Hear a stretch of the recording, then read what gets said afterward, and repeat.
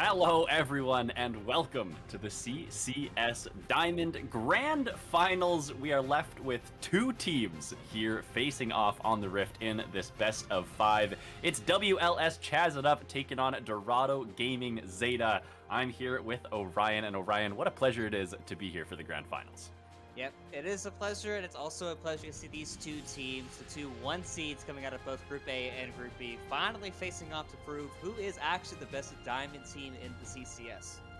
Yeah, let's intro the teams. We are just waiting for some ready checks on draft here for game number 1. But on the blue side, it is WLS Chazz It Up, at least for game number 1. In the top lane, it is SpongeBob. In jungle, it'll be Birdo. Taking up the role in mid lane is Random Capitals. AD carry, as always, is Solbert. And in support, it will be Toy.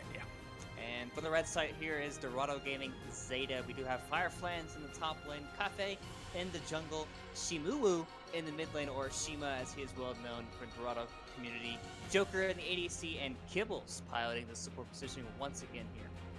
And a couple things to maybe go over as we do jump into this series, Orion. We've been blessed with some diamond stats here for us to get us through this series. A couple things that I was noticing, taking a look at some of those stats, is for WLS, they much prefer blue side. I think they have an 89% win rate actually on blue side, whereas their red side win rate not as hot, so no surprise there that they are picking blue side for game number 1. But for Dorado Gaming, they actually prefer the red side, so we're going to see kind of a clash of styles here in that regard in Champion Select. Both teams might just get the side they want throughout this entire series.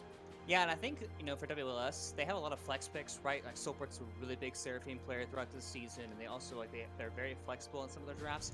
I think a lot of people know, at least that have watched the Diamond League at all, red side is very commonly known as a counter picking, and that's what Fireflans really wants to do. He wants to wait that R5 position. He wants to get a very valuable pick and start to run over the game. And usually, Cafe, he's very, usually optimistic, picking a very powerful jungler early, maybe like the Wukong or the Trungle, even the Poppy a lot of times of recent games. He's been running over the rifts, so it's probably what we're going to likely see. WLS is going to pick early, most likely a flex pick of some sort, or if it's fanned out, they might go a different direction, and definitely expect Zeta to come up with some counter picks on the red side.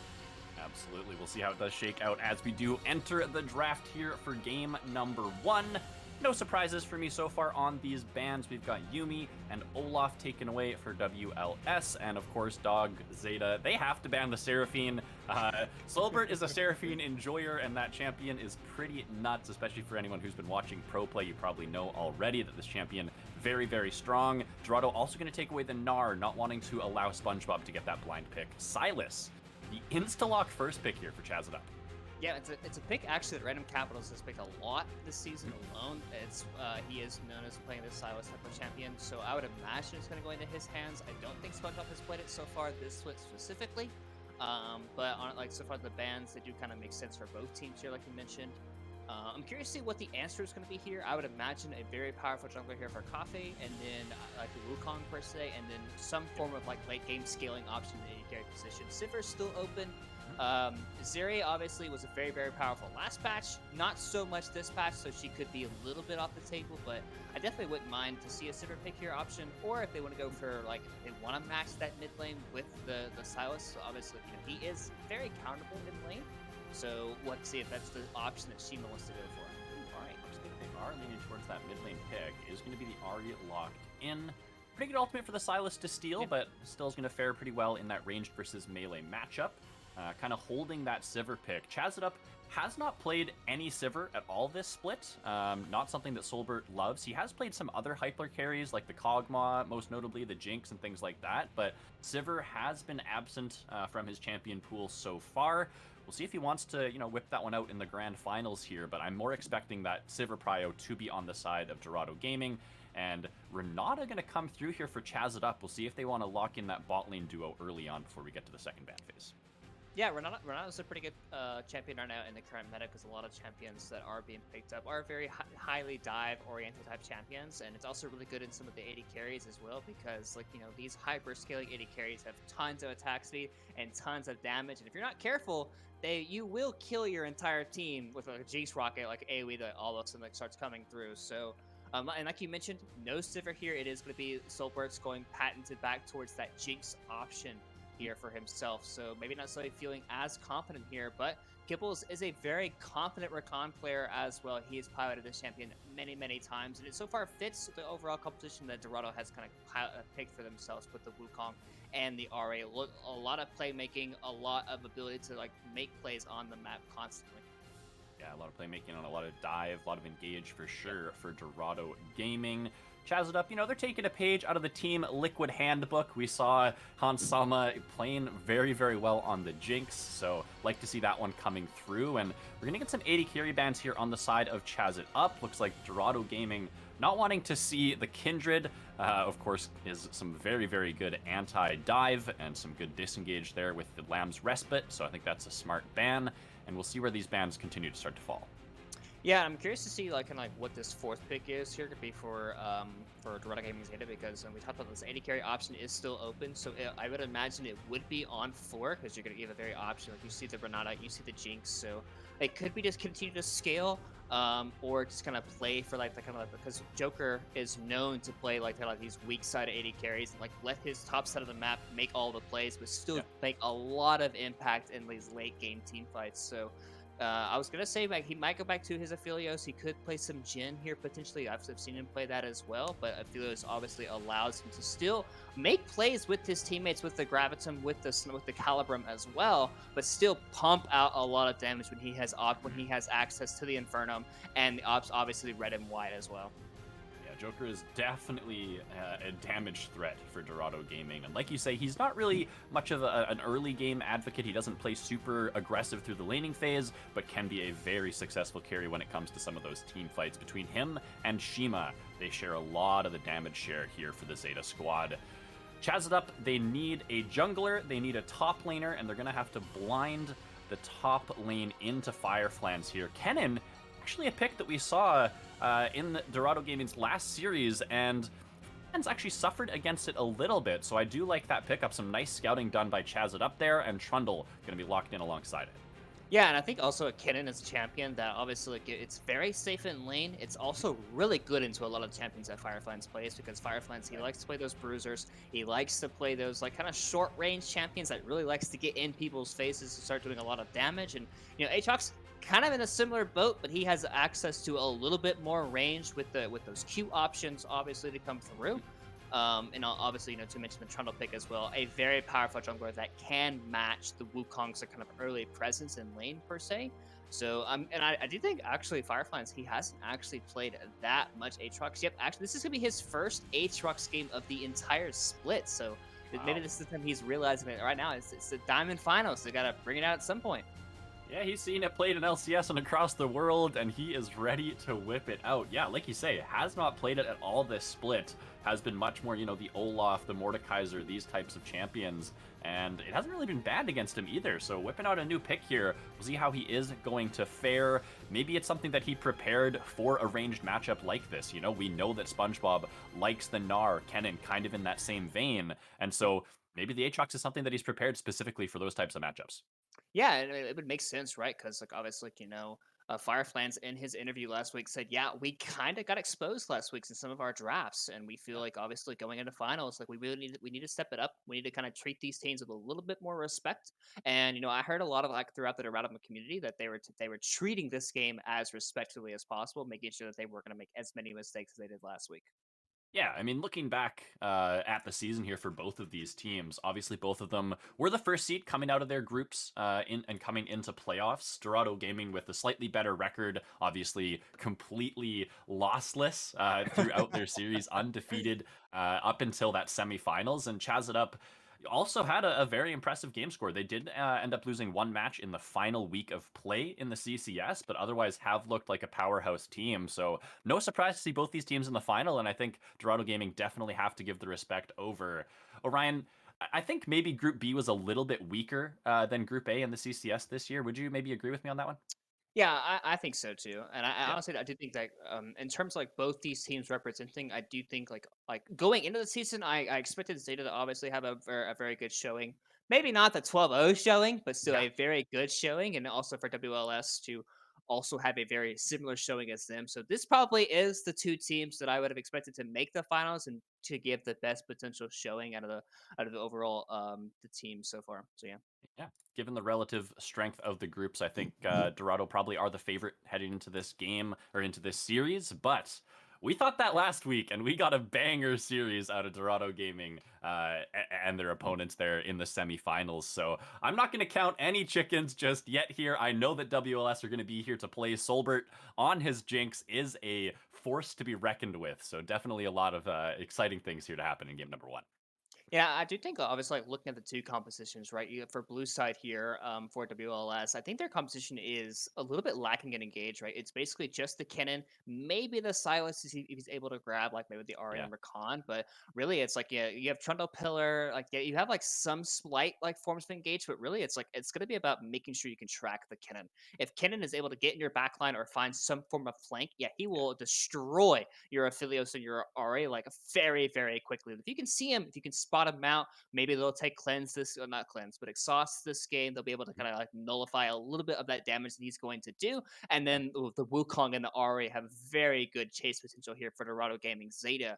And it's going to be up to Aatrox to find a way to actually have an impact in these team fights, right? Because Aatrox, obviously, he's known as a good laner. He's known as a really good absorbing of damage, but he is oftentimes very like not optimal in like a lot of team fight situations. So if Firefly is able to have a really good team fight and actually kind of control the area and control the zone to where Jinx and Silas can't join the team fight when Kennen is looking for a flank, then Right. I can definitely see Dorado Gaming winning these team fights out for the rest of the game. But if Kennen gets a really nice flank and it comes unmatched and just one shots the back line, then Silas and Jinx are going to start running over your team.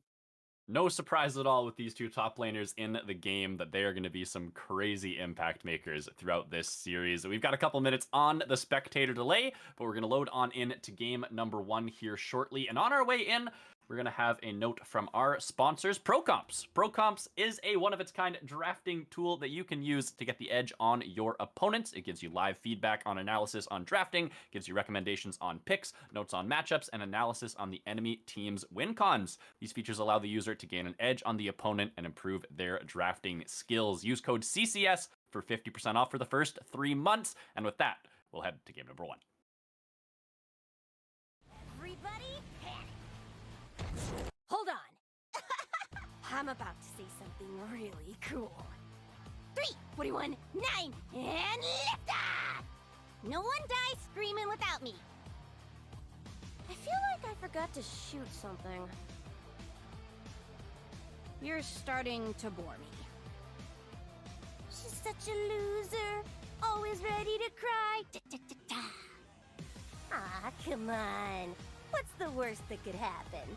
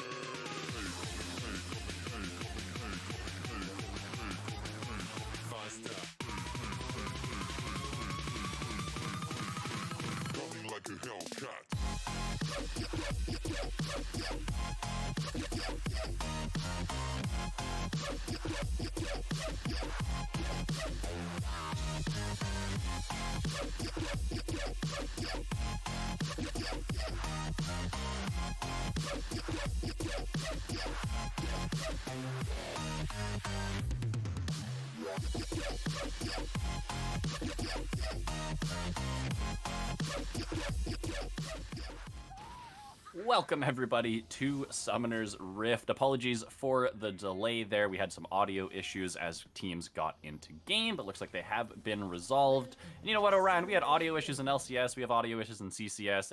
It's just the way it is, you know? Yeah, it's that's League of Legends being a spaghetti good of a company. That's kind of how it works. Everyone is Blame Discord audio problems on Hey, Riot hey, Games. hey! I like it. mean, everything is League of Legends' fault. Like solo queue, like win rates, like it's always League of Legends' fault. It's never your own gameplay as to why you lose games, right? It's just kind of how it works.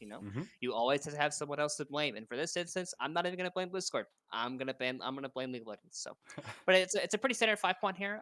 It just like Cafe has looked to place an early award there right above his red buff camp, and he is going to base, and he is going to end up buying a sweeper himself. But other than that, no one has moved from their 5 point positions, and it's going to be a pretty stale level 1, except for SpongeBob. He's going to land a nice little auto, get a nice little area proc there on the Fireflans, and yeah, we're just going to have to wait to see some action for a little bit later. SpongeBob with the mental diff there, getting a level 1 trade in. A couple things jumping out to me here, Orion. We got Exhaust for Solbert, Ignite for Toy, so no heal there in the bot lane for WLS. Also a double Cull start. Cull for Jinx, Cull for the Cannon as well there. Yeah, I guess. I mean, Cull start for Kennen is pretty usual, right? Because he doesn't Doran's Blade is good for him because it helps with autos, and Doran's Ring, he doesn't really need the extra mana from Doran's Ring that oftentimes usually helps. So Cull is pretty common, but Jinx's Cull is something we've been seeing a little bit of recent times with AD carries, right? Because you're playing to scale regardless, so it's you might as well just play back and just get those CS as they come, and you're not really playing for a lane anyways when you pick Jinx Renata, right? So might as well start Cole. So also like you mentioned, the no heal in the bot lane, Joker as well took the option of Ghost. We've been seeing several AD carries of recent take. It's usually champions kind of like Zeri a little bit. So a nice little chain here lands. Nice trade there onto Shima. But overall, it does kind of put Shima in a pretty awkward position here in the mid lane because, his wave is pushing out from him and his jungler is obviously on his blue/Gromp. So he is a little bit further away, but Birdo not opting to go towards him. He's going to end up playing this one slow, and Corrupting Potions are ticking for Shima, so he's going to be okay.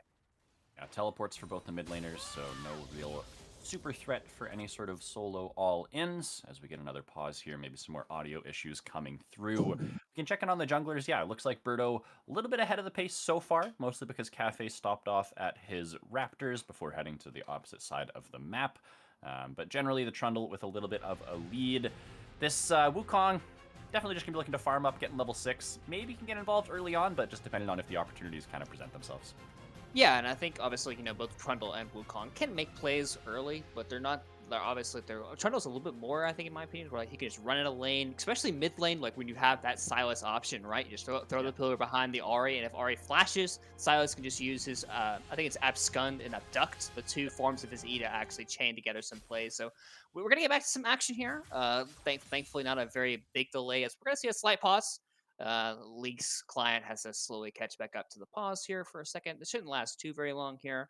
But yeah, so far, both junglers are going to be on the bottom side of the map for a little bit here, as Trundle has cleared his entire top side, and he is going to go to the bottom side. And actually, this is a bit of an abnormal thing. Usually it's 5 seconds. This is a bit longer. I'm not sure what's going on with the... Oh, okay.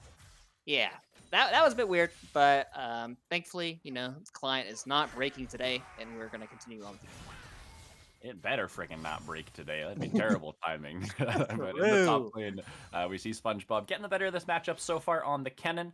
Obviously has the range advantage through the early levels, able to abuse that pretty effectively. Fireflans, he's farming okay. He's got a pretty big wave to catch under his tower here. Hopefully we'll be able to pick up most of that. And Birdo now looking towards a potential bot lane gank. Cafe sneaking his way towards mid lane. Too much here for... Yeah, it's a bit of an awkward gank there for Trundle because Rakan's a very mobile support, right? He can honestly W forward, and he's going to see Cafe here, and Birdo, I think, wins this. Yeah, he definitely does with the Trundle here. Lots of damage coming through. He's got the red buff slow on. Cafe trying to run away. That's a good pillar. Shima no charm. Join. Sidestep from the charm. Cafe gonna barely limp away. Yeah, and actually not having to use flash there is really big there for Kappa. You can see that he was waiting just long enough. He wasn't impatient. He wasn't like nervously gonna flash away. He understood that his limits were that he was not gonna have to burn flash. So very important there for him not wasting that summoner spell because obviously, you know, Wukong, like the ability to flash forward with that cyclone coming through, like obviously he would no longer have that option. So nice little see there from Trundle to kind of blast him a little bit. And I do think the scoreboard is bugged slightly. I don't think everyone is stuck Yeah, on the CS. So, there oh, we yep, go. there it is. Nice. So yeah, so far everyone's farming at a decent rate. Everyone's got some pretty good CS numbers. No one's really up a massive number. But two things to know, obviously, with the coal, obviously, when they do tick over to 100, the golden is going to probably blow up a little bit. But so far, everything's going to go nice and slow. Yeah, those cull stacks, very helpful to get that early mythic spike, and especially for the Jinx. Definitely wanted to get that early mythic, helps her a lot with some of the damage that she can get down in this lane. And yeah, pretty measured early game here from both sides, Orion. Shima continuing to have the push in the mid lane, continuing to have that priority on the Ahri, and that's going to help Cafe out a little bit. Obviously, we did see him get that little invade into the Raptors down. Did get found out, but was able to pick up some of that camp. And so, really, that's just the only action we've seen so far. Toy. Oh, bot lane. Nice flash away, but this could be Solbert in trouble. Does have the bailout on. Has flash over the wall. Nice engage there from Kibbles. Yeah, nice flash away there by Solbert, making sure he wasn't going to take too much damage.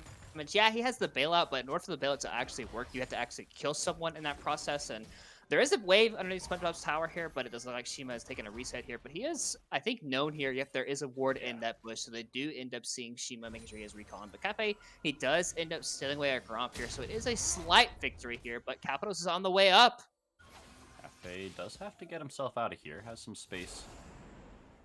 Way. Shima, again, that mid lane priority, allowing Cafe to get into the enemy jungle, try to get some camps down, but now Kibbles is looking for the engage against Solbert, very, very low. That's going to be the bailout coming through. Kibbles, can he get finished off? No! Joker will claim the kill, and the Dorado Gaming Zeta walk away with first blood. Yep, and that's a really big kill there onto the Jinx, because not only are you Birdo. furthering ahead of your Aphelios, but yeah, Birdo's in a bit of trouble. Fights the Raptors, some good damage Oh, coming through. Ahri Brandon ulti. Capitals wants to go forward, he wants to go onto Cafe, he's got the clone, he's got the flash. Gonna be able to get away that stolen Ahri ultimate, like you say. Capitals able to close that gap early. Yeah, the power of the level 6 there coming in really big there for Silas. Ahri not quite level 6 there, so I would imagine it's probably a kill onto Birdo if Shima had access to that ultimate ability, but unfortunately for him, he did not have it, and with this level 6 takeover, which he just now has, he can look to potential play onto Birdo or Capitals here in the mid lane, but he's going to have to wait for that flash time to come back up for Cafe, because he is just now dinging level to 5, but he also had to burn his flash in that play. But, you know, that bot lane kill, that does mean that obviously that Aphelios is going to be ahead of this Jinx, but it's not by that much. It's going to mostly just be the kill lead. Maybe a little bit. He is picking up some CS down here in the bottom lane, but overall, everyone is just kind of chilling in terms of the overall lead. Yeah, Kibbles with a little bit of a roam here on his recall, heading up towards the top of the map just to put some vision down. The Trundle did kind of stick around in that area. That wasn't the case, so now Kibbles side. But yeah, like you say, Joker picking up some solo XP down here, going to feel pretty good. Is still keeping pace with the rest of the lane. Has the red and white guns. So feeling pretty confident at right now. Yep, definitely feeling pretty confident. Dragon is up, and it is a Mountain Dragon. Mountain Dragon is one of those dragons that's probably the most efficient in terms of the overall stats that it gives. I believe it's 9% both total armor and total magic resistance that it does give towards you. And it's a nice little bump up for the early game, right? Especially for, like, you know, anything you're trying to deal with these traits to come through. As Fireflies, he's going to end up pushing this wave out here. SpongeBob, he's kind of looking here, but Fireflies, he does have the ability to ulti out with the movement speed that he gets from the World Ender. But yeah, SpongeBob, he was putting up a nice little CS lead. Fireflies, it did even it out back up a little bit, but I do think that that wave is going to end up being frozen up there in the top lane. So SpongeBob will be able to build up a bigger CS lead, but it does look like an early Merc Treads buy will kind of help him out a little bit in terms of the early trades that Kennen is able to do to him. But yeah, it looks like the vision's being placed here by the red side here for Dorado Gaming Zeta. They're going to invade their red buff here. Both junglers still level 5. Yeah, Shima with power here in the mid lane again with the pressure. Looks like they're going to be able to get this red buff. Smite available for Birdo, not available for Cafe, actually. That is just going to be the smite coming through for Trundle. Going to be able to grab that one. But now onto the Baron. the Baron. Wow, it's a little early for that. On to the Dragon. Go Dorado Gaming Zeta. Should be a pretty easy pickup for them. It was Random Capitals returning back to base, and with Fireflans roaming down towards this side, it will be able to secure the first objective. Yep, and I'm curious to see if the rotation is going to be up towards this Rift Herald too, because, you know, obviously, you know, the top side is winning here for WLS. SpongeBob is a very big CS lead, really close to 20 actually, and, you know, they sent Fireflans down there to catch the mid wave actually, so he is having to walk all the way back up here to the top lane, whilst the wave has basically been frozen right but next to that tower there for SpongeBob, so doing a really good job of actually managing his wave, building up a very solid CS lead. So I'm curious to see if this fight for the return is going to end up happening, and I think with the overall Kennen ultimate here, I did it that the play is probably going to be in the hands. Capitals, he is level 7, but he could grab the World Ender here from Aatrox, but he is seen by a control ward, so he's going to just have to back off. Yeah, has to head right back to mid lane because Shima is pushing that wave heavily. Doesn't want to miss out on too many CS there. Likely was spotted with that mid lane ward that he... Well, so... Had good notice that that was coming down, and... World Ender up. The wave is pushing into him, so Fireflans did have to go for that roam just because the wave was frozen against him. Like you say, some good wave control from SpongeBob, but now Fireflans should be feeling a little bit more comfortable, and most importantly, didn't have to burn that TP just yet, so still has that available if he does find him. Yeah, I think in terms of like the overall TP usage, obviously, you know, it's not quite 14 minutes yet, so he probably won't look like we play anywhere, but Berto and Toy are potentially looking on Shima, but Shima is obviously has access to that Spirit Rush, but they are in a pretty good position. They do not know he's here. Berto is looking, but it's a 3v2 currently. Charm misses. Wide. That's a nice engage from Kibbles. Random Capital's going to steal away. Oh, Berserk! Kong ultimate. Cafe's in trouble, and the Jinx rocket from downtown will claim the first kill. Bruno now has to flash over the wall as Joker. Oh, SpongeBob! Here comes SpongeBob. He's got the flash. He's got the ultimate. He's got the flank. Can they find anything? Lots of flashes burned on the other side from Dorado Gaming as they try to evacuate. Birdo with a sliver of HP. Fireflans flashes forward, but he's not able to finish it off. Gonna end up as just a 1-for-1 as we get the 5v4 in the mid lane. Yeah, and that fight honestly looked really good there initially for WLS because we see like they're in a really good position. Berto goes a little bit too early. Charm misses. I think that Charm lands. The fight's hugely winning for Zeta. But see, the 3-man hostile takeover here is really also the Jinx rocket coming from the bot lane there from overall. But see, Aphelios does join the fight, but SpongeBob, he tries to get into the back end, but he can't quite get the ultimate there from the cannon to do a lot of damage because Joker and Shima both have access to their Flash's ability, and the W from Aatrox not quite able to connect there onto Berto, which does means he is able to survive. So it's overall, it is a 1-for-1. A lot of summoner spells there were blown on both ends, but it does look like if this Herald does get taken here by Zeta, it will be an overall victory here for Zeta if this Herald's picked up. Yeah, they're able to get back on the map a little bit quicker here. Kibble's in the area, going to provide some vision control, but Berto, he knows this is happening. He's got a couple people looking to join. SpongeBob in the area doesn't have ultimate. Random Capitals does have his. Who does he want to steal here? Going to apprehend the Ari ultimate. They're going to go forward. That's going to be some damage onto Shima, who's in a lot of trouble. Jinx Rocket again will claim the kill, and Kibbles will join his mid laner in the Death Chamber. Cafe now on the run. Fireflans not able to do a whole lot here. Does land 1 Q, trying to provide anything he can for his jungler, but the Monkey King goes down, and Fireflans will be the only Dorado member left standing on the top half of the map. The Herald now is going to be the target for Chazz. Yeah, and we talked about, right, the fact that Zeta, if they were able to get back on the map and take the Herald, it would be a victory for them. But unfortunately, they were fighting this without their ultimate abilities. Cafe and Shima and Kibbles all did not have their ultis here. And the fun part about playing Silas is you have your ultimate cooldown on a very, very short timer. So we see once again, Jinx Rocket from downtown again. He's legit in the bot lane. Soper on par with his Jinx Rockets coming through. And the chase down ability with the Silas, with the Spirit Rush, the 3 charges, the multiple charges you get out of that ability, make sure that they are able to pick up the victory there. And on top of that, the Herald also goes over to Random Capitals in the mid lane. So if they use it within the minutes, they will be able to pick up a couple of turret plates here, which would be another additional boost to bump up their gold lead. Yeah, it would be really nice to get that one really any lane before the 14-minute mark. We'll see if Berto wants to look for an angle there. And yeah, just a little bit of overconfidence, I think, from Dorado on that play, not realizing, hey, we don't have the resources really to fight this one out. They thought they had enough time maybe to get it down before Chazz and Up were back on the map. Did miscalculate a the bot side though, Joker, he stayed down here the entire time that fight was happening, has about a 25 CS lead over Solbert currently, and has knocked off almost 4 plates now off of this bot lane tower. So they do have some win condition here in this Aphelios so far. Yeah, and that's the thing with Aphelios, right? Like the white gun, I believe it's called the chakrams. Like those things melt towers because they bounce right back to him, so he's able to stand basically right next to it. But this is not going to take any tower plates here. It was placed a little bit late here by Random Capital, so maybe he just didn't like anticipate the timing, and I don't think it's going to get anything at all. Yep, it's going to just die. So definitely a very big misplay here for Random Capitals to not basically get any value. Yes. Rich Herald does give you a little bit of gold, like the initial gold that you pick up when you kill it now, but Cafe's looking. Yeah, he's got the knockup coming through. Solbert does flash away. Kibble's now into the backside. He's going to find the knockup as well. Rand Capitals is in the middle of 4 Dorado members. He's going to be the first to fall. Solbert somehow still alive in this fight. Jinx Rocket is going to come down, but the rest of his team just melting before his eyes. Fireflans still on the chase down here. Shima over the wall. Surely they will find this Jinx. It's a 4-for-0, and Dorado Gaming Zeta are going to claim back the gold lead.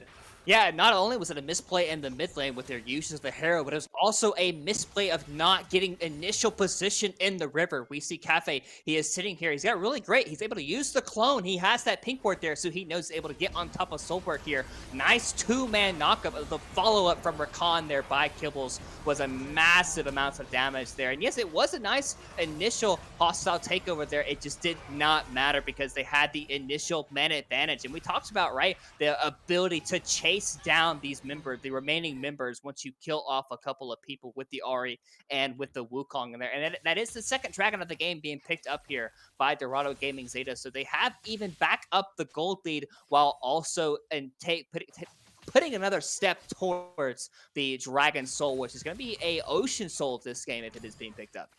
Sure is. Orion, you said before this game, off stream actually, that for Dorado Gaming Zeta, if their engage can land on the Jinx, things will look really good for them. If they can't find the correct engage, if they can't find the correct angles, that's when it gets a little bit tough for them. And on great display right there in that fight, when the engage lands on Solbert, it doesn't matter if he has flash, it doesn't matter if he has exhaust, he can have everything and the kitchen sink. There's so much dive on this Zeta composition that they can just take him down, chase him out.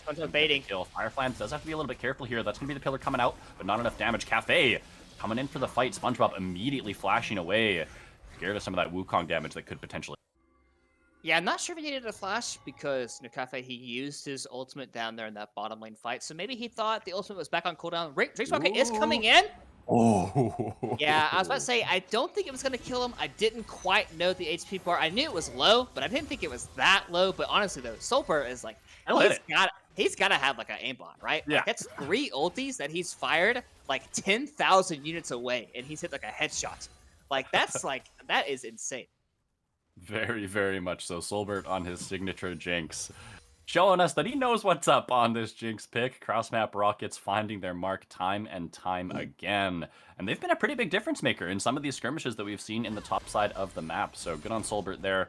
Obviously not finding the kill there, but is still showing off some of those aiming skills. The American sniper here. And Orion, we've got a couple minutes until this next dragon. Things have kind of slowed down a little bit as the teams just start to farm things up. But there's some massive CS leads starting to be formed here by the Dorado Gaming Zeta carry.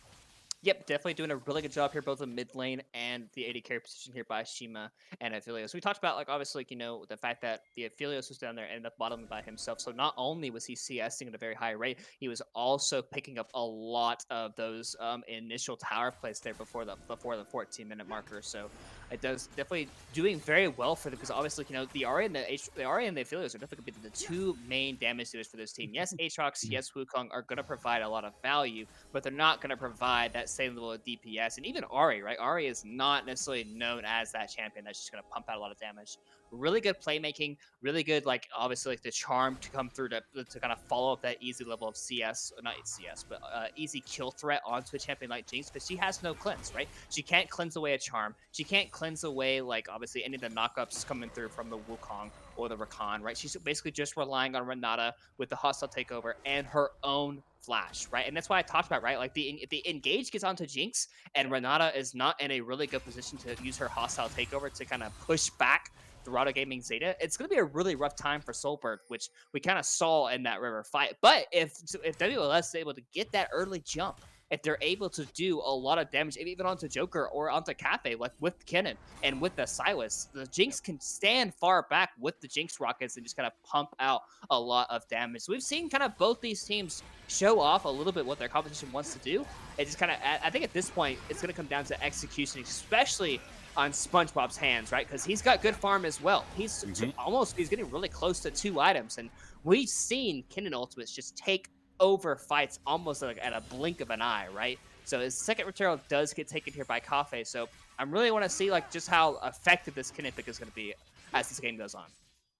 Absolutely, yeah, and there's not really many tanks on the side of Dorado Gaming Zeta, right? I mean, Fireflans can sort of drain tank Cafe. He'll get a little bit tanky later on in the game, but this Kennen ultimate should shred if he can find the right angle, if he can find multiple members, and if it can be wombo comboed with, you know, random capitals stealing away the Wukong ultimate, coming in with the Cyclone, even the Rakan ultimate, things like that to corral them into the one area, then have that Kennen ultimate come over the top. It can be very, very scary. So yeah, both teams have tools. Both teams have the capability to win fights, as we see a TP into the bot side early. SpongeBob, 10 seconds.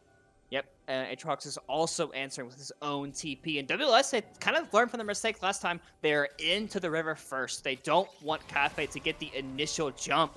But it's honestly, it's going to be pretty hard to prevent with a straight up 5 versus 5. And I'm curious to see, are they going to look for different angles, or are they just going to brute force walk straight into them? Because honestly, if Kennen is walking right at you, he is very easy to exhaust. Kibbles is looking. Here comes the fight Cafe into the back line. SpongeBob's going to be the focus, but he has the Zonius for a second. Fireflans, he finds a big Q3 as Cafe just causing so much havoc for Solbert, who does go down. 3 in the death chamber. Make it 4, make it 5, just about.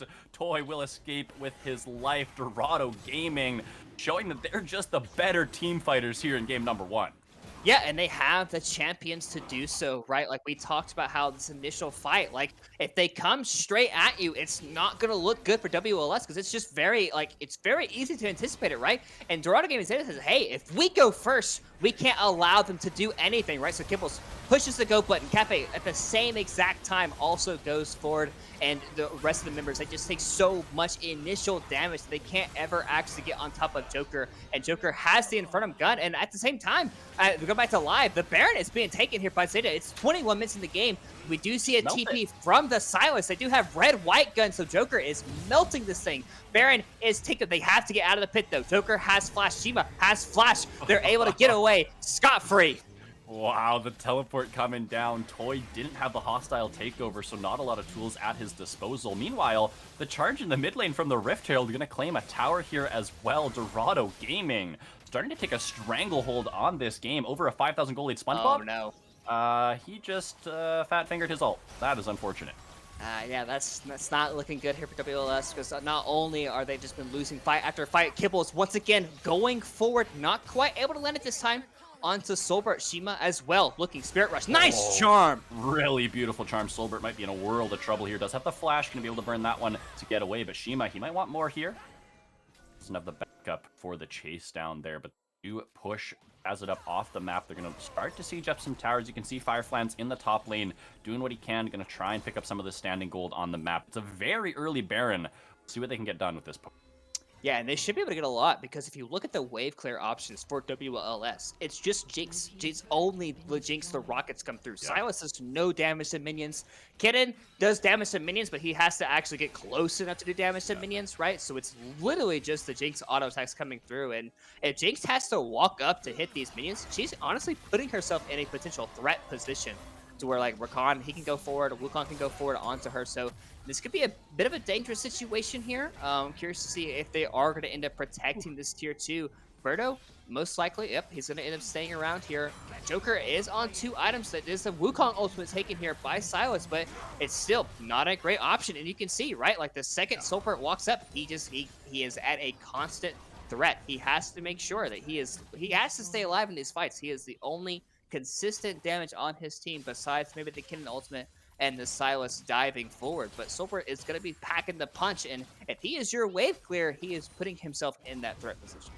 Yeah, and we can see there, especially when Joker has the green gun, The extra range that he gets from that just makes it so easy for him to harass Solbert when he does step up to try and get some of that wave clear done. So they will grab that tower there in the top side. They're going to continue pushing in the mid lane here. We can see a 4,000 gold difference on this Baron push. They've got 40 more seconds. They're just going to reset. They don't really have much else to push for, pick up some item spikes, and get back out on the map. Yeah, and their prize obviously is going to end up being the 2 minutes away here with the Ocean Soul, because the composition, like they've already played out these team fights really, really well here for Dorado Gaming and Zeta. But the Ocean Soul will basically make that much, much harder, because not only can they just stand in front of you and the little damage you're already doing to them, they can just soak it back up in return. If you look at the anti-heal options, tell me, Lindor, what do they have? Not much. Not much at all. Yeah, it's looking like it's an Ignite as the anti-heal option, because they haven't built any yet. So Renata is so far behind in gold, she hasn't able to build up that Chemtech Putrefier. There's no other source of anti-heal being built up here for WLS, and you're at the state of the game where the second the Ocean Soul gets picked up, you're going to have to start looking for some anti-heal options somewhere, or else you're just not ever going to be able to kill through a Joker who has a Bloodthirster and almost an Infinity Edge and almost an Ocean Soul in a minute's time if he is able to pick that up. All right, well, looking forward to that Ocean Soul fight. If you are Chazz it up, obviously you're at, maybe an 8,000k gold deficit here. Do you contest for this Ocean Dragon, or do you try and fight it out in your base at some point where maybe you can have some support from the tower? See, it's a difficult choice, right? As I'm pretty sure Toy's going to die here. Oh, Toy, nice flash. And a nice little root there. So he does end up surviving, but honestly, it's a really difficult choice, because at one point, like you're like, okay, towers and like our overall nexus kind of gives us a better option, right? But at the same time, it's like you're basically dealt with the same position you were in that last river fight, right? Where like Kennen is going to come at you right head on, and he's very easy just to point and click and say, you're exhausted. You deal no damage to me with your ultimate. So it's like, it's very, very difficult position. But Cafe and Rick Kibbles might not give them that option. They might just look for a wrap around here. The backline Toy and Solbert knocked up initially. Kibbles over the wall is going to find some ultimates here with the charm. Joker firing away. He's got the red, white, and Birdo is just turned to paper. SpongeBob in the front lines hasn't hit that R key yet, is now going to use it out of the Zonias, but he's just going to go down. Fireflies picks up the kill, and now Joker, just untouched in this fight, can be able to take out random capitals. Toy will be the next to fall. The bailout for a moment, but it won't be enough. And Orion, this could be the game. Screw an Ocean Soul. Joker and the rest of the squad, they want to end this one right here. Yeah, Jinx is the only one alive for the next, looks like 10 seconds or so, with Trundle coming up next, but it's not going to end up mattering. Jinx can only do so much. She does not have Flash, and really the engage options are there. Shima can just Flash Charm her at any point, and she's going to end up falling, so she's going to have to play back, and this is most likely going to be the game 1 victory here. Trundle is alive. There it is. Charm landing. All of the damage comes onto him, and yep, this is going to be the game 1 victory here. 26 minutes and 30 seconds into it. Dorado Gaming Zeta picking up a game 1 victory here on the red side. It started out slow and steady, but it definitely did not end that way. A couple early game skirmishes go the way of Dorado Gaming Zeta, and they just put the pedal to the metal and never look back. Didn't even need the Ocean Soul, could have picked it up, but they decided just to end the game here and take that game 1 victory.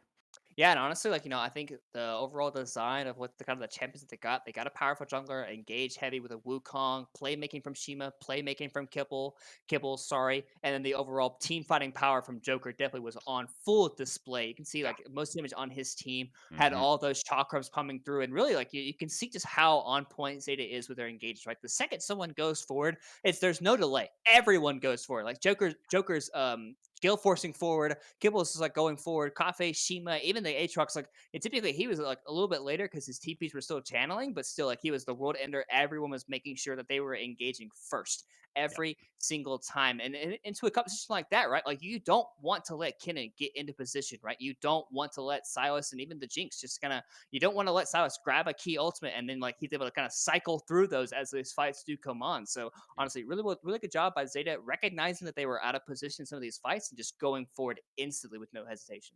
Yeah, Dorado Gaming are not the team to sit back and let the action come to them. They want to go forward, they want to be the initiators, they want to be the engagers, and definitely was to their betterment there in game on this grab victory. We're going to take a short little break here as the teams get ready for game number 2, but we'll be back before too long, so don't go anywhere. Like a Hellcat.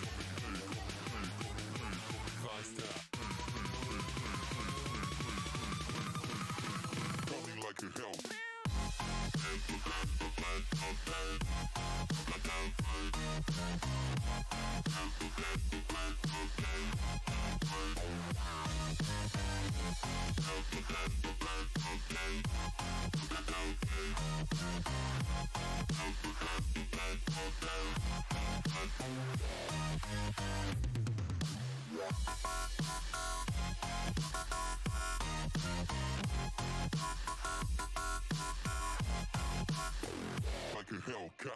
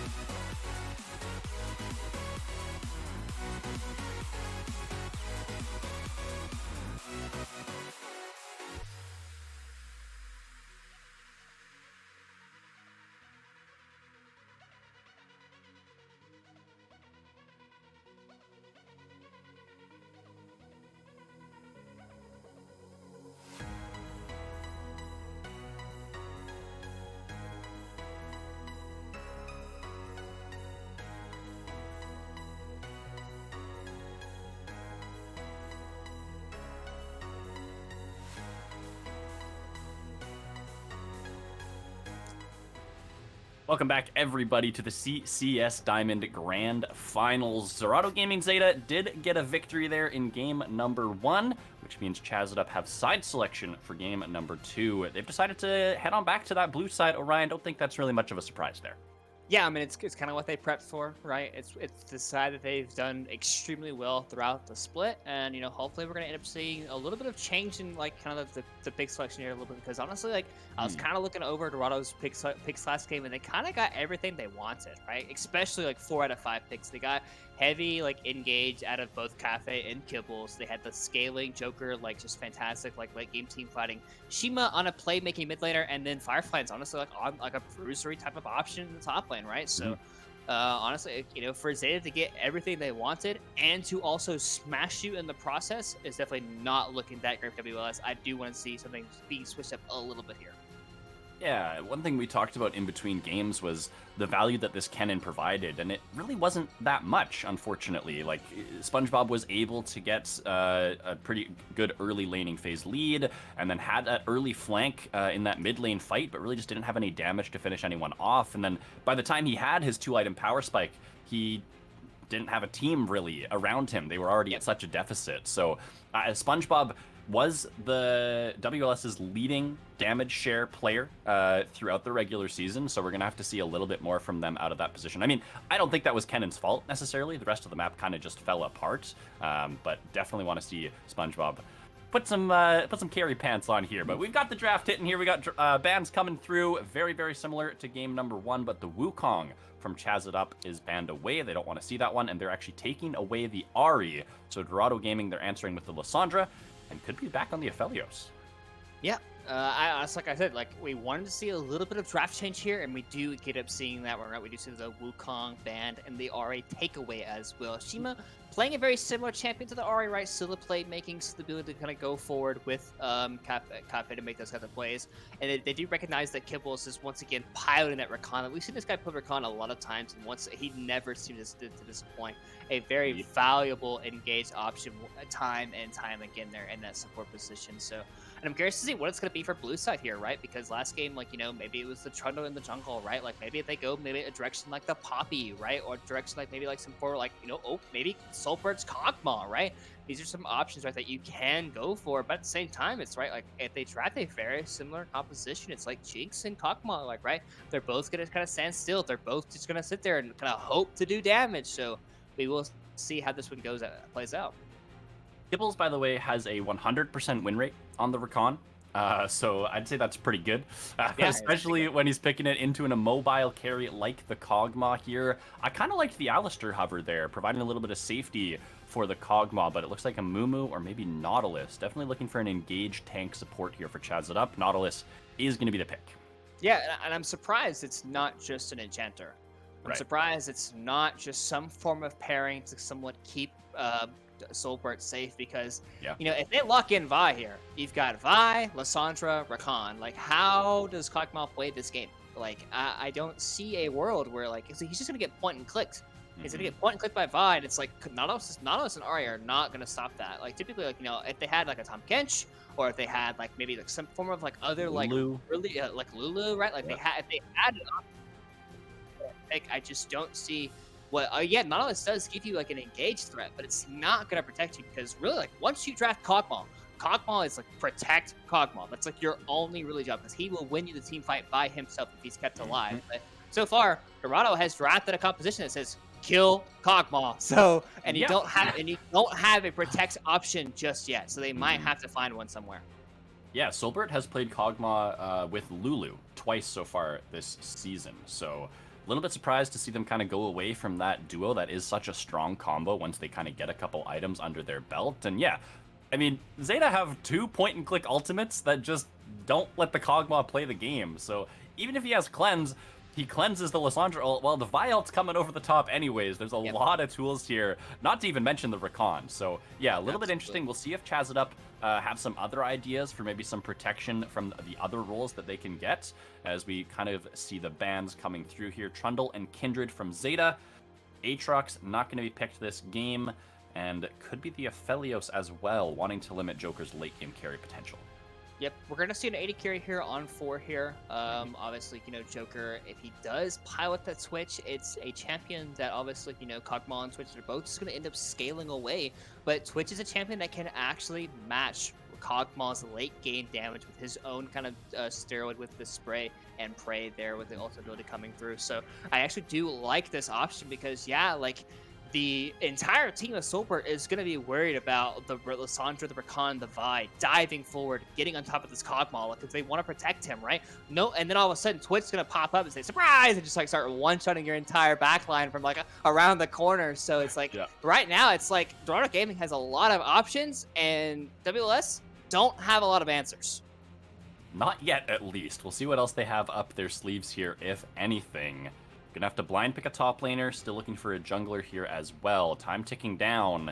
Is just going to be the Ornn for some more late game scaling options. Not necessarily a ton of protection there for the Kog'Maw, but it does provide some frontline, and of course those ornaments if we get to that later stage of the game. We'll see what they want to blind pick here. Kennen is still available, and they did ban away the Aatrox, so that could be a potential pick. Oh, sorry, they already picked Ornn. They need a jungler. What am I talking about? Rammus. Yeah. Could be an option. Xin Zhao. Yeah, I'm not really sure what they're going to go for. Yeah, they're kind of not left with much, right? Because like obviously, their team is a little bit in terms of like cohesion wise, they do have a lot of going forward. They have a lot of pick potential with the Ornn, the Nautilus, the Ahri, but at the same time, like Dorado is like once again they're looking to go forward and make plays, and oftentimes like this Ornn pick is used as like that very beefy front line. Like you have the ornaments, you have the ultimate from downtown, like Call of the Forge God basically at any time. But it's like if you're using the Call of the Forge God as your defensive like peel protection option, it's not gonna look that great because like it's so slow to actually get to Ornn. So it's usually used as an engage tool. So really, I'm curious to see. Like, I think the second Dorado gets ahead this game, I feel like it becomes really hard for WLS just to play the game like at all. But WLS have a lot of options, a lot of play-making tools to really like get active on the map and make plays. If they're able to get ahead early and just slow down the curve that Dorado is looking to achieve, I definitely can see that WLS can actually make things happen early. But as this game progresses, the team fights, right? It's going to look very, very hard for WLS to play them out. Yeah, I think it definitely is, especially for the Kog'Maw, like we've already kind of harped on quite a bit. So, yeah, I think the early game is important, but Chazz it up, I mean, they've got like this scaling team fighting composition, but it feels like Zeta almost just beat them at their own game in that regard. So, do you think it is going to be more about this Xin Zhao, more about this Ahri making plays through the early game and then accelerating that lead so that it makes it easier for them in those fights? Because if they don't have a gold lead, like you say, I mean, it is just so hard for Chazz it up. Yeah, I think they have to make like they have to be active. They have to make some form of plays early game. And like last game, it kind of stalled out. It was very slow early, and then a couple of mispositioned team fights. All of a sudden, Dorado just exploded the rift. Right, like tons of plays happened. 21-minute Baron play. Like after basically a dragon fight that happened right afterwards. So up until that point, the game was relatively even, right? So and if that happens once again, and Dorado just has a 20-minute explosive team fight, very, very similarly, then all of a sudden, like this game is going to come out of control here for WLS. And as we're going to go into the client draft here, I do think that obviously, you have the Ornn, you have those ornaments for the Kog'Maw, and Kog'Maw's damage potential will obviously always be very, very high. But he has to wait out all of these abilities to happen. Like he has to wait for the Vi ultimate to come through. He has to wait for Lissandra. He has to wait for Rakan. Like he has to wait for every single one of those ultimates to come through, because if he walks forward and he gets Vi ultimated, he's just gonna get chain CC'd, and then Twitch is gonna sit there in the backline, just go right at that, and you can't do anything about it. Yeah. Yeah, that Twitch is definitely very scary. I think that Solbert, they have, some dive options themselves to try and get on the Twitch, the Xin Zhao, the Ahri, the Nautilus, like you kind of called out. But if they're diving the Twitch, then they're kind of just leaving the Kog'Maw to his own devices as well, right? So we're going to see some interesting team fighting for sure. And I think the early game is going to be very important specifically for WLS, because like we say, if they can get a lead, if they have Birdo ahead and he can go for the dive, if they have Ahri, for random capitals who has an early lane lead, who can maybe get some pressure down and try to accelerate Birdo, things will look a lot better for them. That's when they can control some pockets of vision, start getting those picks that you were talking about, and I think their lives will be a lot easier there. Yeah, they're definitely gonna have to make like their life a lot easier, like you mentioned, right? Because they already have kind of put themselves a little bit behind the curve in terms of like what they actually are looking to do as the game kind of progresses. But at the same time, like like you have Xin Zhao Ahri, two champions that are very, very strong early game champions, can get active on the map very, very quickly. And it's really gonna be up to Birdo, I think, in this game, right? If he can make things happen early, if he can get kills early, if he can get ahead, Xin Zhao is a very powerful duelist when he gets his items, especially if he's ahead. He has a lot of healing from his passive. He has just like a lot of outright damage, so he can kind of carry the early game if he can get some dragons on his boat or underneath his team's like advantage. He can kind of buy time for Solbert, Mm-hmm. and Solbert, I'm gonna be honest with you, my friend. You're gonna have this. You're gonna have to play the game of your life against these Yeah. champions if you're gonna end up succeeding in this one. So I do think that obviously they obviously are not just completely out from draft. Like there is like human error, things can happen, but you know definitely gonna watch this game. Gonna have to watch Solbert, right? If he's able to do really good in team fights, have good spacing, and Mhm. not just get point and clicked by the Vi, Yep. Lissandra, and the Rakan, he can definitely start pumping out some damage with his Kog'Maw pick. Solbert looking to Chazz it up here in game number 2. See if we can bring it back to 1 apiece on the games. We got 3 minutes for the spectator delay. We're going to take a little break, and we'll be right back onto the Rift.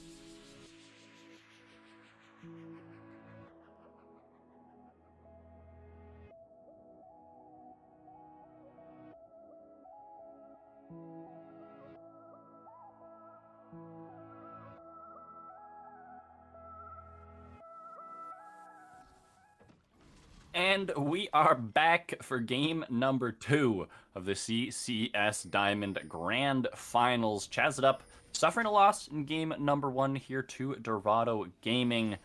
Seeing if they can switch it up here for game number 2. Solbert on the Kog'Maw, opting for the exhaust instead of the cleanse here. Orion, anything else in terms of runes and mastery choices jumping out to you? Don't think so. Ghost for Joker once again wants to have that ability to have that extra movement speed. We talked about getting active early. This is for sure getting active early, but with Fireflies, he respects it. He knows he can just take E over the wall. So he is going to end up being safe here. And he has full knowledge, right? He saw all 5 members here, so it does look like Dorado is going to be able to go down to their enemy team's red side here, place a little bit of vision, have some information of their own, and it'll overall be a pretty even stay here. This look like, both Cafe and Kibbles have kind of made their way up here. Mostly just kind of make sure that nothing too crazy is going to happen up here on this red side. But yeah, once again, pretty still level 1. I do like the attempt there from WLS, like, trying to see if they can get an early kill onto Fireflies there, but unfortunately, nothing really happening yet. Zeta are being very careful about how they face check into this red buff area. Are going to walk forward now and be able to get the leash, discover that there is no one, in fact, waiting for them. And Birdo going to be starting on the opposite side of the map here on the Xin Zhao, both junglers on their respective red buffs. Both wards have been cleared, so there's information of where the junglers are starting. It is unclear about where they exactly will path towards. Fireflies here, obviously leveling the E there. That's what he wants to level anyways, so going to be perfectly fine up here on the top side. Yep, exactly. And I'm pretty sure Lysandra walked up to the red buff because they knew there'd be a ward over there. So I'm pretty sure they gave level 2 to both their solo laners off that one individual ward. So a nice little tidbit of play there. So hook lands, but there's not really much you can really do here too much because, I mean, you're trading into a wave. And when you engage onto a support, ideally your AD carry is going to fight back because he is basically left untouched. So nice little job there. As Orin does hit level 2 first, able to kind of trade back a little bit there at the top lane. But yeah, junglers once again trading the opposite sides of the map, not wanting to interact super early, which I do think kind of goes in the favor of this Zeta a little bit. He has gone the Halo of Blades a little bit more for the early game, in my opinion. I do think that obviously Conqueror kind of helps him like those later games exchanges. But he definitely wants to get those early trades and wants to get those early knockups for those Q procs to come through. Yeah, definitely realizing that the early game is so important for his squad. The value of some early kills is very, very important, and so the Halo Blades hopefully will help them get involved in the action early on and get some of those kills under their belts. SpongeBob, with the top lane priority, did manage to get a ward down on the enemy Krugs. He then immediately pinged toward the bot side where they should know where Cafe is. And with the bot lane pushing here for Zeta, there's not going to be too many options early on for Cafe to gank. Is going to clear out some vision here, grab up his Scuttle Crab. And Birdo actually farming towards the bot side here again. Probably is just going to go for the Scuttle trade, but we'll see what he wants to do. Yeah, most likely just a Scuttle trade, especially because the only camp that he has on his side is his Crux. So this would make the most sense. He could look for a play potentially mid, but Shima doing a nice job posturing towards the bottom side of the map as Toy. He's potentially in a dangerous position, but not quite posturing towards that vision. And yep, here it is, Capitals. Shima has just enough mana there to use his claw there to actually escape from that area. Otherwise, he might have had to use Flash. But yeah, Sobert and Toy, they're not considering even walking towards this bush because obviously this is an option for them. They could just be sitting here, and they don't really have to walk up anyways, right? There's no real reason to have a ward down there because they just pinged that Vi could be on the bottom half of the map, right? So obviously, this is a possibility. The wave is pushing out, but you do see on the map, Birdo is making his way. He is beelining right down here. And Cafe, he's already wasted a good amount of time here for basically a play that has resulted to nothing. And Birdo, he's done the Krugs. He sat mid for a little bit, but he's already back down to his Krugs. And he's basically going to be a camp, maybe even 2 camps ahead. And if he face checks his bush with the Nautilus and the Kog'Maw and with the wave, like he can respond first. Cafe, he's looking, but Birdo sees him. Solbert is going to get hit. Kibbles, he's trying to predict the flash. He's going to miss it. Exhaust is now down. Some damage coming through, but he's going to be here in time. Oh, no. Birdo. The kill comes through. Another one's going to fall. It's 2 in the favor of Chazz it up, and Cafe surely will be the 3rd. Nice dodge away with the Q, getting away from the depth charger, rather. The Birdo. Boss. Birdo flashing, wants to finish it off. One more auto will do it. Can he claim it? Yes, but I think he will give his life over. 3 for 1 in the trade. Cafe waited so long for that play, and it does not end up going in their favor. Yeah, honestly, like the play looks okay, right? We see the knockup coming through. Up, actually, a trade here from Plans. SpongeBob. He does have his Q on cooldown right now. Yep, but he's not quite gonna have the chase down there. Fireflans not having flash, but able to survive that situation. But yeah, that play down there was really, really close, right? Sweet Cafe, he lands the knockup, right? I'm surprised Kibbles does not anticipate the knockup there. Maybe he anticipated that Soulbird was gonna flash the Q from Cafe, but instead he realized, like, hey, I don't necessarily have to flash because I'm not gonna die from the initial burst there. So you could call it a misplay from Sober, but you could also call it a big brain play from not expecting the flash and from Kibble's flashing forward. So it kind of depends on like how optimistic you are, right? Like glass half full, glass empty type of person, right? It really just depends. But yeah, honestly, really good turnout here for WLS. And we talked about the early game, right? Like they had to get active, they have to get a gold lead, and they have to really, really use it. And they got it onto the one person that it matters the most, the Xin Zhao. This guy is accelerated, and this guy is looking to continue to make plays. And it is Random Capitals able to get control of the wave in the mid lane here as well. Teaming up with Toy to clear out some of the vision around this bot side. Some early dragon stacking from Chazz Up would be very important, and Birdo has also already returned to the bot side of the map. Cafe is here. Both junglers are level 5. Birdo right now has the inside track. Cafe just going to actually walk away. Joker stepping forward. Toy looking for the engage here. Yes, walking around the minions. Gonna find the Q onto it. Kibbles missed his W again, and Joker will just end up falling. Kibbles now on the run. Another hit will do it. Soulbert will pick up his first of the game, and the return gank into the bot side will ring true for Chazz It Up. Yep, and there it is. The power of the early game with the Nautilus and the Xin Zhao picks. The second Joker has no flash, no ghost. He is a sitting duck in this bot lane. He is going to continuously keep going down here as long as those sums up. And honestly, like, why not, right? It's basically going to be a free kill every single time. Rakan cannot protect him from a Xin Zhao and a Nautilus, but it does look like a gank coming down here for Cafe. He's only level 5, so he can't quite lock down SpongeBob. As long as he flashes away, he will be fine in the top lane. Yeah, no CC available for Fireflans other than the slow from the needlework, so easy flash from SpongeBob will get away from that one. Potential for a return gank there with the flash down, but Shima might be in trouble. Ooh, good patience there on the recast. Toy looking for the prediction hook, but not quite able to find it. Yeah, I'm surprised he casted it like that. Like, I would imagine you just wait for him to pop up and then throw the cube, but instead, Toy decided to play a little bit of a mind game there. He thought, oh, he's going to use it now, but really, Shima can just react to you. But instead, eventually, the claw does have a duration, right? It will eventually time out. So, Shima, overall outplaying the situation, but I also feel like that was a bit of a misplay there by Toy at the same time. Yeah, a little bit unfortunate there. Maybe needed to be just a tiny bit more patient, but a good attempt into the mid lane nonetheless. I like to see Toy getting active on the map. Now even returning into the top side here, Birdo does just tick over to level 6, and with the priority that they have on the map, should be able to grab themselves an early Rift Herald, which hopefully will mean an even more of an infusion of gold. Toy on the top side here doesn't have his ultimate available. Not sure there's a dive angle onto Fireflans just yet, but he's going to put some defensive vision down for SpongeBob and just ensure he's in the area for this Rift Herald pickup.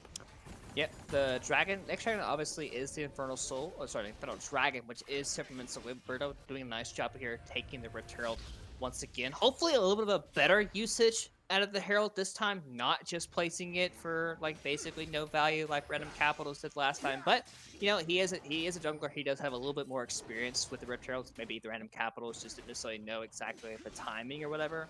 But obviously, they do have a lot of time for that one to come through. And Joker, his flash is almost back on cooldown. He does have the ghost as an option, so definitely look for him to kind of survive a couple more situations. But at the same time, Nautilus is getting a little closer to level 6.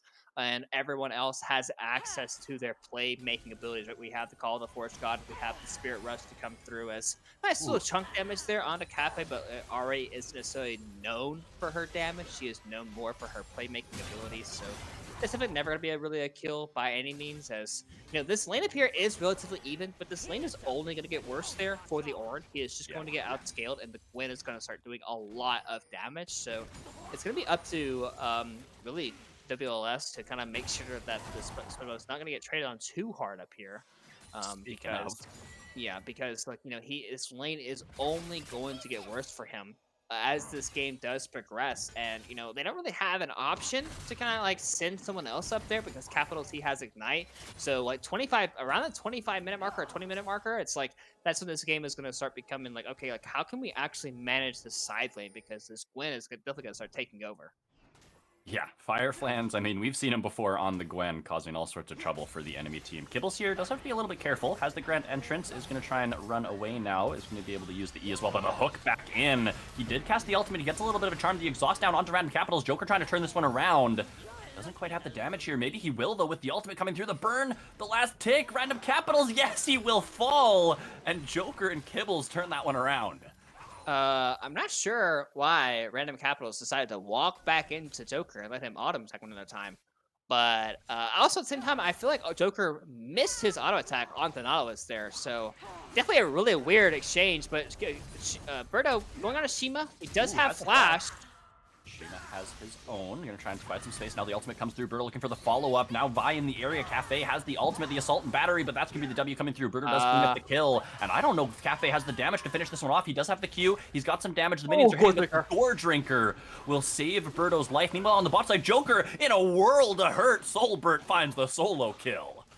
Yeah, a lot of interesting exchanges happening from both teams here, right? Like we see the initial gauge where like the bot lane play happened where like it looked like Joker missed an auto attack, but Capitals walked forward to take an extra damage, and then Shima, he was 200 HP and decided, hey, I'm gonna walk back into Zinzal and just kind of die for fun. So I'm not really sure exactly what's happening in this game, but Firefly's gonna try to punish SpongeBob. He has no flash still. As the needlework, ooh, good sidestep there from SpongeBob as Fireflans can't find the third charge of his ultimate. Probably would have meant SpongeBob went down there if that did find its mark, but Orange so far has been able to absorb the pressure in this lane. Is even in CS. If he can pick up this last caster, won't be able to do so, but still only 1 or 2 behind. But like you say, Orion, Fireflans has the scaling to his advantage. He's going to be a menace in this side lane pretty much from here on out. Yeah, he's definitely in a pretty good position for himself. He's farmed up very, very well. But I do want to talk about really quickly about the item that Silver has purchased. Kog'Maw is one of the few champions in the game that can build like a Bruiser and still deal a lot of damage in the AD carry position. And I've seen Silver play a lot of Kog'Maw, and the AoE build was very, very popular. Like when the durability patch first happened, because Kog'Maw can still do a lot of damage and basically hit things behind him while being tanky at the same time. So if he doesn't actually ever get bursted, he can still do a lot of damage, but there's a Dragon Play's happening, but 2 fights happening on both sides. Yeah, some cross-map plays happening here. Shima going for the top lane dive. Not able to find the kill onto SpongeBob, who does have to expend the flash. Meanwhile, the rest of Chazz able to pick up their second dragon of the game. It looked like maybe they wanted to turn that for a fight, but decided to just keep their sights on the dragon, grab up that early objective for themselves, and keep on stacking that one up. Yeah, unfortunately for Dorado, just not able to execute there on the cross-map play.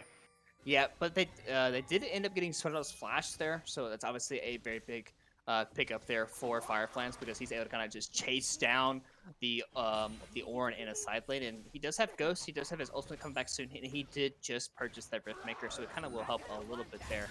But yeah, honestly, I kind of still want to go back to this Titanic build a little bit here, because like we talked about, like it's the main thing, right, for their competition. Like, they drafted all these like heavy engaged champions to really make sure that this Kog'Maw dies. Well, what happens when Kog'Maw builds 4,000 HP and says, hey, try to kill me now? So it's like, and Kog'Maw, like, he's a champion that can still do this, right? Because he has the percent base damage from his W. Like, he's still going to provide a lot of damage.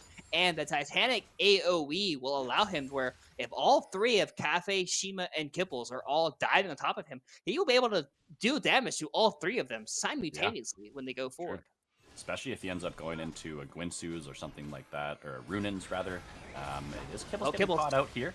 Grand exit going to be used there. TP coming in as well. Shima's going to join the fray, but he has to Zhonya's as his claw there expires. Kibbles now going to try and buy some time. A nice ultimate from Shima will buy a couple seconds. Now a good knockup comes through, a good charm, but Kibbles might be the first to fall. Random Capitals will go forward and find his mark. He'll find a charm as well as Joker getting chased down by SpongeBob. Shima will fall as well. It's a double kill for the Ahri, and Chazz it up, showing us that they have what it takes to get this early game done, to get an early game advantage and try to carry it through the mid game.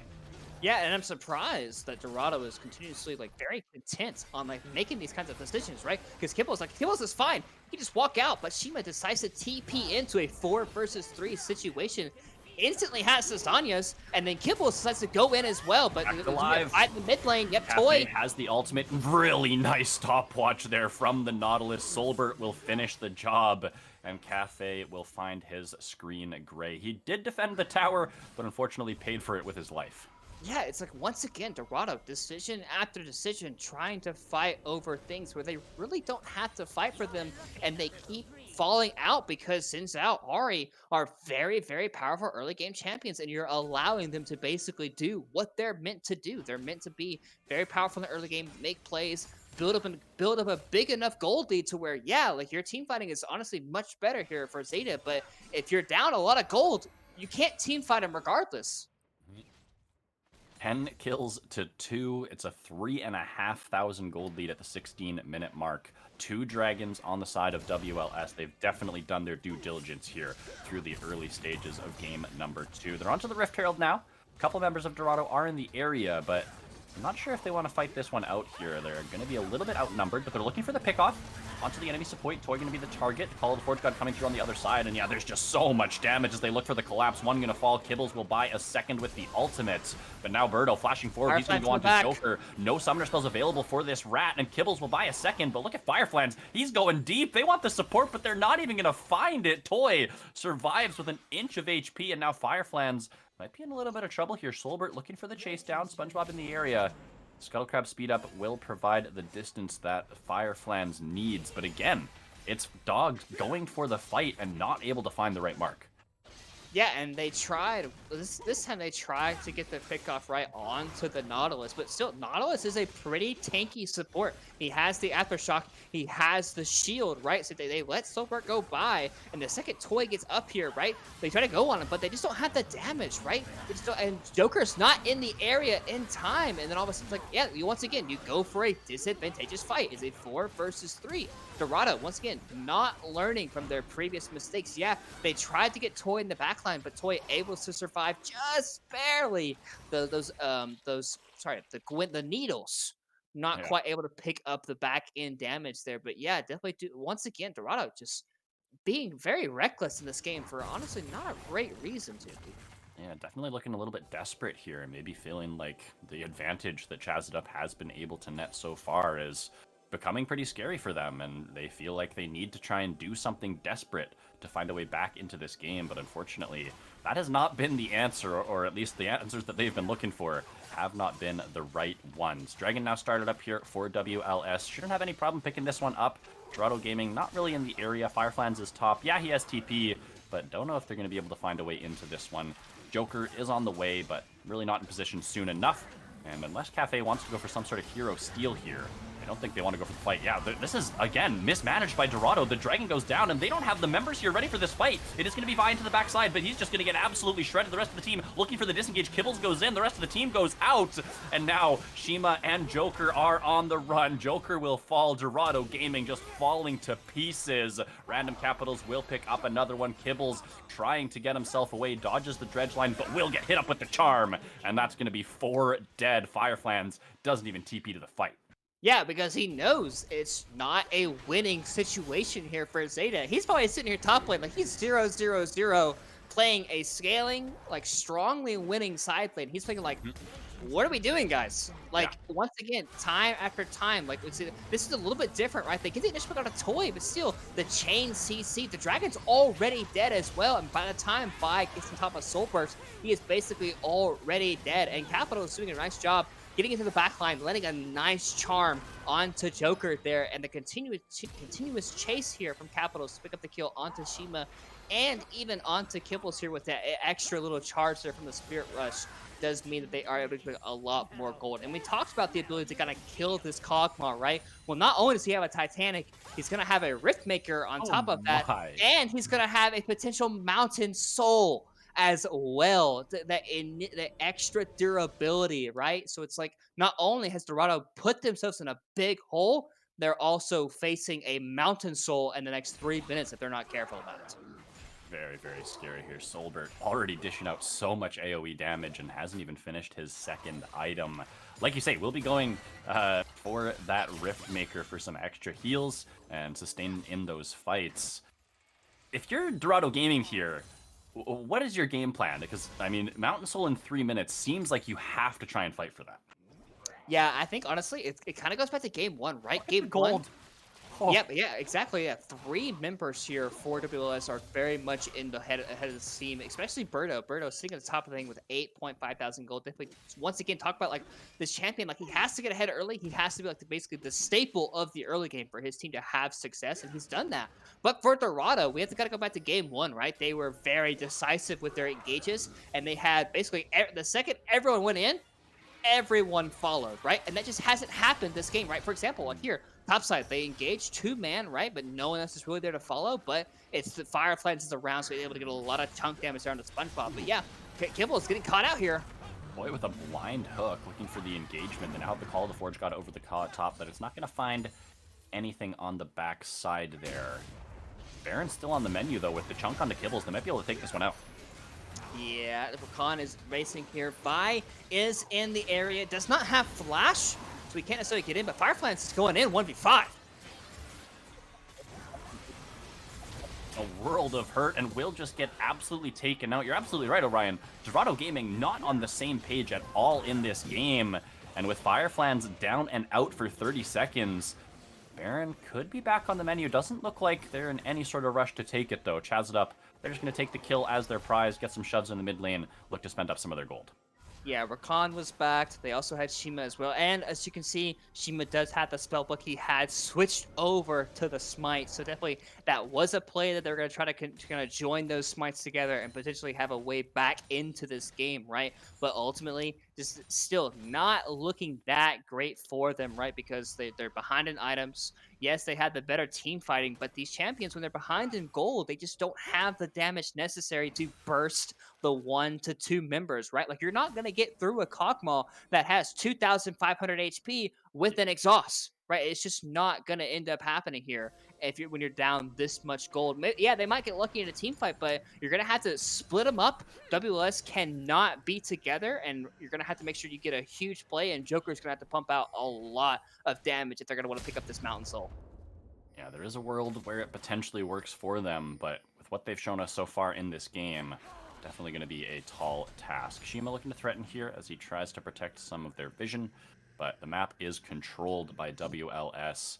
Fireflies is in the top side, maybe just looking to knock down some of this objective gold, but with Dragon spawning in 30 seconds, you might just have to trade it for the Mountain Soul, and I'm not sure that's what they want to do. Yeah, Fireflies now potentially looking for that teleport back to the fight, going to recall Toy missing the dredge line. Shima over the wall, providing some safety, but they actually have to be careful here. They do not have their team. Kibble in trouble once again, has to use everything to get away, and the charm's going to land on a Cafe. Now he has got the ultimate onto the backside. Some other members are looking to join. It's going to be Joker joining on the backside. Fireflies looking for the flank in the top, but there's already 2 members dead, and I don't think that this is a fight that they win. Joker will find 1, but it's a double kill for the Xin Zhao. Joker has to flash. He's got to run his little rat self away. And again, it's just too early for Dorado Gaming. They don't have the members ready for the fight, and it's Chazz it up who are able to find the engage. Yep, once again, right? We talked about it how, like, exactly, Kibble is once again getting caught out here. Toy misses the initial Anchor Hammer, but he does have the Orange Call of the Forge God, splits them up, right? And the second Kibble gets caught out, they say, okay, Charm lands, okay, we gotta fight now, or else it's like no shot, right? But still, it's a 3 versus 5. Joker is not here. Once again, Dorado, they did such a great job in game 1, being very decisive, all on the same page. Game 2, it's like a completely different team. Solbert did have to use Flash and Exhaust there, almost got taken out, so maybe that's a glimmer of hope.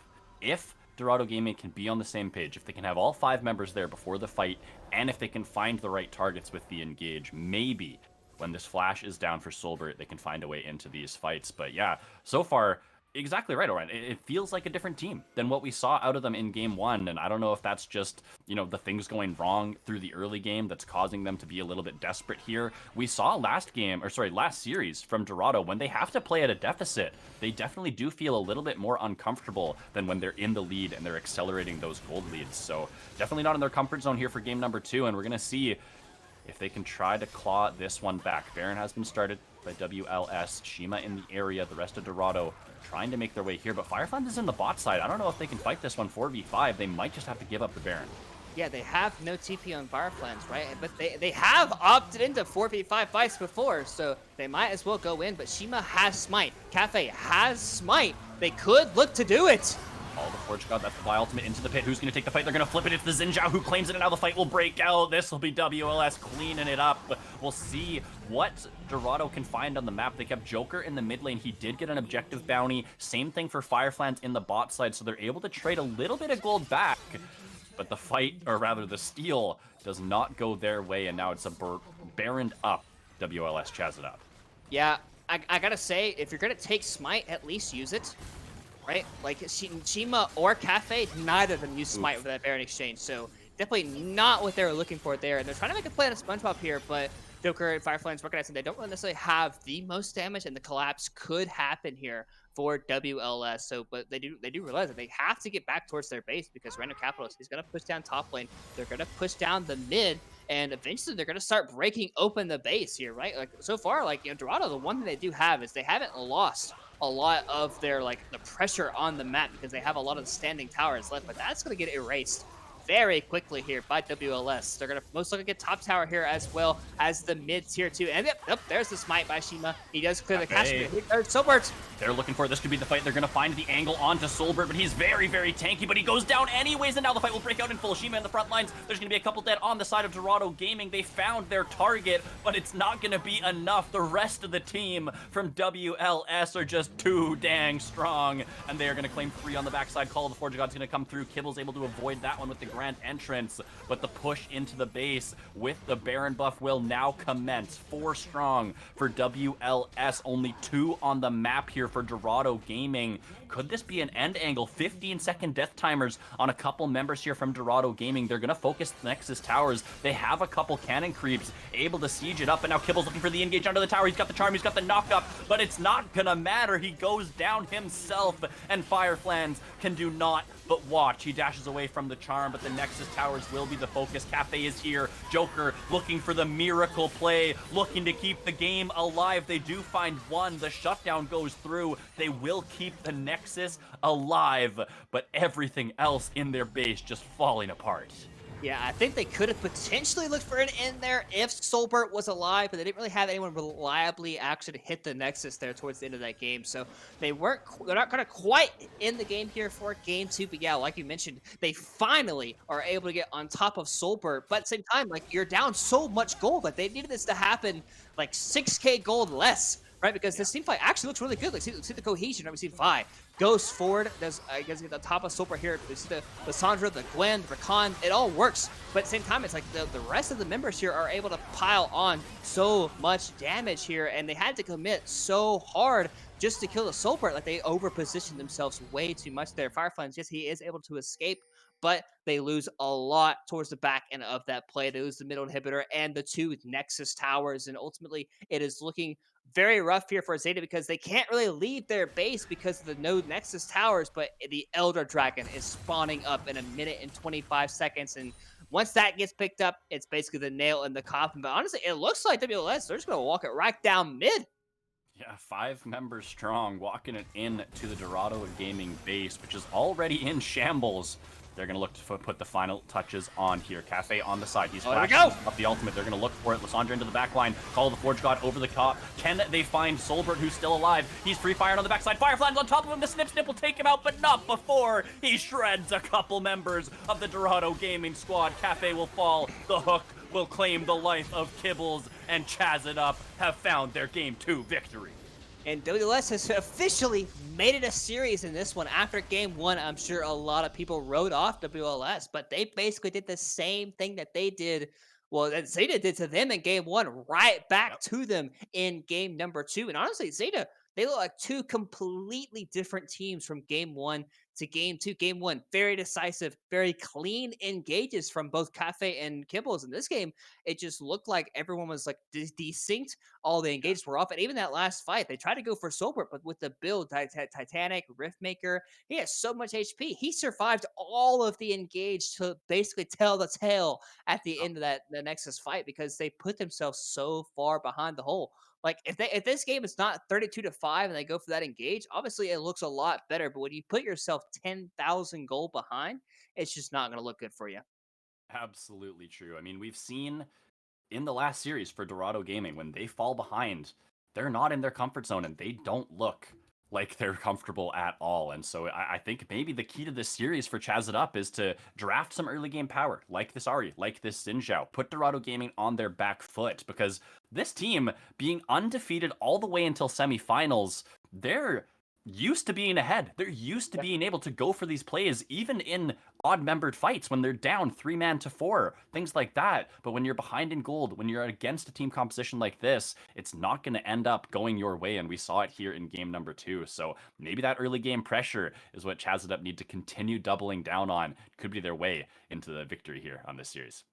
Yeah, I think so too. Because honestly, we saw it last series, right? Elementals, right? They kind of got beat up a little bit by Dorado, but they Yeah. drafted very early, aggressive. They invaded a blue buff. They got so far ahead, and really they just stomped the game. Honestly, against Zeta all the way through. So maybe like you said, just draft a very early oriented kind of composition with the Xin with the Aura. Obviously, you still had some late game scaling with the Orin and the Kog'Maw, but the playmaking potential from this Xin, the Ari, and the Nautilus. So it's definitely very, very potential. And honestly, this Ari pick is coming a little bit interesting, right? Because game 1, Shima had a very solid game. Game 2, Capitals, they banned away the Wukong. They picked the Ari on B1. So maybe even though Zeta has had a very strong red side series or red side season, they might end up going to blue side so they could get a little bit more value off of maybe a B1 Wukong or a B1 Ari. We'll have to wait and see though.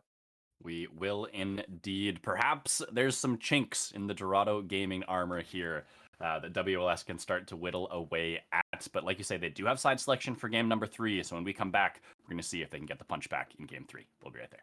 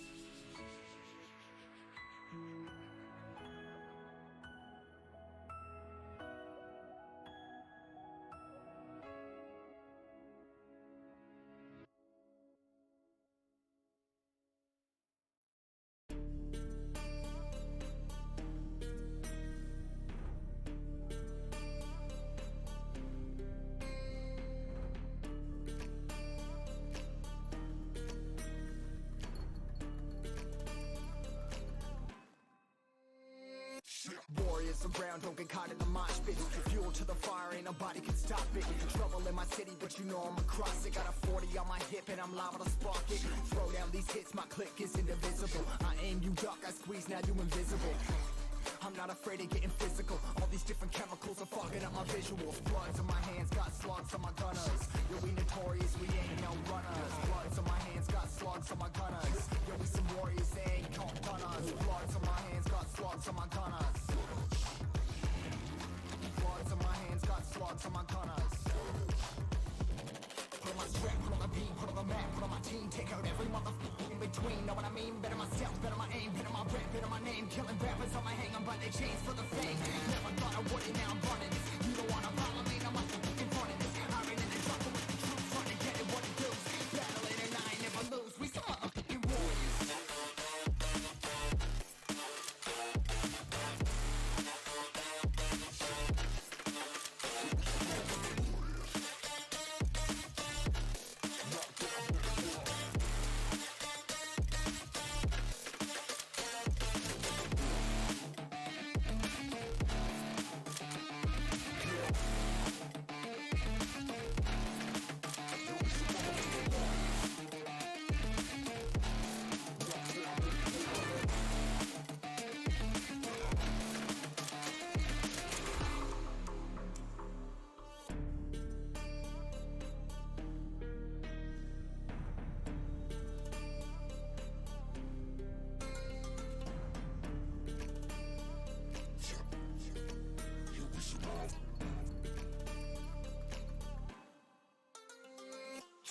Cover the map and still ain't know where you can find me at. Journey through the mind of an insomniac. I ain't never sleep, staying ready, keep an eye out for the fakes. For the snakes, load a clip and I'ma pull it, something shakes. Never go to bed. Welcome back, everybody, to the CCS Diamond Grand Finals. Dorado Gaming Zeta have been handed their their third loss of the entire playoffs here against Chazz It Up, bringing the series score to 1 apiece. And Orion, Dorado Gaming opting to go back onto the red side for game number 3. Yeah, I feel like, for Zeta, they could be talking like, hey, maybe it was just a misexecution on our part. Maybe we just obviously we don't go down that much goal. We aren't that synergistic in a lot of some of our plays, and obviously this game could look a lot better. And honestly, I kind of have to agree, right? I think that their competition looks very good for them, but they just made a lot of decisions that just weren't really all that much put together and really coordinated in a lot of ways. So. But I am very curious to see what these last couple of bans are going to be. It does look like Olaf, Yumi, Gnar, Seraphine are going to be permad, most likely, per se. But I'm very curious to see, so Wukong stays. Right. Yep, there it is. The Ari ban does come through. So I wonder if Capital is going to go back to the Silas, what he did in B1 of Game 1, or if he's going to go a different option here, per se. I'm very curious to see what this is going to be. Yep, it is the Silas, actually. Okay, back to the Silas from game number 1. With this Ari ban, it does mean that the Viego's up for Chazz It Up, which was banned in both games 1 and game 2. We'll see if they want to head towards that one. But Azir available here in game number 3. Zeta thinking about hovering that one. Obviously some good late game damage coming out of the Azir, and that's going to be the pick there for them. And again, it's going to be the Rakan for Kibbles there in the bot side. Yep. Putting Shima back on a reliable DPS carry, and we've seen Shima pilot the Azir a lot, time and time again, and had very strong performances. And I'm curious to Sobert once again. This guy is kind of known for this Kog'Maw, right? You see the little icon picture down at the little bit of your screen. That is a Kog'Maw dancing, and this team is called We Love Sobert for a reason, right? You wouldn't name yourself after a player if you didn't really appreciate this guy on your team, and yet it is going to be going back to the Kog'Maw, and I'm curious to see if he's going to do a very similar kind of build as he did the last game, or if he's going to do maybe something a little bit different here. But yeah, it is going to be the Kog'Maw coming through. I wonder if it's going to be another playmaking support like the Nautilus, or if they're going to pair it up with the Enchanter this time. Typically that is what it goes, but we talked about this in the pregame here with Lindor. Toy is mostly an engaged support type of champion. I don't think he hasn't played hardly any of the Enchanters this season. Not very much. He does have a couple Lulu games, but is going to go with the Leona here in this game. And I think that kind of answers the question about the Kog'Maw and what he's going to be building. I think this probably does mean that he's going to go back to that Titanic tank build, given that he doesn't have too much protection here. But Dorado Gaming locking in the Jarvan here for Shima. Potentially some good early game aggression, looking to kind of match what Chazz It Up tried to do in game number 2. Yeah, it's kind of very similar to what they drafted last game, right? They tried to draft a composition where it's a Thunderdome type of composition where everyone's gonna go in, and you're gonna have some backline threat just continuously pumping out damage towards these late game team fights. And Honestly, like, once again, in the Cafe, like, he's on a very strong early game oriented, like, ganking type of jungler here. So I kind of want to see some action out of him once again, but with a little bit more coordination, right? Like we saw last game, like, oftentimes, like, Kibbles, like, Cafe, he landed a knockup, but Kibbles was flashing forward towards the back, like, ended up missing his knockup there. So definitely a pretty rough game in terms of like his overall expected play, but he's still very confident. He knows that he is going to pilot this Rakan a little bit better than last game per se, and it's going to be Joker's Jin being picked up here on the R4. Back to comfort here for Zeta, not looking for the hyper carry in the bot lane, looking for some more utility, and of course, as always, the counter pick for Fireflames. They also banned away the Ornn, so Chazz do not have kind of those two blind picks that they usually go for in the top side in the Gnar and the Ornn. We'll see if they go back to the Kennen here, or what exactly their plan will be. Sejuani could be a potential flex. They have played it, I believe, in both roles. No, actually, mostly just in the top side. So that could just be a top lane Sejuani. Yeah, but we'll have to wait and see here because obviously they are going to lock in their entire side here. And then once again, it's going to be the Xin Zhao pick that actually provided a lot for this WLS We Love Soulbird team, right? Because we talked about how like Xin Zhao is a very early game oriented type of jungle. Oh, wait. We'll wait till it's locked in, right? Because Karthus obviously changes up a lot of things. But instead, it is just going to be the Xin Zhao rep. They're just going to go back to the Xin Zhao. And honestly, I do kind of like the Xin Zhao a little bit more than the Karthus per se, because like typically with Karthus, you want him to be your solo AP option. That way he provides a lot of threat to like his, because he can build just so much raw AP. But we will wait and see kind of right what this top lane option is going to be. Trundle actually locked in here. Wow. And I assume this is going to be in Fireflames' hands. And yeah, typically, Trundle is actually known as a really good jungle counter in terms of like the ability to fight, because you can just subjugate the passive of the Sejuani and basically put her down to like negative resistances. But I think actually in laning phase, like when you put them both in the top lane, Sejuani can kind of somewhat hold her own against the Trundle in the top lane with the raw amount of base damage she has early on into the game. Yeah, Dorado Gaming not giving Fireflames the lane dominant matchups that they normally do, looking a little bit more for the team fight, for the front lining. Obviously, Trundle has some damage, and if he does get a lead, definitely can look to take advantage of that. But like you say, into the Sejuani's base damages are just so high, especially in the top side when you can just be trading nonstop, use that W to proc the stuns, and different things like that. Obviously, you have the Q, the Arctic Assault for some safety there as well, so I think it makes a lot of sense for Chazz up. The one thing that's changed this game is they don't have the Ahri in the mid lane, so they might not have as much mid lane priority for Birdo on this Xin Zhao to kind of work off of. Yeah, they don't have the Ahri, but they still kind of have like a similar stylistic champion that like a Silas, where you can kind of like dive in with the Xin Zhao and definitely look to make plays onto a champion like a Zirich, where like he is gonna want to stay back, pressure the Silas in lane, but at the same time, it's like he can still make a lot of plays with the Xin Zhao. And the Zirich's mana costs early are definitely very high if you're able to, actually get him to use both his Q and his E to run away from you. So we will kind of like wait and see kind of how this mid lane matchup does play out. Yes, the Azir is able to retain push, make sure he can like kind of keep him away with his soldiers.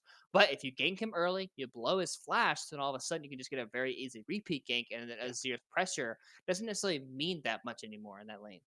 The mid jungle 2v2 definitely will be pivotal in this game. Just looking at some match history here from Fireflames, he did actually play the Trundle once this year, and it was comboed up with the Jarvan. So not something that they're whipping out for the first time. It is a combo they've played before. Maybe this is kind of a combo for Cafe to head towards that top side and look to make plays around Fireflames, because as we know, Fireflames has been one of the primary carries for this team, and he's had some very dominating performances. We'll see if that's what they're trying to go for, or maybe if it is just going to be more kind of for that skirmishing in the mid lane 2v2, protecting Shima on the Azir and looking to scale up on that pick. Yeah, it's definitely the reason why, like, we see so often time, like with Fireflies, he waits for that R5 option, and he does typically pick champions that are very predominant in lane. I think he's mostly known in the amateur community of recent, like he's like popped up on like so many Darius games, and like he just has like this like a raw potential to do so much damage. Obviously, Trundle is not necessarily the same champion that can just like pump out a lot of damage in these team fights, but still, it's like a champion that can still be very aggressive in lane. Depending on build, right? Like he could opt in for like maybe like a Triforce or like a Yep. Divine Sunderer, right? Mhm. Like he has kind of has some options up there in the top lane, and I'm curious to see kind of like what his build path is actually going to end up being there up in that top lane. And yeah, once again, these two compositions are very similar. It does look like these teams are very satisfied with kind of like what they're being drafted here for both game 1 and game 2. It's once again going to come down to who is going to execute better on their composition going into game 3. Yeah, we'll see if Birdo can get that early aggression down and try to get some first blood and some early kills for his team. Or if maybe the adaptation here from Dorado Gaming is going to be enough to get them the victory. The all-important game number 3 is coming right up when we come back. Life a game of chess, you gotta plan the moves.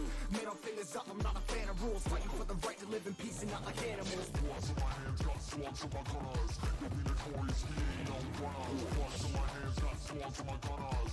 These warriors, they ain't no gunners. Swords in my hands, got swords in my gunners. Swords in my hands, got swords in my gunners.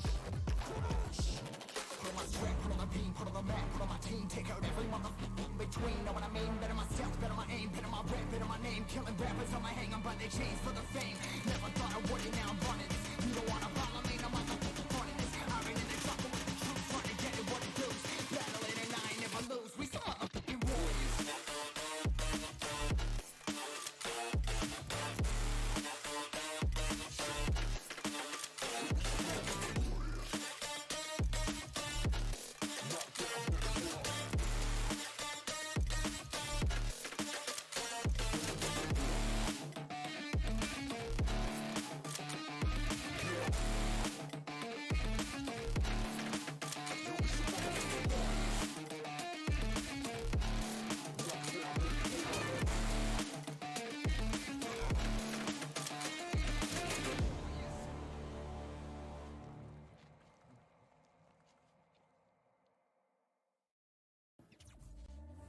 Back from the dead.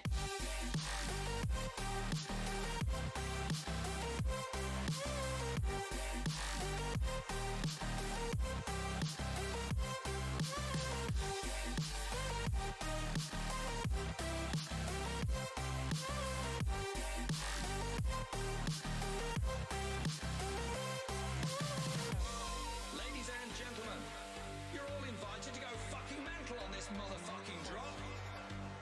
The countdown has just begun.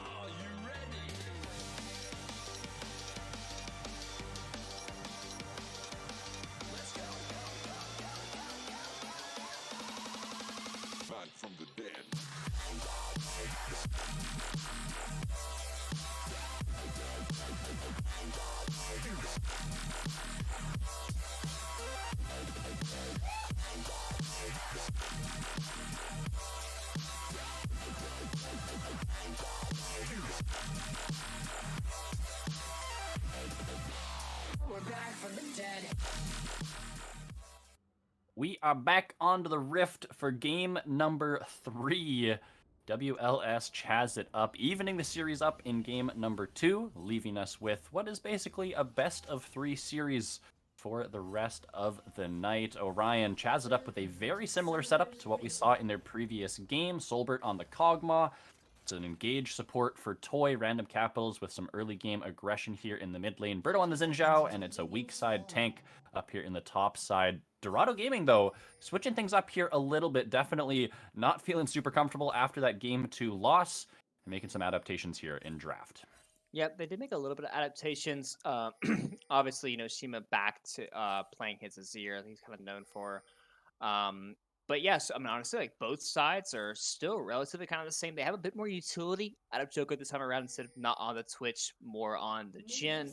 And Firefly's opting into the Ghost up here at the top lane against SpongeBob. He's just going to want to basically just sprint down the Sejuani anytime that he ever uses the Q or anything like that. But at the same time, though, I do feel like, Sejuani with her passive, she's not going to get slowed down by that pillar. She's just going to be able to mostly just Q away from him. So we will see, kind of how that does come through as doesn't look like, well, actually, it does look like a little bit of XP there did get picked up there by Shima. It does mean that he did end up clearing a ward there over where the soul birth that he placed it there. So that's a nice little thing, right? Because Shima's going to end up getting level 2 immediately after this wave. It's going to be 1 minute ahead of random capitals. It's a small thing. It probably won't matter too much, but still, it's a nice little advantage.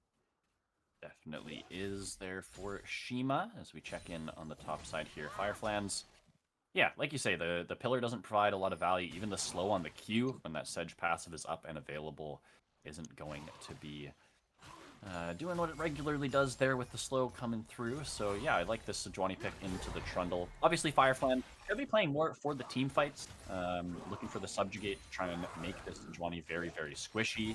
And if the Sejuani isn't super tanky, there's not too many more frontline options for Chazz it up. They do have the Leona, but as a support isn't going to be as tanky as otherwise, and we'll see how that does affect things as Fireflans gets that W, has the ability to really just smack SpongeBob around when he does have his domain.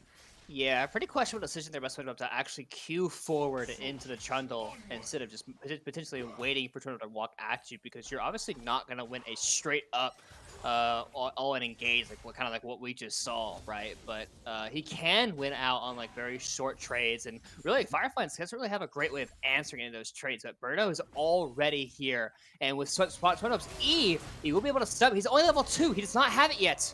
Ghost is popped, the pillar comes down, the Birdo already flashed on top of him. Wind becomes lightning. Oh. Won't quite be enough. The speed up on the Ghost there for Fireflans, keeping him alive. Oh, that timing. All they had to do was wait just 2 more minions there. SpongeBob would have been level 3, and he would have been able to pick up that E passive, and Trundle is for sure dead in that situation. But instead, he's going to TP back, and he's got the wave pushing into him, and Cafe's already here, but he doesn't know he's in that bush. Oh, actually, now he does know, so they could potentially look for a...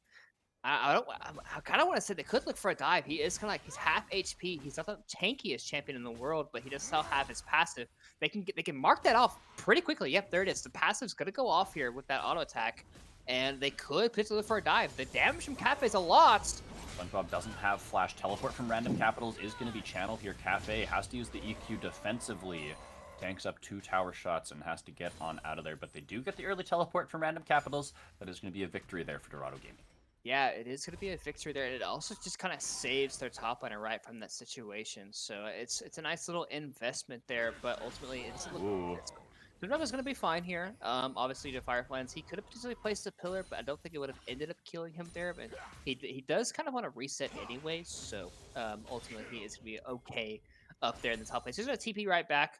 Birdo does spot out Kibble, so, and with Joker back on the reset, it does mean that the bot lane is going to be a bit of a push out here. And we haven't really talked about the bot lane yet because there's not really been any action that's happened down there, and it's not really like anything that's, nothing's really going to happen down here anyways. It's a Kog'Maw Leona versus a Rakan Jhin. It's like, yeah, you can go on to Rakan, but Rakan's just going to use his outright mobility just to escape, right? And if you go on to Jhin, or even the Kog'Maw, it's like those 2 champions that just don't have the damage necessary to really kind of follow that up. As Firefly's going to try to run him down, but he just, without that Ghost, he's not really able to kind of keep up that distance. So Switch Up will end up eventually taking a TP to get back to lane. Yeah, this is a little bit more what we're used to out of Fireflans, able to use that lethal tempo to try and get some early aggressive trades down, but with the early power of the Sejuani as well here, and the ganks coming through from Birdo, Fireflans find himself a little bit of a CS deficit, and actually SpongeBob looking for the all-in here, does have the key now, and it has the stun. Fireflans surely will go down, and greeting to get that wave under tower does cost him his life. Yep, and there's the power of the Sejuani, right, in the top lane. There's so much raw base damage there from the W and from the E, along with those grass procs, and he killed him without even using Ignite. The Ignite was on cooldown from the previous gank attempt, so when he gets level 6, he might just look to kill him again because Trundle is still just level 5, and he has that Ignite option back up and available. So yeah, pretty big mistake there by Fireflans. Putting himself a little bit behind the curve because this was his counter pick, right? This was his R5 counter pick, and when you get solo killed on your counter pick, that obviously makes your team a little bit like, hey, like what's going on up there? Like you're supposed to be dominating that lane.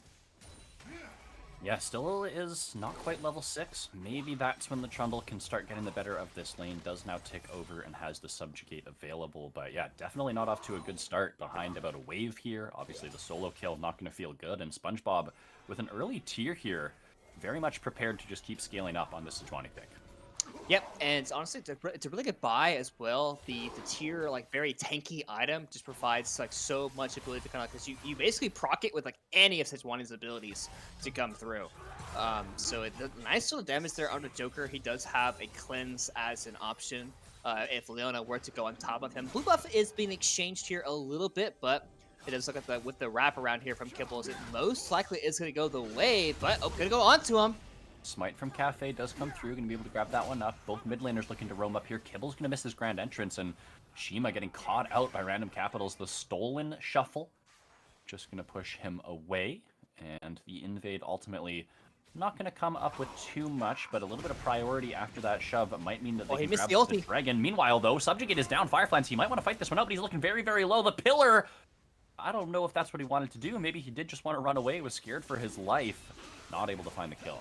Yeah, I think one more W there from Sejuani actually kills Fireflans there, so maybe he wanted to leave, maybe he didn't, but ultimately that was the decision he kind of had to go for there. And also, like, once again, if that Glacial Prison lands onto him, that's another kill, but Cafe's in position. Cafe EQ flash onto the Kog'Maw. The exhaust is down, and they will claim the kill. Solbert goes down for the second time in as many games, but it is Dorado Gaming finding that early punch in the bot side. Yep, nice little play there by Cafe. He recognized that Solbert was not necessarily in the greatest position there, was able to kill him as Fireflans. Once again, going for a trade, but still, he doesn't really win those at this stage of the game. Sejuani has so much more base damage. She's actually able to keep him at a distance, too, with her slows and that W to come through, as he's still wanting to stay. He does have his own passive as well to kind of get that extra healing from those minions dying around him. But yeah, a tower play does end up falling to SpongeBob. Definitely going to get a nice little advantage here in the top lane. Almost could have been a dive angle if SpongeBob had had ultimate or ignite available, but Fireflans able to pick up that wave, still down quite a hefty amount of CS here through the early stages. Maybe we'll have to call Cafe up to this lane to try and stabilize, because I mean, does this Trundle outscale the Sejuani? I'm trying to figure out what this counter pick really was for.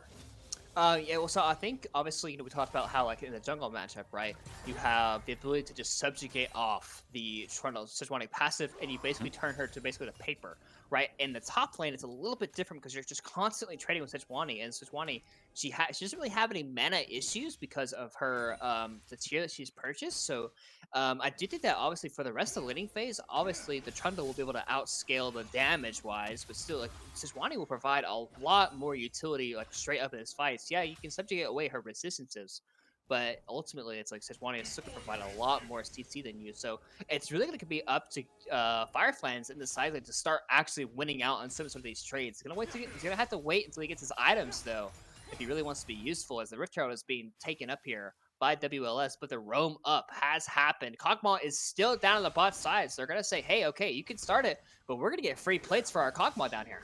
Yeah, exactly that. WLS do back away. They don't know that Cafe was still on a recall and was a little bit slow to this play, but even so, would have been a 4v4 with the Jhin coming up as well. And it actually doesn't look like the roam is going to net Dorado too much. Toy has now found Cafe.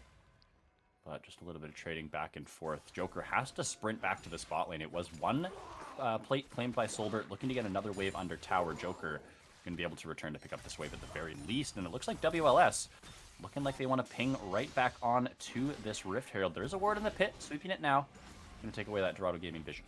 Yeah, but you know, WLS is doing a really good job of actually just kind of seesawing this a little bit here because they're sending Joker once again back up here, but Glacier Prison does miss. They're still going forward though. Cafe might have to defensively use his combo, but he's gonna get maybe interrupted there on the pillar. Doesn't have a way out, and that pickoff should mean that this is a very easy, hit Rift Herald to pick up. That pillar from Fireflies felt a little bit troll. It kind of blocked off Cafe. Am I wrong?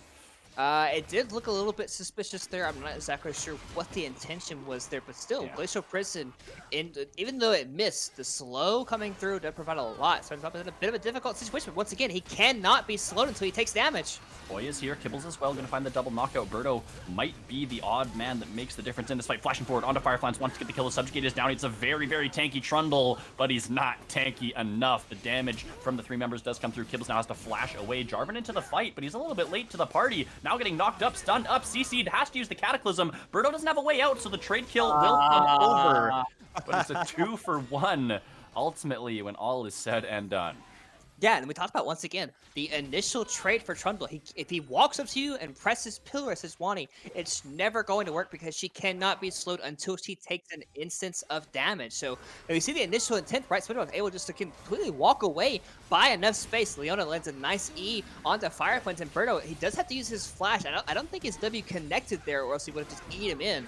So they do end up picking up the kill onto Fireflies. Kibbles ends up escaping his life, but Cafe ends up diving forward and tries to pick up a kill there, but ultimately falls for his life. But Cataclysm able to keep Birdo within tower range and does end up falling there as a bit of a back end kill there for Cafe. So yes, it is. It looks like a 2-for-1 there up in that. Actually, was it a 2-for-1 or 3-for-1? I think it was 3-for-1. No, 3-for-1, I think, with the initial pickoff that happened. Yeah.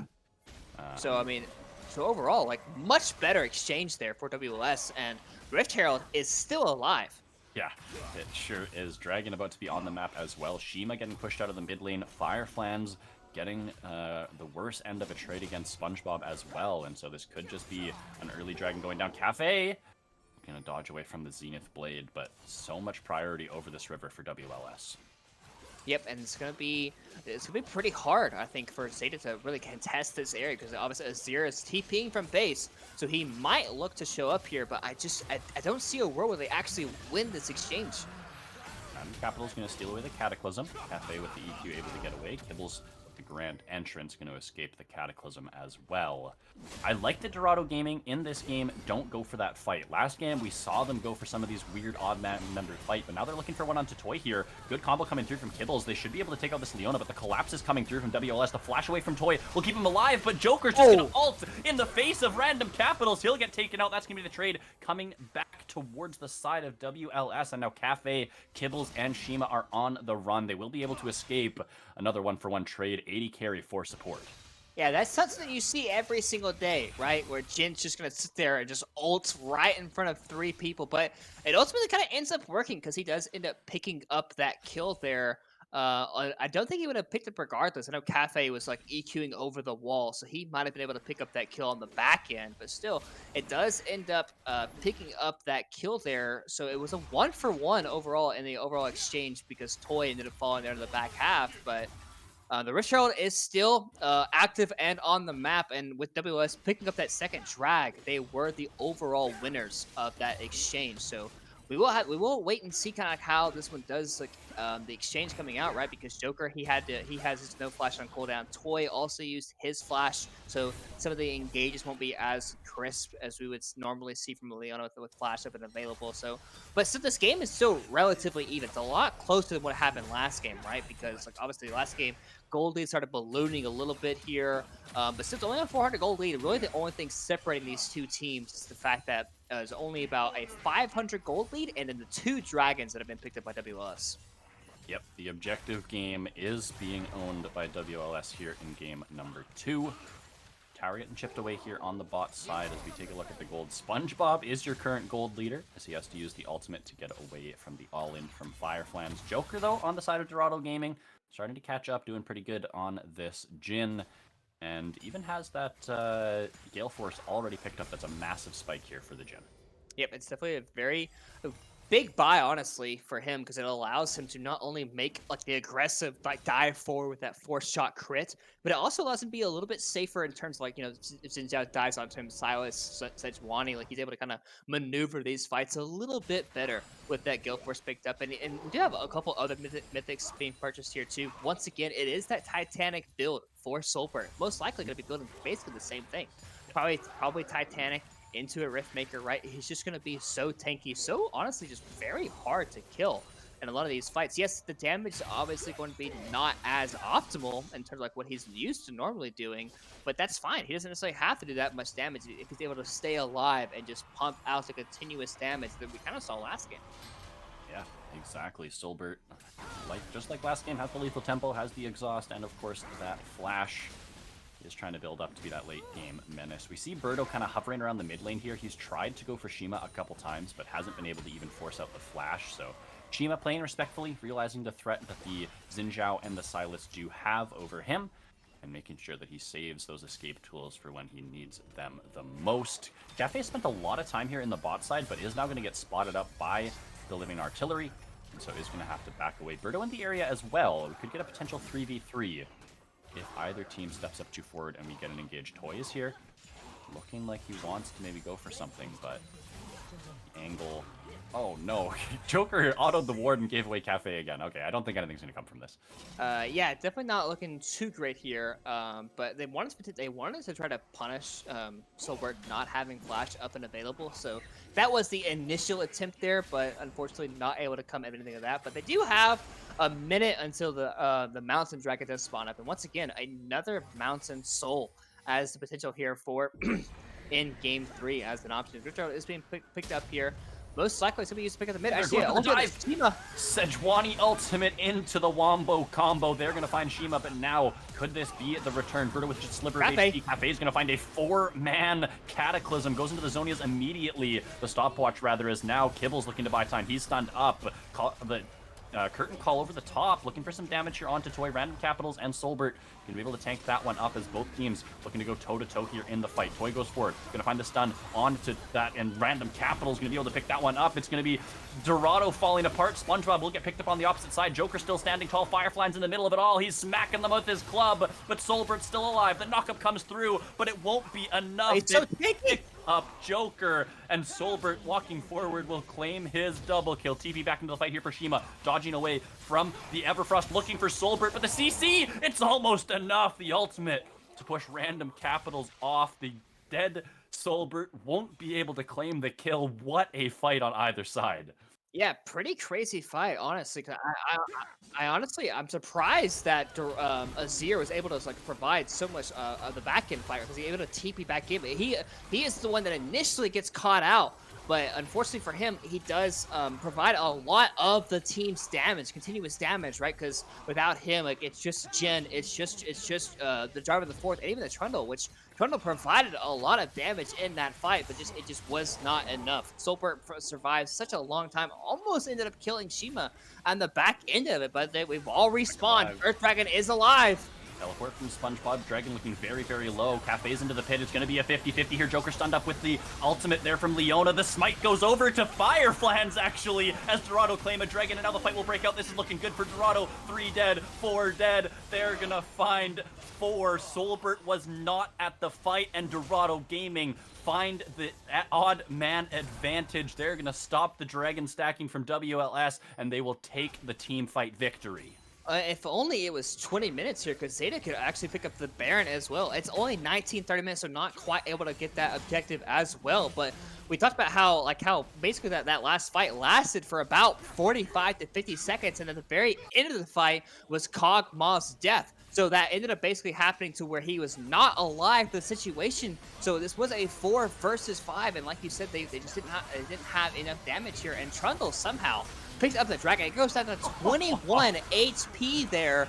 Trundle able to smack it with his club to pick up the mountain dragon, and the rest of the team fight just kind of ensues because they don't have the Cockmoss damage. They had to dive so forward to make sure to try to pick up that dragon. It's what their main goal was there for that situation. So unfortunately for them, not able to pick that one up, but a big takeaway there by Zeta, buying them 5 more minutes here to really make sure that they're able to kind of pick up, buy enough time here for the scaling of the Azir, because we saw last damage, like, well, not last damage, last fight, to where if he's able to sit there and just poke you down with those soldiers, he will provide just so much damage. He absolutely will. Yeah, WLS, they thought they were back on the map soon enough to just burst the dragon down, but Dorado getting there just in time, keeping this game very, very close. 10-11 in kill score, negligible gold lead on either side. Cafe gonna face check here into Berto, has the EQ combo to get himself out of any danger, really just looking to provide some safety here for Shima, who's looking to answer SpongeBob on the top side. Joker's gonna pick up a second item, LDR, looking to help him cut through some of the front line here that we're seeing on WLS.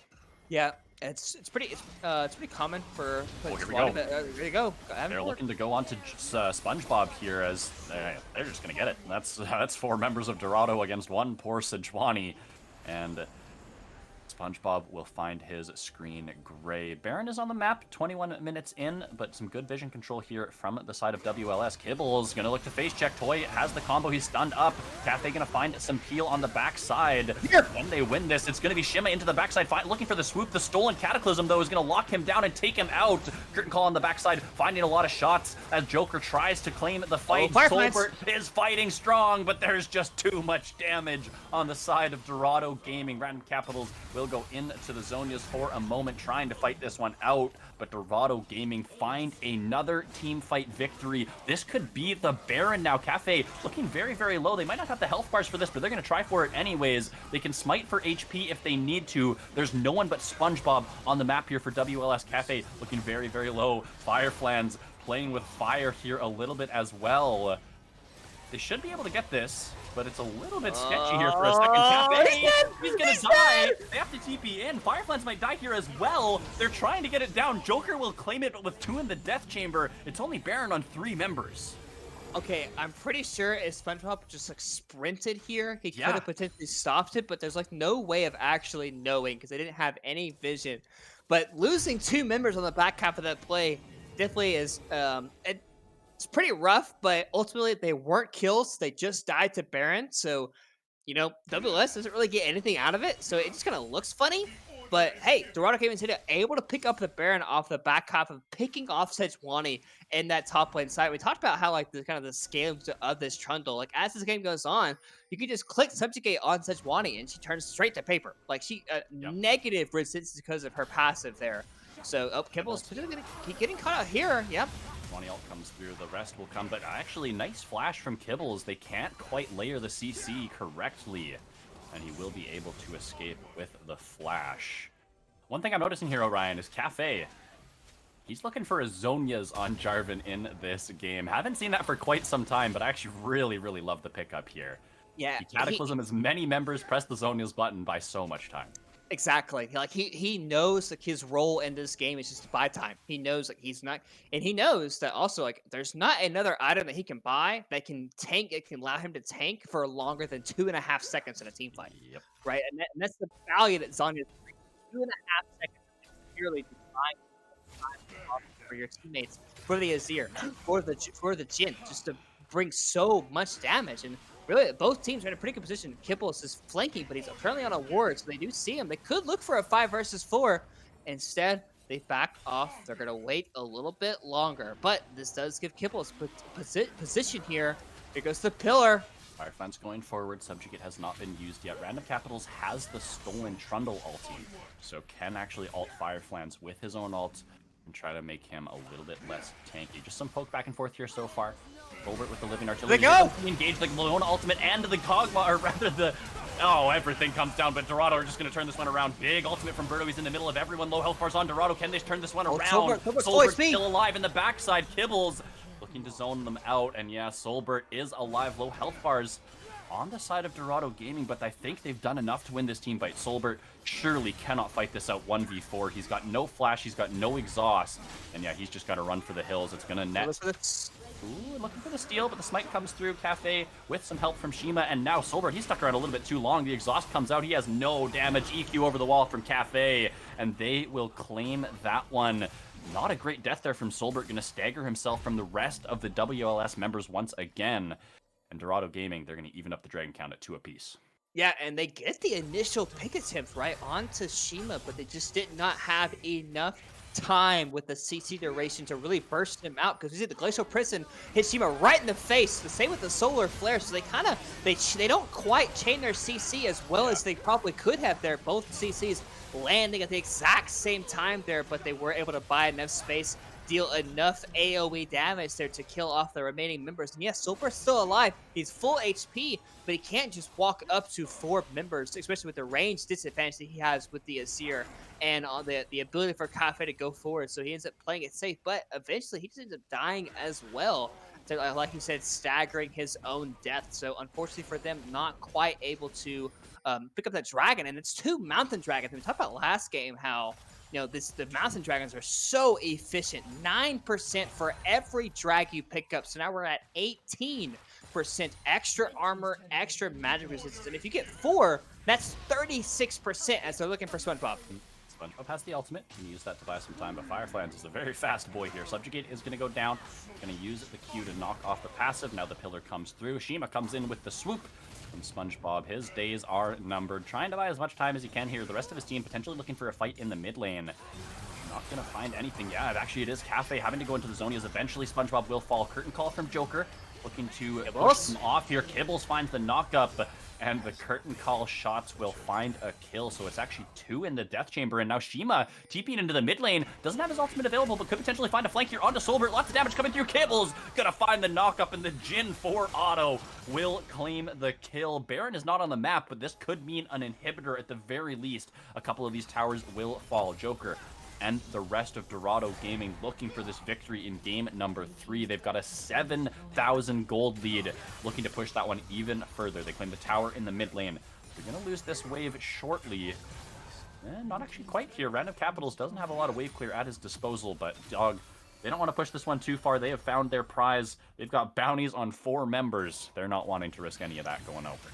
Yeah, they want to make sure they play this one pretty slow, pretty steady, not wanting to make any mistakes in that last one. But yeah, they get the initial pick off there on a Sejuani, once again turning her to paper down here in the bottom sides. They kill her very easily, but as we go right back to mid here, they almost get the kill there on a Cafe, but the Zanya's purchase buys the time necessary to survive, and Kibbles able to get the knockup. No one blocking the 3rd shot there from the Jin ultimate there, not quite able to keep their support alive. And Shima, after making the play bot, decides to make a play mid lane. Solbert burns his flash here, but Rakan able to use the Azir to get a nice distance there to make sure Solbert ends up dying. As even though they don't end up destroying the base, they are building up a nice gold lead here. 8,000 at the 28-minute marker as the Baron is spawning up in about 3 seconds time. Here goes Kibbles once again. Engage the ult from the Xin Zhao, but it's not going to be enough. Birdo in the middle of 4 survives a bit longer than expected, but does eventually go down. Now Toy going to get caught up in the Cataclysm. Nice ultimate from him, but that's not going to mean anything.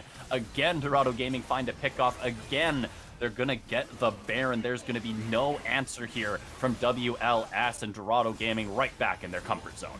Yep, once again, another really good pickoff attempt there by Kibbles. And Birdo and both Toy not having flash up at that initial engage doesn't being their demise there. And Dorado's not going to stop here now. Zeta wants to continue this push. They know with the Baron, it's very likely that they could potentially just end the game on this Baron push.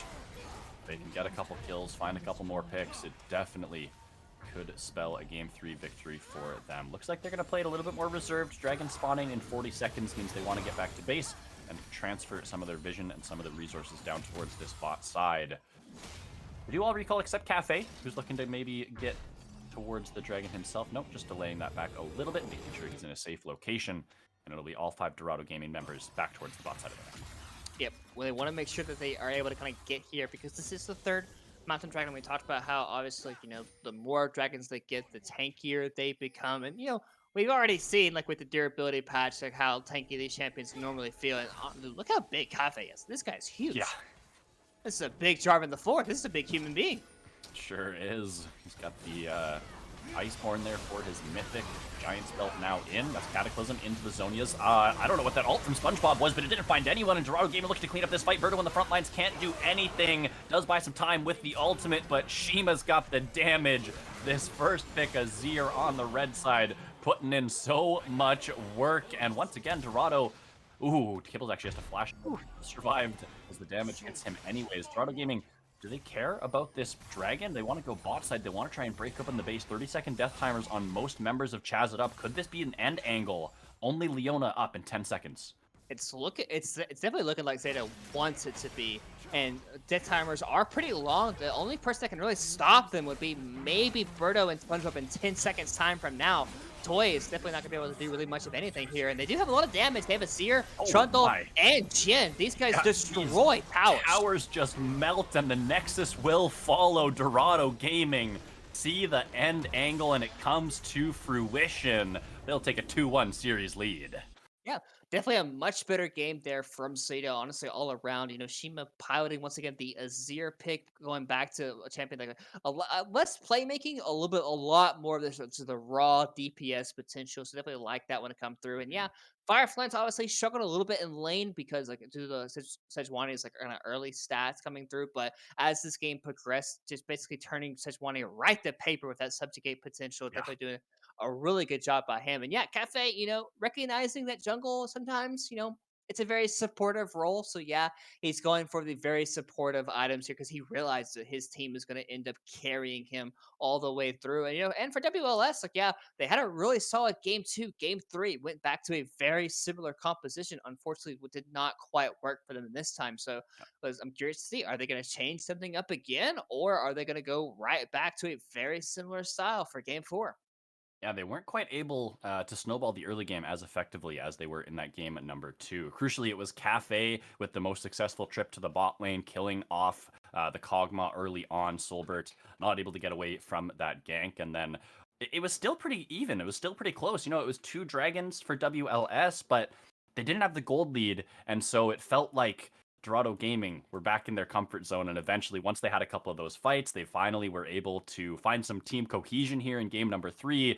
And we know when Dorado Gaming get a gold lead, it is dang hard to get it back off of them. Shima here with 30,000 damage on the Azir, putting on a great showing on one of his main champions. And yeah, it's Dorado Gaming taking us to match point. We are going to be heading to game number 4 here shortly. Grab a bathroom break, grab some water. We'll be back with game number 4.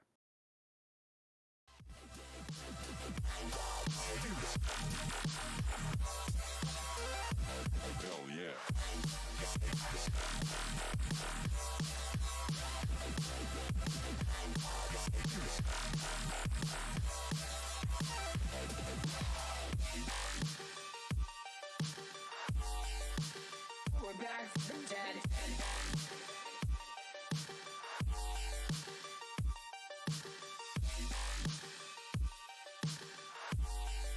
Back from the dead.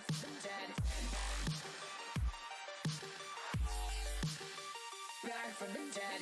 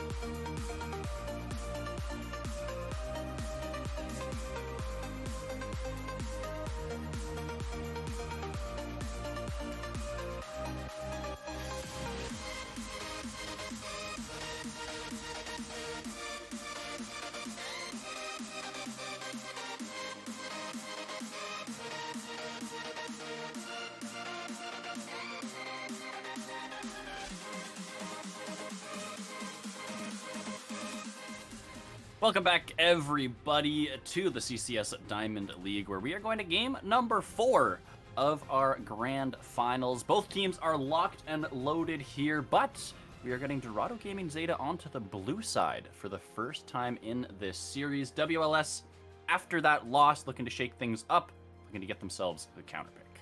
Yeah, and I'm curious to see like how this actually like switches up the draft, right? Because you know the bans have been pretty consistent here for both teams, right? So far, like we've had some switch ups, right? But so far, like these 4 champions have been banned basically almost every single time. And then, oh, actually, Kindred ban is a little bit different. That's usually a second rotation ban for the red side, and if this could potentially be an Ari ban. But if it is an Ari ban, I wouldn't be surprised if Shima just goes right back to Azir B1. Mm-hmm. Azir, Sivir, Ari, all of these picks still up and available. We'll see what Chazz want to get rid of. Got a couple of seconds here. For the timer, it is going to be the Azir. I think I like that ban. Something that Shima's very, very confident on, but they are just going to insta-slam that B1 Ari.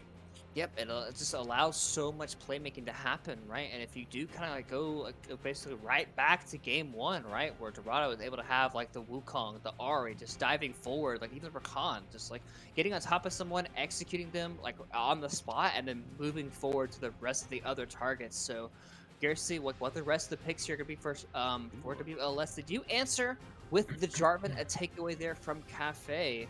So I do kind of like this one. Obviously, it's an early game jungler. It does allow you to be a little bit proactive, but still kind of have like that team fighting capability like we saw like last game with Cafe's build. The Cataclysm and just kind of stomping on people's heads with that ability. So Silbert potentially going back to the Jinx here. Currently hovered. It did see some success in game 2, I believe, or was that game 1 as well? I believe that was game 1. Yeah. So unfortunately, wasn't quite able to get off the ground in that game. But if he has a little bit more peel in this game for game 1, it might see a little more success. Yeah, Jarvan for Bruto, something he's found success on previously in the CCS. Dorado Gaming currently hovering the Elise. I would be very surprised to see the Spider in this game. They're just baiting us a little bit with a couple different picks here. Let's see what they want to go for on blue 2. Rakan again. 4 games straight of Rakan here for Kibbles. Yeah, I mean, it just seems like a pick that's been really, really working for them, right? And if they do end up picking up the Poppy here, obviously it does kind of stop the initial kind of engage, right, that Jarvan can do with his EQ. It doesn't stop Cataclysm because he's unstoppable, but it does stop the flag and drag to come through. So, and it's a champ that Cafe has piloted a lot in CCS, and it's a champion that is a very strong pick in the meta currently because there usually is like champions like Ari, like Rakan that are being picked in this meta that are so dash-oriented champions. And as Poppy, when you press the W ability, it always seems like your champions are just not allowed to play if you pick dashes into them. Yeah, it prevents maybe the Silas pick from going over. Things like the Leona or the Nautilus makes their life pretty hard as well. So yeah, really like the Poppy pickup there. Swain locked in for Chazz it up. Potential flex pick. I do expect it to go into the mid lane though. Random Capitals has not played it yet this split. Oh, actually, that's a lie. He played it in their first game in the lock-in. Has not picked it again since then.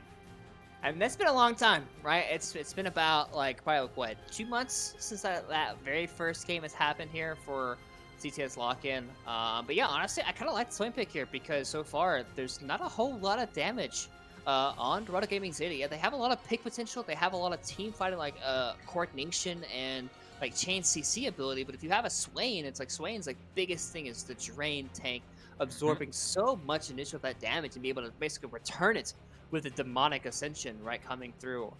So I'm very curious to see kind of like what the rest of the draft is going to be here for Zeta because they still need a lot of damage from both their AD carry and their top laner. Yeah, AD carry bans for Chazz it up. Not surprised at all to see those coming through. The Zaya to not allow the Lovers duo to be paired up. And Dorado Gaming, they're taking away the Kennen. Not wanting to see that one again. And the Alistair. Chazz it up. Gonna go for some engage though. It's the Amumu here. Looking like it's gonna be the support Amumu for game 4. Yeah, no, in my opinion, I do think that Amumu is probably the best support engaged champion in the game currently. With the fact that you have the 2 bandage tosses with your ultimate allowing people to just kind of stay in place. I do think that it is a very solid champion here, and it provides them a little bit more of a secondary engage option. I do think it's also decent into Sivir as well, because if you're playing Sivir, if you throw the Q, Sivir can only spell shield 1 of those, so you have 2 of those in your back pocket. So it will kind of allow Toy to get potentially on top of Joker if he's not careful about his spell shield usage in some situations. And we hovered the Gwen, ended up going with the Sivir, but I wouldn't be surprised if they just end up blocking the Gwen here. It does mean that the Sivir would be really the only AD threat here. But Sivir obviously does provide just so much damage in that top side. But yeah, Gwen is currently the lock-in here. I'm curious to see what SpongeBob is. This is the first time SpongeBob has had counter pick in this entire series, and I'm curious to see what their champion is going to be into the Gwen. Ooh, it's a Fiora. Spicy pick here for Okay. Chazz it up. What is this matchup like, Orion? Yeah, so I think, honestly, I don't necessarily know that much about this matchup. I know, obviously, for Fiora, like, she doesn't necessarily have anything she can, like, parry to stun the Gwen with, but she can parry, obviously, like, the true damage Q that Gwen can do that can change the matchup. Also, if the parry does land on the Gwen, it does lower the attack speed from Gwen as well. But Gwen has a lot of natural innate mobility, so she can end up dodging that one out and potentially providing the needlework to come through with all of her damage. So, and both these champions are very sustain heavy champions in top lane. So it'll be a brawl. It'll be honestly a constant, like, I'm sure the camera will most likely, like, that's where the action is going to be most likely pinned this entire early phase, because really it's like mid lane, there's not really much that's going on besides maybe a jungle gank from both junglers.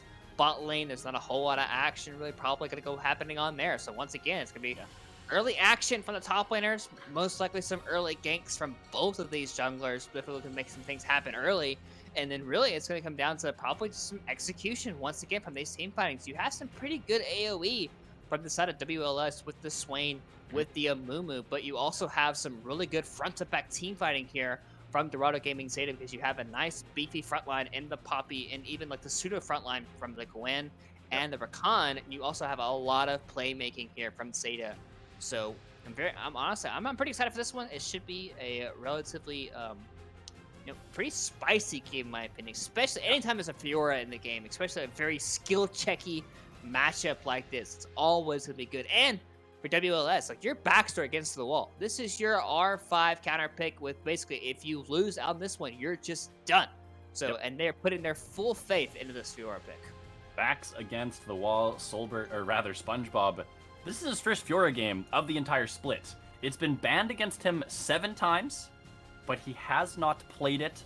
Whipping out the pocket pick here in the Grand Finals. You love to see it. Both of these solo laners in the top side are going to have, a lot of pressure on them in this matchup. Obviously, the counter pick there for SpongeBob. Going to have to make the best of that. And yeah, I mean, the Joker on the Sivir, they've got the Gwen for scaling as well here. I think that both sides kind of got what they wanted in this draft, right? We kind of see a similar draft from WLS as we saw in the previous game. The Fiora is an interesting flex from them. It's not going to be a weak side top laner. We're going to see a lot more focus on the top side of the map. But it's Solbert on a carry. It's Engage for Toy, like we keep saying over and over again. And Birdo on something that can make things happen early on. In this top lane 2v2, Orion, Poppy and Gwen versus Fiora Jarvan. Who do you think gets the better of that matchup? I think it really just depends on like the Poppy, right? Because obviously the Poppy, the W coming through, if you're able to cancel out on a lot of those dashes those champions are looking to do, and you can ground them into, and you can stun them into a wall, then obviously you can certainly win out on some of those exchanges. But it really just depends on kind of how it's played out, because like we've mentioned, like it's like these champions are very like they can kind of skill check each other very easily. So one wrong step or one wrong like casted ability, then all of a sudden like things can kind of go awry a little bit here. in this matchup. So yeah, I do think it's a contested 2v2. I think if Poppy's in the area and if Poppy's able to use her W to stop the dash from both Jarvan and the Fiora, I think it's pretty in the favor of both of this Gwen and the Poppy. But the Poppy has to kind of be in the area to make sure she's able to kind of cancel out on those dashes. Mhm. Yeah, really can prevent a lot of the playmaking out of the Jarvan and the Fiora. Super exciting to see these two top laners go toe to toe. So far in this series, Fireflans hasn't really been able to destroy lane like we've seen him do time and time again, especially through the regular season. So SpongeBob up to the task of taking on the Flans, and here again with the counter pick, we're going to see what he can get done. The rest of the map, though, pretty standard. Scaling carries for both sides, kind of handshaking the Sivir and the Jinx. And yeah, I mean, Shima and Random Capitals, Swain versus Ari. Who's going to have the early priority here? Because the roams from these mid laners could make the difference if we get some early skirmishing between the junglers. Yeah, I do think that obviously, both these supports like have been constantly looking to make plays throughout this entire game, really, and like for Kibbles, but right back on the Rakan, Toy back on the Amumu, but basically be like most of the same thing. Like they're gonna be looking to connect with their junglers, they're gonna look to be active on the map, and really, there's playmaking to be had basically anywhere on the map for like almost all these champions, especially, well, maybe not the AD carries. But everyone else has the ability to really run people down and really make a lot of plays on the map. And really, it's going to be a very contested, like very like spicy. Like everyone's going to look for plays. Everyone's going to look to fight constantly. And as a spectator, we love to see some fighting. We love to see some action. We don't like to see some slow play for 35 minutes or in top lane, such wanting top lane. Like, we like to see some action here. And, in the CCS, we have a very common thing or a saying as we must fight. It's something that happens all the time, even though sometimes it's not necessarily the best decision to fight. We must fight, and these champions are gonna fight often, and they're gonna do it all, like basically this entire game. So I'm really excited to see it. Speaking of fighting, WLS Chazz it up, fighting for their CCS lives here in the Grand Finals, trying to take us to a game number 5. Dorado Gaming at game point, trying to crown themselves CCS Diamond champions. We're going to see who comes out on top here shortly. After the spectator delay, don't go anywhere. Game 4 coming right up.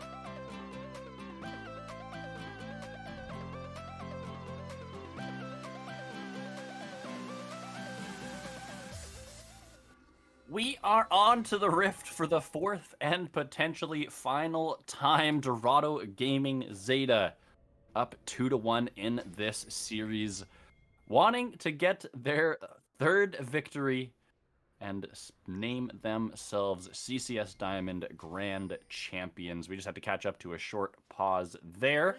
But Orion, bit of a different look here for both teams for game number 4. SpongeBob on the counter pick Fiora, wanting to get things done.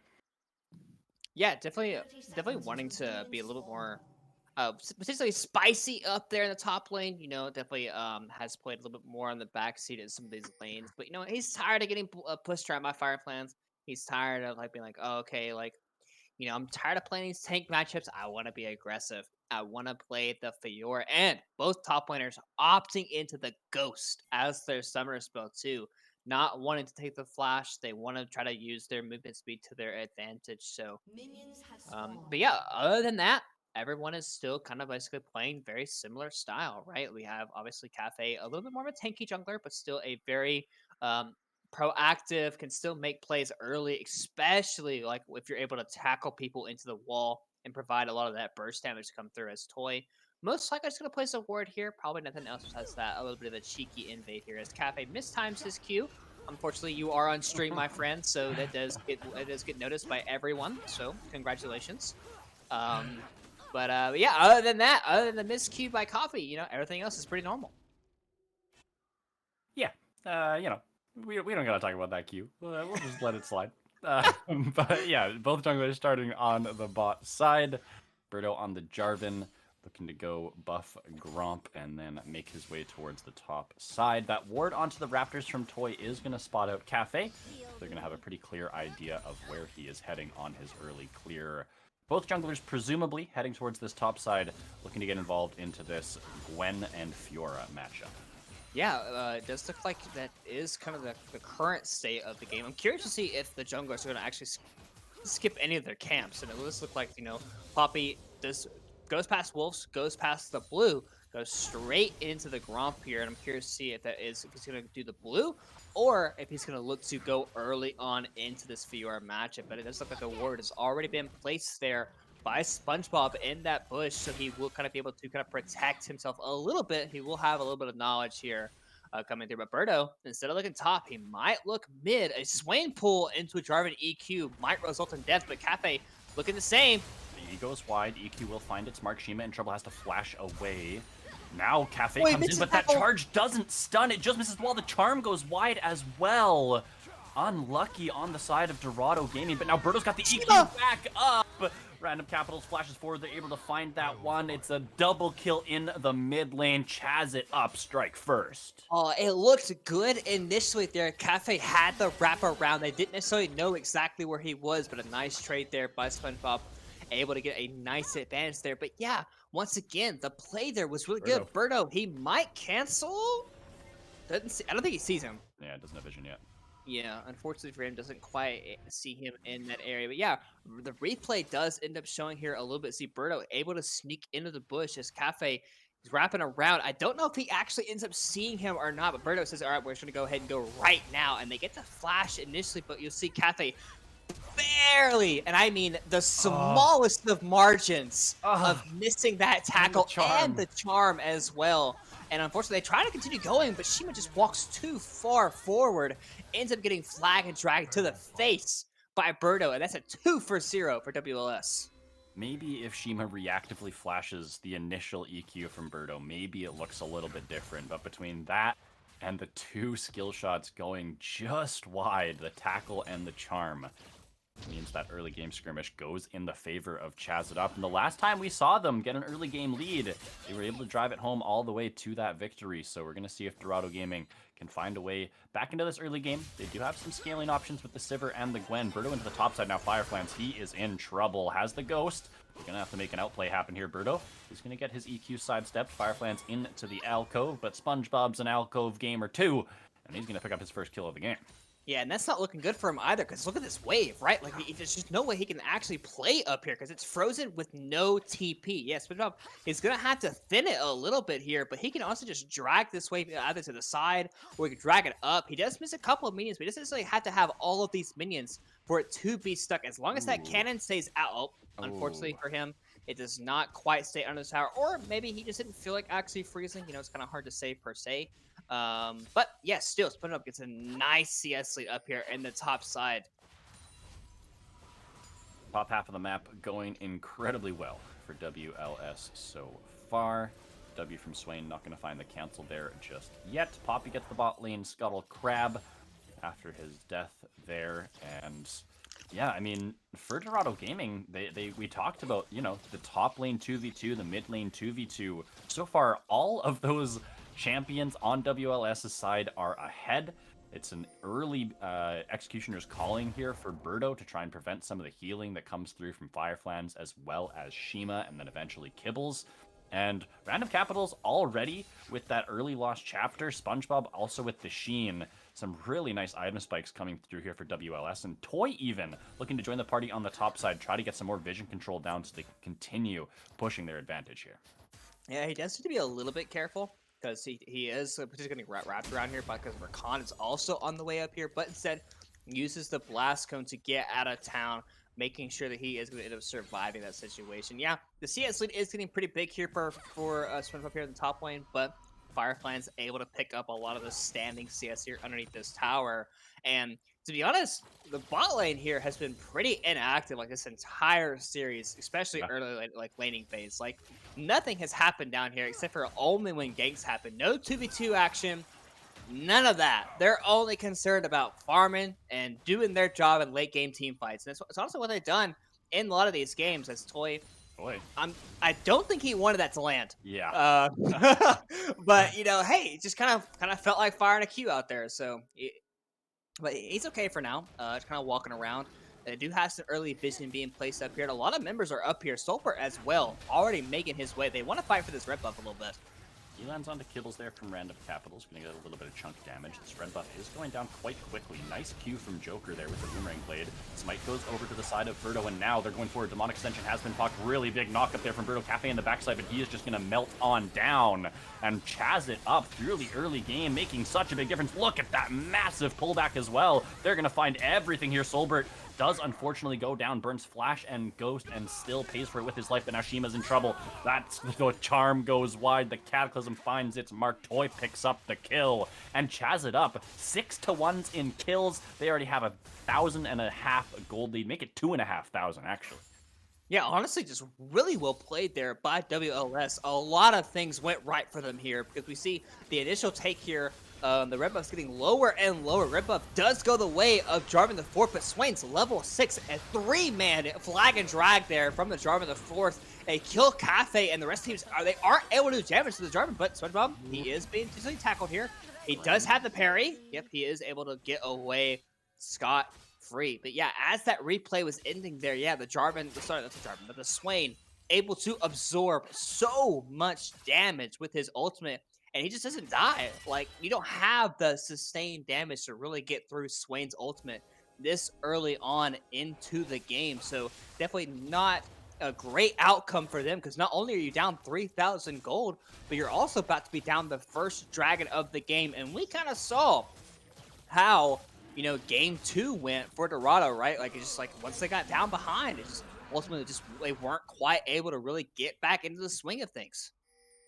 Exactly true. Their comfort zone is ahead. Their biggest strength is accelerating gold leads. And here in this game, there's no gold lead to be accelerated except for on the side of Chazz it up. So they did grab that early dragon. You saw Birdo, not able to, able to sneak that dragon without being spotted by Dorado. It's going to be a nice early game mountain dragon for them. And in every single lane right now, Chazz it up are doing quite well for themselves. Joker does have a little bit of a CS lead, and Firefly's actually able to fight back here in the top side, popping the Ghost. He might want to go for this fight. The Vital proc from SpongeBob is going to come through the Shroud for Fireflies, but he doesn't feel like he has the damage. Has to back up. SpongeBob, he's going to take a tower shot.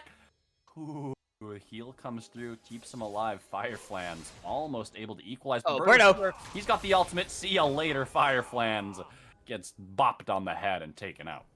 Yep, and there's the power of the Jarvan, right? Able to gain so much distance and just able to just point and click it to your death. And there's not really much Fireflies can do that situation because he doesn't have flash. He doesn't really have a way to immune that damage with his W because he already used it. So unfortunately, it doesn't end up being a kill. And this top lane is just getting destroyed here for Fireflies. 36 CS lead, and like I think also like up a kill as well. So definitely not going great here for Fireflies in this top half of the map. And looks like Cafe is trying to get active on down here on this blue buff, but he's not really able to really posture forward because it's still a 3 versus 3 with the Swain coming down from the mid lane here. So I'm curious to see like if they are, because if you go on top of Toy, does flash away though. Yeah, that charge wasn't at an insane angle there. Not a lot of CC to be chained on top, unfortunately. So Toy with the reactive flash gets away from that grand entrance. And yeah, like you say, Cafe trying to find a punchback on the bot side, trying to get his Sivir rolling here, because the top half of his map is really just on fire at this point. SpongeBob trading aggressively under tower here onto Fireflies, and I'd like to see Cafe continue trying to go for these bot side plays. It doesn't feel like it's working well trying to match on the opposite side of the map. So playing around Kibbles, playing maybe with Shima who can roam down to this bot side, try to put Solbert on the back foot, get their Sivir an advantage, and start playing for scaling. Yeah, there's just nothing Fireflies can do up here. And honestly, like if anyone comes up here, I feel like they kind of just die too. Right, because like Fireflies is like, you know, like it's a divine sunder to a blasting wand, right? And making a couple of other items as well. So it's like this wave is finally starting to push out back towards him. But Yeah. you know, Cafe is somewhat in the area, but Fireflies still needs to be a little bit careful because, yep, there it is again. He's just going to continuously take those Qs to the face. He's down 2 whole levels up here, and yeah, Cafe's around, but as long as SpongeBob doesn't do anything too crazy here, I feel like he's able just to kind of be okay. Cafe has to defend the dive, but I don't think that SpongeBob... I think SpongeBob could probably win a 2v1 if it's not under the tower.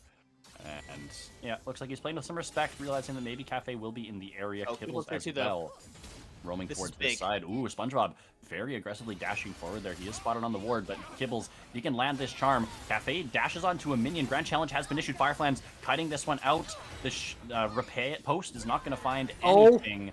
Poppy picks up the kill. Meanwhile, bot side, there's a Herald being spawned up. Birdo and Solbert whittling away at this tower. They will be able to claim the first tower of the game. Yeah, and this is what happens, right? When you have to send so many members to just one side of the map, right? You're just going to lose that much harder on the opposite side of the map at the same exact time. And really, it's like, like your top laner is getting basically like, you know, pushed in on repeat. So you have to help him out. You kind of have to stop the bleeding at some point, but you're also allowing WLS to basically start dumping that much more gold into their AD carry, into the champion that's going to provide that much more source of team fighting damage. And we're 13 minutes in, and it's getting close to a 6,000 gold lead here for WLS. Massive early game from WLS as we take a look at the player gold. 4 members, all of their members excluding their support, up in gold. Obviously, Birdo doing a nice job here getting in on the early action. Soulbird as well being accelerated after that first tower, and that just means there's an additional threat here on the side of WLS. SpongeBob can just continually free fire on this tower. Not able to do that right now, but getting very, very close to taking out that tower, and still has a massive lead against Fireflies here.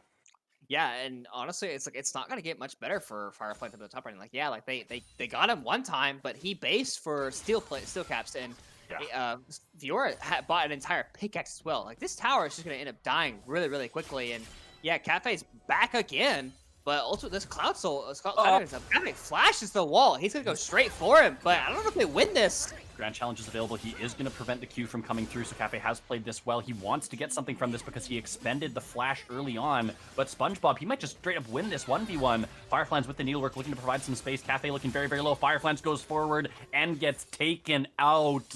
This is a top gaff and a half, but now Kibbles is here. Joker wanting to pick it up. Charm into some Sivir damage could be enough. SpongeBob trying to fight this one out, but not going to find the riposte, not going to find too much more damage. Joker will claim the kill, but 4 in the top side, and SpongeBob trades 1 for 1.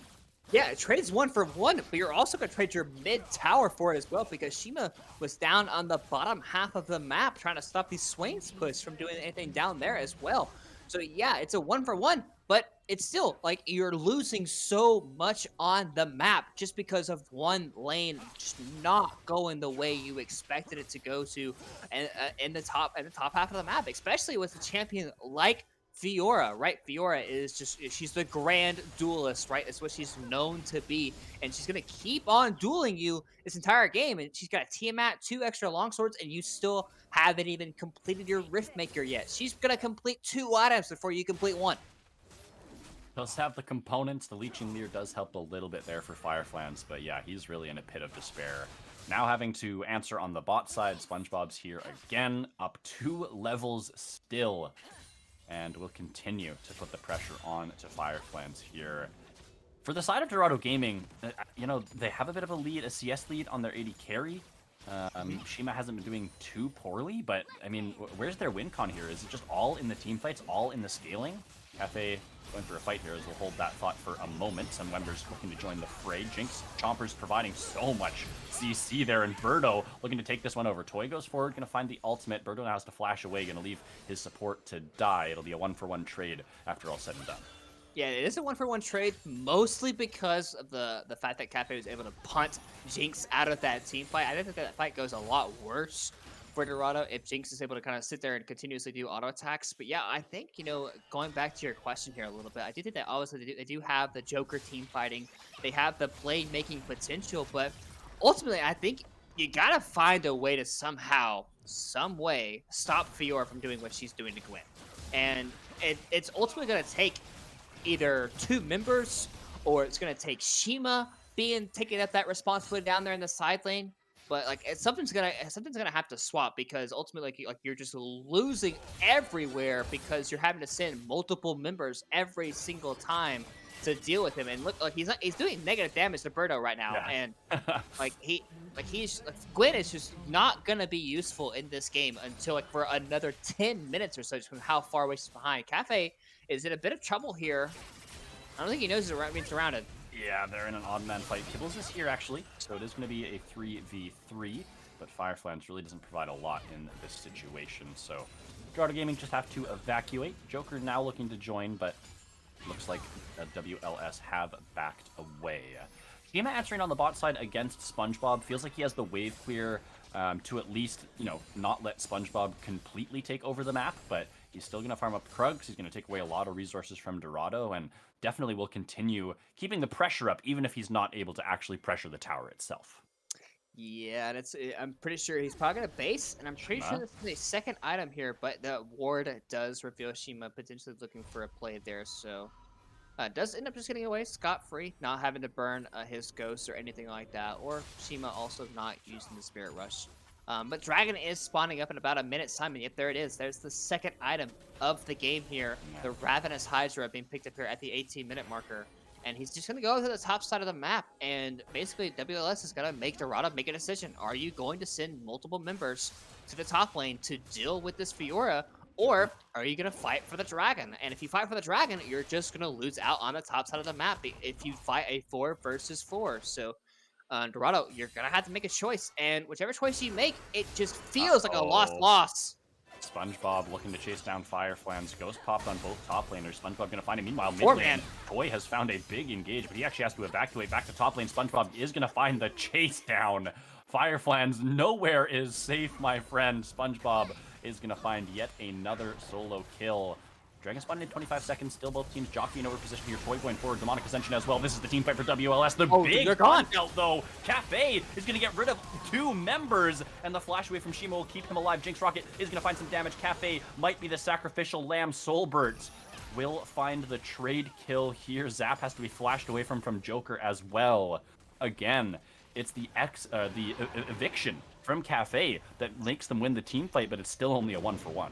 Yeah, big Poppy ultimate there, like you said, because obviously Swain, when he procs his ultimate, he has to be ticking near somebody to constantly gain that ultimate to continue the duration, I guess to say, as TP does come in. And they don't have any ultis here. Toy, Random Capitals, they don't have any access here. So Shima teleporting in because they want to stop this soul point. So just like SpongeBob is potentially basing, he could also look for a TP of his own to get into a fight, even though Fiora is not necessarily known as being this team fighting champion. She could look for, if she is, she's TPing the bottom half of the map. It's going to be a potential 5 versus 4, but Gwen also has TP. Here she comes.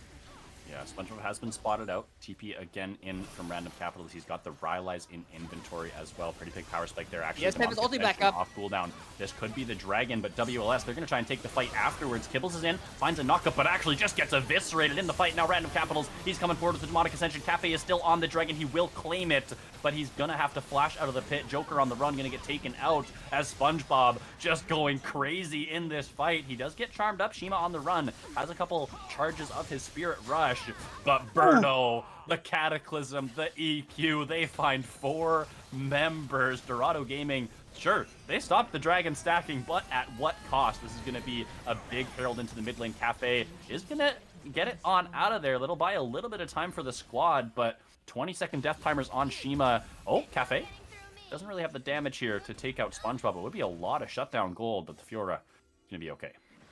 Yeah, Fiora just has too much healing there. Cafe just doesn't really have any damage in the tank. Yeah, we do see a bit of a replay coming through here as we see the initial engage, right? Kibbles tries to get onto the backline here, but he's just so low. He just gets bursted almost immediately. And once he's gone, Random Capitals and SpongeBob just have so much healing in these team fights, able to just drain tank all the way through. And once they're gone, Soulbert and Joker, they're trying to do an auto attack based fight, but Jinx at this stage of the game is going to win out on those trades because of the gold that they have produced. And Birdo, a nice little display of mechanics with the Cataclysm into the flag and drag to pick up that kill onto Shima in the back half of that fight. So yeah, they do end up picking up the dragon there. Zeta, they do stall out on the soul point, but the big thing was they were able to win that fight, further ballooning their gold lead up to close to 9,000 here for WLS. And Baron, obviously, it's past 20 minutes. Baron is active and on the map, and you still have to answer SpongeBob in the bottom half of the map. And if you send 2 members down there, Baron is just going to be for free.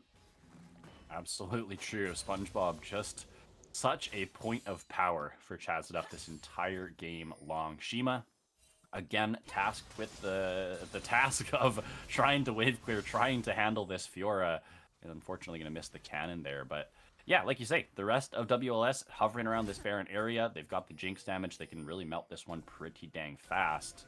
Kibbles, Cafe, and Joker in the area trying to get what little vision control they can, as Shima in the bot side actually does find a nice little charm there. And that'll actually push SpongeBob off momentarily. The rest of the team, though, still threatening this Baron. Yeah, I mean, it pushes him off momentarily, but he has Ravenous Hydra, Divine Sunder. He's just going to end up basically healing back up off his HP. Most is off this mini wave alone. He does end up getting back to half a little bit, but slowly but surely, SpongeBob will be able to kind of get back up that HP, and they're just going to go right over towards this Baron, right? They're starting it up, and they're basically saying, Dorado, hey, you're going to have to come into us, and you're going to have to fight us eventually. And with the amount of gold that you're behind, I'm willing to bet 95% that we're going to win this team fight. And so, obviously, Dorado, like, you're going to have to be able to find a way to find some picks, find some type of plays, maybe let the Sivir scale. She is 2.5 items. She's getting a little bit closer, and we've seen these Sivers, like, pop off in these team fights, provide so much damage as the bottom tier 2 does end up falling here. And if SpongeBob is just going to keep doing this, he's going to keep applying so much pressure to your team. And, like, I'm not sure if Shima's going to be able to just kind of stop him alone. But he is backing off for now. This is like Joker is kind of posturing over towards the red buff, and so far, other than that last dragon fight, nothing really else kind of happened. Yeah, just Chazz it up, grabbing a couple towers, continuing to take control of the Baron area. They are now recalling back to base, grabbing up a couple items. It is the Hull Breaker in for SpongeBob, making this split lane threat even more formidable. 5, 2, and 3 items on the Fiora. He is definitely ready to continue taking these towers. If it was scary having this Fiora push before, now it is even more terrifying. And Dragon is on the map in a minute, so it does look like that's going to be the priority here for the side of WLS. Yeah, and this Hull Breaker purchase, like, SpongeBob is just going to continuously, once again, time and time again, supply so much pressure. And the fact that he's up basically an item, like almost 2 items over Fireflies, it's just like, there's something Fireflies can really do down here. He does have TP as an option. And, I wouldn't be surprised if Fireflies just kind of walks somewhere else other than the Fiora, because he knows that he just can't match. Yep, here he is. He's basically already walking towards the dragon. He knows he is not going to be able to stop this Fiora. So I wonder if Dorado's option is going to be, hey, we're going to try to take a 5v4 before SpongeBob shows up and look for a fight, because it's really the only option they kind of have, because SpongeBob is going to push, he's going to make a play, but Dorado needs to fight now. Here they go. They've blocked the EQ as Birdo tries to evacuate. Teleport is going to be channeled here from SpongeBob into the middle of it all. Random Capitals buying a bunch of time here with the Zonias, and now the Fiora is into the fray. They're going to find one. The Recon falls. Fireflans will be next. Joker. Oh, Joker. So much damage. Oh my god. The Sivir. He's turned it around. It's a triple kill. Shima dashes away as Solbert has a sliver of HP, but this could be a potential win condition for Dorado Gaming. Joker going crazy in the fight. Yes, he dies, but now he's got the Infinity Edge, and Dragon is still on the map. It's still on the map, but neither team can take it. And we talked about, right, the TP coming down. Fiora not quite able to join yet, but nice cancel here. But here comes the TP channeling right now. We see Cafe channels the ultimate, but whiffs. Huge miss there. SpongeBob would have got basically evacuated out of the fight. This fight would have gone so much smoother, but look how clumped up they are. The Sivir bounce is doing so much work here from Joker. Unfortunately, does end up falling to Solper at the end there, but TP coming in. We're going right back to live. Like you said, Dragon active on the map, but they can't get in. Cafe so close. Not quite able to make it in time, and that is sole point here for WLS. That last dragon take by Dorado was huge, because it denies the soul point habit, and that gives you 5 extra minutes here for Joker they can just keep scaling and keep potentially team fighting. Exactly that. There's 5 more minutes for this Sivir to potentially get another item and potentially be the hero of this game. There's a glimmer of hope for the Dorado Gaming faithful here in this game number 4. There's a little bit of a bug here. It does say it is Cloud Soul in this game. Obviously, you can tell looking at the dragon count that it is, in fact, Hextech Soul. So that one's going to be spawning in 4 more minutes. But for now, Baron will be the focus of these 2 teams. Yeah, and it's just like Dorado's going to be basically the same thing they did last time. They're going to No start it TP up, on and they're going to want to try to force SpongeBob to make a choice. Are you going to keep pushing, or are you going to come for the fight? He's going mid. There's potentially an inhib that he can take. Toy is still here. Birdo maybe looking to go for the steal. There's no vision on the outside of the pit. The Poppy ultimate is going to go wide. Random Capitals now goes into the Demonic Ascension, and Birdo's into the pit. They're going to look for the 50-50. It's flamed by Cafe. Now Solbert free firing in the fight. This could be enough. Joker's still alive, but Solbert, he's got the power. He's got the range, and SpongeBob is in the face. Shima on the run. He can't do nothing. Lands the charm. He'll keep himself alive for now. Birdo gonna try and chase him down, but I don't think they'll find it. SpongeBob is on to the Nexus towers. The Ahri does go down. That's the clean ace. They don't get the Baron, but they wipe the floor with Dorado Gaming, and they are gonna take us to a game number 5. Yep, exactly that. Game number 5 is on the table for this series. We talked about how Dorado, they made WLS make a choice. Okay, are you gonna come fight us, or are you gonna just push for the Nexus? And well, they pushed for Nexus and they traded Baron for Nexus. And ultimately, it was the correct decision there for SpongeBob because, yeah, the team fight didn't necessarily go all that great for them, but with the gold lead that the members had in the area, they were able to stall enough time and basically outright win the team fight with the Swain AoE and the Soulbert just free firing in the backline. They're able to pick up the kills towards the back end and send us right into the game for number 5. Orion, we got, I think, 0 best of 3s in the regular season that went to 3 games. We now have had 2 games in the playoffs that have gone all 5 games. We have been repaid. Thank you, League of Legends gods. We're going to get some silver scrapes. We're going to get one more game here tonight. WLS, they've got the momentum heading into game number 5. That red side counter pick for SpongeBob being the difference maker here in game number 4. I'm sure the teams are getting ready for game number 5, so we're going to end this out here, but we're going to come right back with the 5th and final game of the CCS Grand Finals. We'll see you there.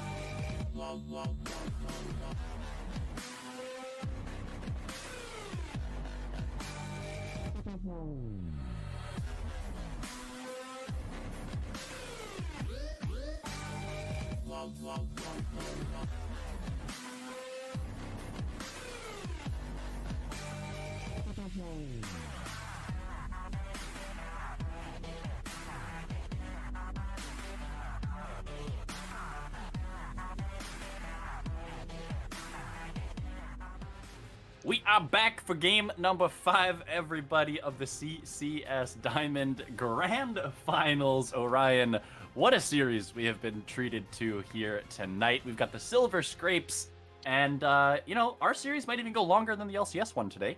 They've been going since 12:30 though, so I guess they win. Yeah, I was about to say that series been going for about 9 hours or so. That's got to be like a new record or something. But yeah, I mean, it's definitely been a pretty big banger. I mean, I'm sure a lot of people, you know, I personally expect this series to be pretty close. I did expect the Zeta obviously to kind of pull out the win. But still, back and forth, you know, definitely very, very contested. And it's been, you know, one game after the other. It wasn't a 2-0. It's not been a reverse sweep. It's been game after game, picking a team, different team, picking up a different team. But if that pattern were to stay the same, then it would be Zeta picking up the Game 5 victory here. Yep. So, curious to see kind of like what ends up changing, right? Obviously, a big change. Dorado back on the red side here. So it is a bit of an adaptation here, but so far bans staying relatively the same. They are going back to the Azir ban, the Wukong, and the Yuumi for the blue side. Red side, we see the Seraphine, the Gnar, and the Ahri as well being the ban. So SpongeBob potentially hovering over that Jarvan pick here. Dorado definitely had a very solid game on that pick, and it's locked in B1. Yeah, not a ton of value out of the blue side first pick there for Chazz it up, so we'll see how the rest of this draft does shake out. But yeah, Dorado Gaming obviously selecting red side here, their comfort side for game number 5. And we'll see what they want to answer with. Trundle, currently being hovered, is going to be locked in. Potential flex pick for Dorado Gaming Zeta. Both their jungler and their mid laner could potentially, jungler and top laner could potentially play it. And it is 5 Recon games in a row here for Kibbles. He just loves that champ, I guess. Yeah, I was about to say, this man just must enjoy playing Recon. And, you know, if this was solo queue, I definitely would not play 5 games in a row. But for a comp game, you know, I understand. It's like he wants to play, like, his best champion, and he feels like it is Recon for this game. And, like, you know, is Solper, are you going to go back to the Jinx? Yep. He answered my question very quickly. I figured that's what it was going to be. I mean, Kog'Maw obviously had a solid one game, but the other game, it's been a bit inconsistent here in this series, but the games that he's played, the Jinx simply had some pretty pop-off moments. And Toy going right back to the Amumu. It looks like WLS looking to run back their composition that they've literally just won in the last game. Yeah, they just don't have counterpick this time for the top side, which was a huge difference maker in game number 4 there. So we'll see how they do shake things up here. I don't think it's going to be the exact same draft from them. Dorado Gaming currently hovering the Sylas. Some pretty good ultimates to steal over on the side of Chazz it up. It will be the first time that we see Shima on this pick in this series, and it looks like that is going to be what they go for. Yeah, Sylas and Mumu ulti is definitely a very powerful ultimate to steal. Not only does Mumu's ultimate scale with the AP, but it also applies just the raw, a huge AoE, like basically like minefields where like you can't actually move. The only thing you can do is auto attack. I believe, actually, no, the only thing you can do is cast spells there. You can't even auto attack during Mumu's ultimate. So definitely a very powerful ultimate to steal away there. And yep, there is the Fiora ban here being taken away. They definitely don't want SpongeBob to 1v9 the game once again on that specific champion. Yeah, I don't know if they would necessarily go for the blind pick Fiora, but who knows? Maybe Dorado Gaming want to save counter pick. Well, I was going to say for their AD carry, but we already see the whole bot lane from Chazz it up. So yeah, maybe an Ornn ban here then. Not wanting to see some frontline and some more of that late game scaling from Chazz it up. On the other side though, Philios getting banned away. Probably we'll see the Xayah ban here. Maybe the Sivir ban, depending on what they want to go for. And Kennen, again, Dorado Gaming not wanting to see the Kennen like we did see in game number 1 from SpongeBob. Yeah, I'm surprised it's not an Ornn ban there. Yeah. Just because like about how the Kennen just wasn't that like that optimally and played in that game one. Definitely, they didn't really look for flanks. They just kind of walked at people, and it just wasn't all that good there. So, but it does look like this could potentially be. Yep, there was the Silver Band Joker hovering the Suri. It is nerfed on this patch. So it does look like they potentially go for a different AD carry, but you could just go back to it. We've seen Zeres like just kind of take over games, and this is a nerfed champion instead. Wants to go for the Zaya instead. Does not want to put game 5 on the line with Zeri being locked in. And I would be very surprised if SpongeBob does not just pick up the Ornn here. Or if he wants to go something like, I guess, along those lines. I feel like it would just kind of fit their competency. Like they front to back team fighting. Like it'd be like just a really good like frontline engage, like soaking up so much like tanky options. And yep, there's the hover. And I'd be very surprised if it wasn't this champion, but he could once again look for a skill expressive matchup. The last one he played, he dumpstered Fireflies, so we will have to wait and see if he does kind of go for that option. We got 5 seconds. We will kind of wait and see. He's kind of testing it a little bit here. Actually, wants to go for the Aatrox instead. Wow. Very interesting. Something Chazz It Up have banned throughout this entire series in the second rotation of bans. And counterpick now for Fireflies. What does he want into the Aatrox matchup? Camille is the hover. Have seen him play that before. Have seen him have some very good games on the Camille. Can provide a lot of split push presence and a lot of side lane threats. Looks like that is going to be their final lock-in. So both teams have their team compositions here for game number 5. We're finally going to get to see the Lovers duo out of the bot lane of Dorado Gaming Zeta. Chazz It Up just with a tried and true scaling team fight composition here. Jinx, Victor with some engage and frontline alongside it. Yep, you said it really well, honestly. I think for WLS, obviously, the front line is not obviously as good with Aatrox if you would have had an Ornn. But you have a little bit more laning presence in the top lane, and you also have like the ability to soak up a lot of damage with the Aatrox up there in the top side, with the ability to kind of soak through and have the healing come through with the Gore Drinker and the World Ender, obviously. So he is a pseudo frontline champion, kind of, not really, but pseudo. That's where that word comes in. But yeah, I did think the Camille answer is very interesting because Aatrox obviously really beats up the Camille early on in the laning phase. But as the game progresses, Camille starts to win it very, very hard, mostly because Aatrox is built around his Q1, Q2, and Q3 damage, right? And as Camille, not only are you very mobile, but you have the ability to dodge the Q3 with your Hextech Ultimatum, canceling a lot of Aatrox's damage, and you also have your burst with your Q2 coming through. So I'm curious to see if Fireflies is kind of able to weather the storm early of the Aatrox kind of like pressure and power, and then kind of translate it into like the later stages of the game where you get the Divine Sunderer, you get the levels under your belt with your Q, and that's when you can really start punishing this Aatrox. With that in mind, do you think we'll see some more jungle attention towards the top half of the map early on in this one? Well, being as there's been like hardly any exchanges down on the bot side of the map this entire series, I would not be surprised if that trend kind of continues, because Aatrox especially is this kind of champion that like once he starts hitting ahead, he really kind of has to just like stay ahead, continue going through, because we've seen him like in some of these team fights where like sometimes like it's hard to actually land those Qs onto like a Zaya, like who's just gonna outrange you. Like obviously Silas is going into you. The other champions are obviously going into you as well, but it's gonna be really hard to really consistently land those Qs. This is why like Aatrox as a champion sometimes like it just kind of falters in a lot of games. So I'm curious to see kind of how this Aatrox is gonna end up playing out if he falls behind.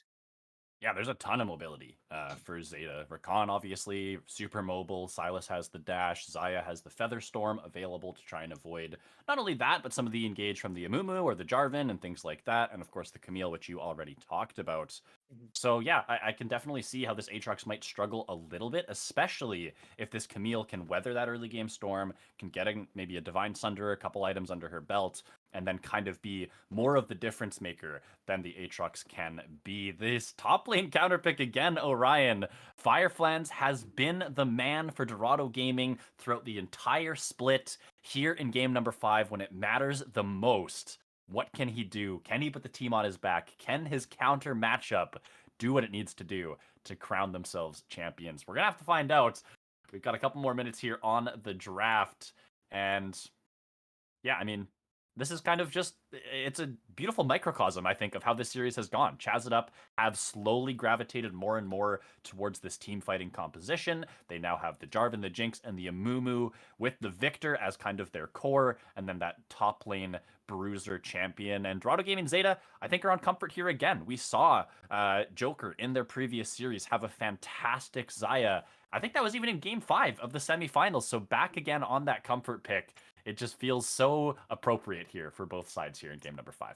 Yeah, and it's the final game of the night. Regardless of how this entire series has went, it is now a best of 1. Which Yep. team can show that they are the better team for this game? That's all that matters from here on out. And really, I think both these teams have a lot of potential for, once again, a lot of very scrappy, and just a lot of fights that's going to continuously happen again. And really, I think obviously early on in the game, like we talked about this Aatrox, he's gonna push in the Camille. He's gonna have the advantages, but once Fireflans gets a little bit more levels under his belt, SpongeBob's gonna have to be very, very careful.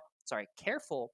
But last game, SpongeBob just completely ran over the map, and I would assume that Fireflans is looking to exact some revenge in this game. Yeah, exactly that. Fireflans is pretty used to stopping the top lane matchups. He's done it all year. Here against SpongeBob has finally found, an enemy player who can kind of meet him in that 1v1, match him toe-to-toe, and it's been very exciting to see that. Fireflans, like you say, looking for some revenge after a rough game 4. We're going to see if he can do it. Game number 5 coming right up here. Teams loaded onto the Rift. We're going to be right back.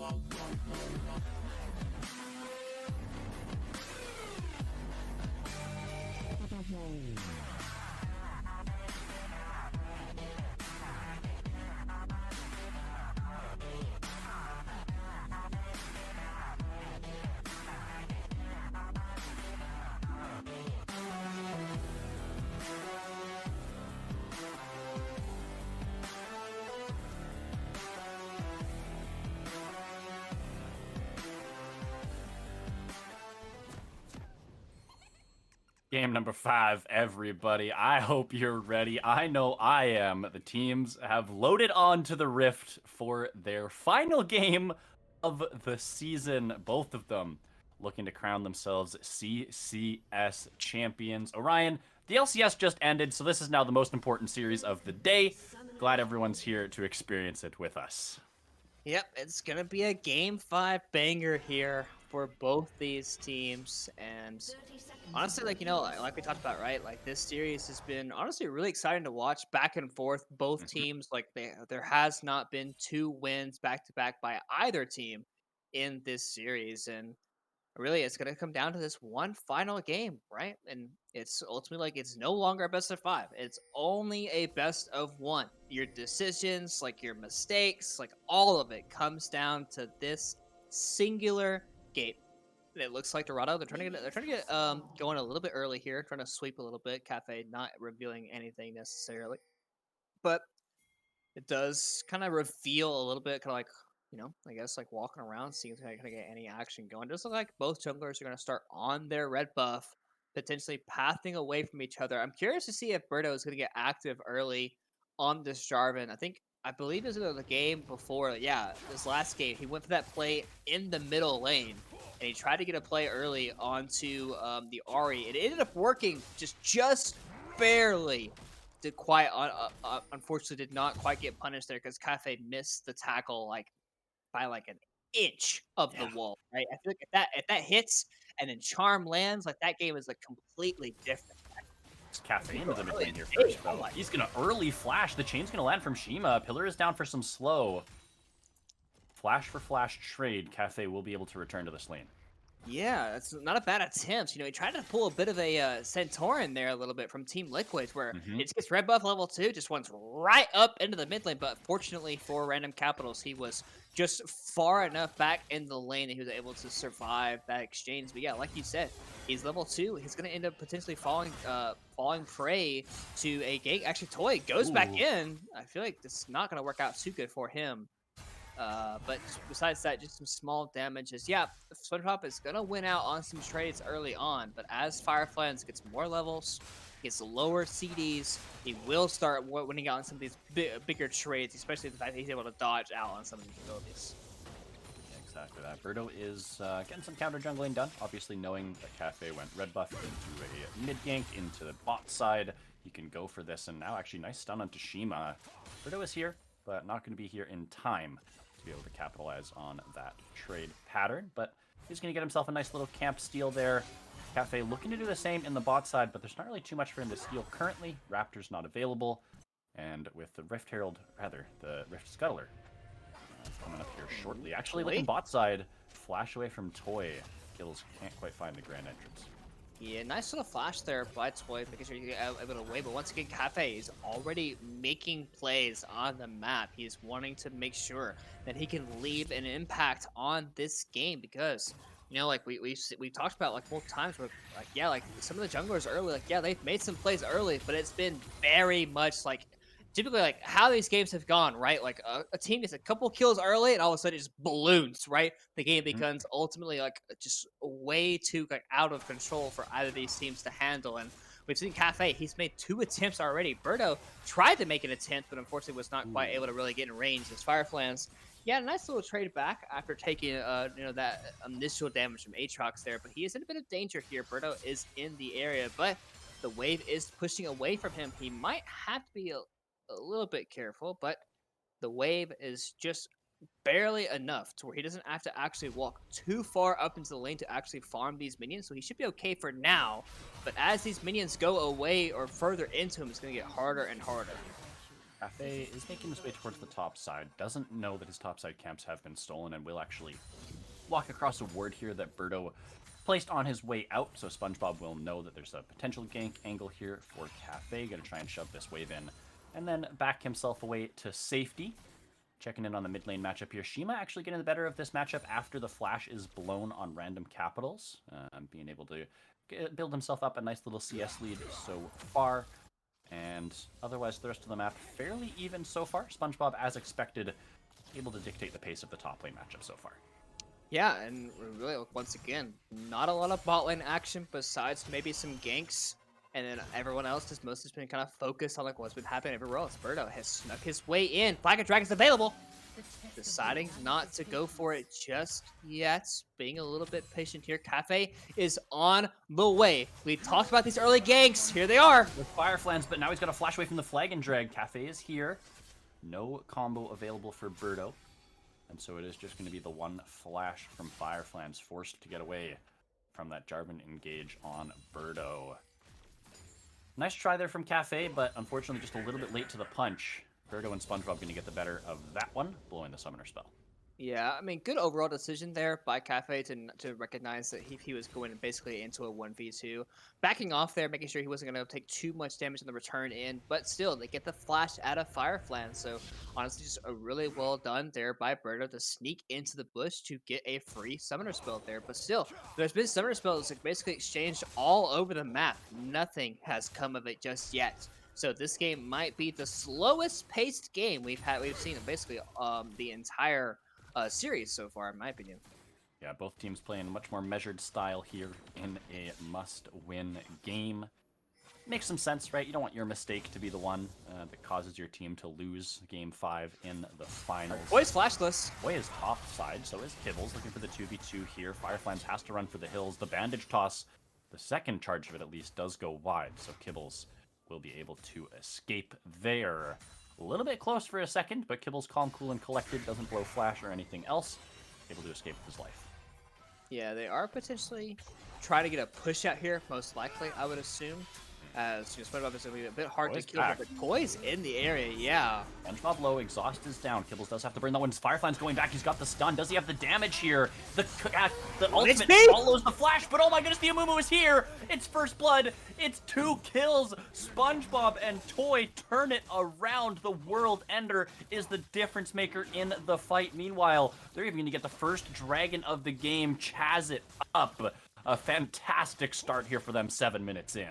And we talked about how these early game kills can start ballooning the gold lead. And we see right here, Fireflans, he hits level 6. So he's talking to Kibbles saying, hey, I think we can look for something. But Kibbles was a little bit too early. So super in sync. But Toy comes up the river. And Fireflans not quite able to kill SpongeBob here with the Hextech Ultimatum and the Q2 proc.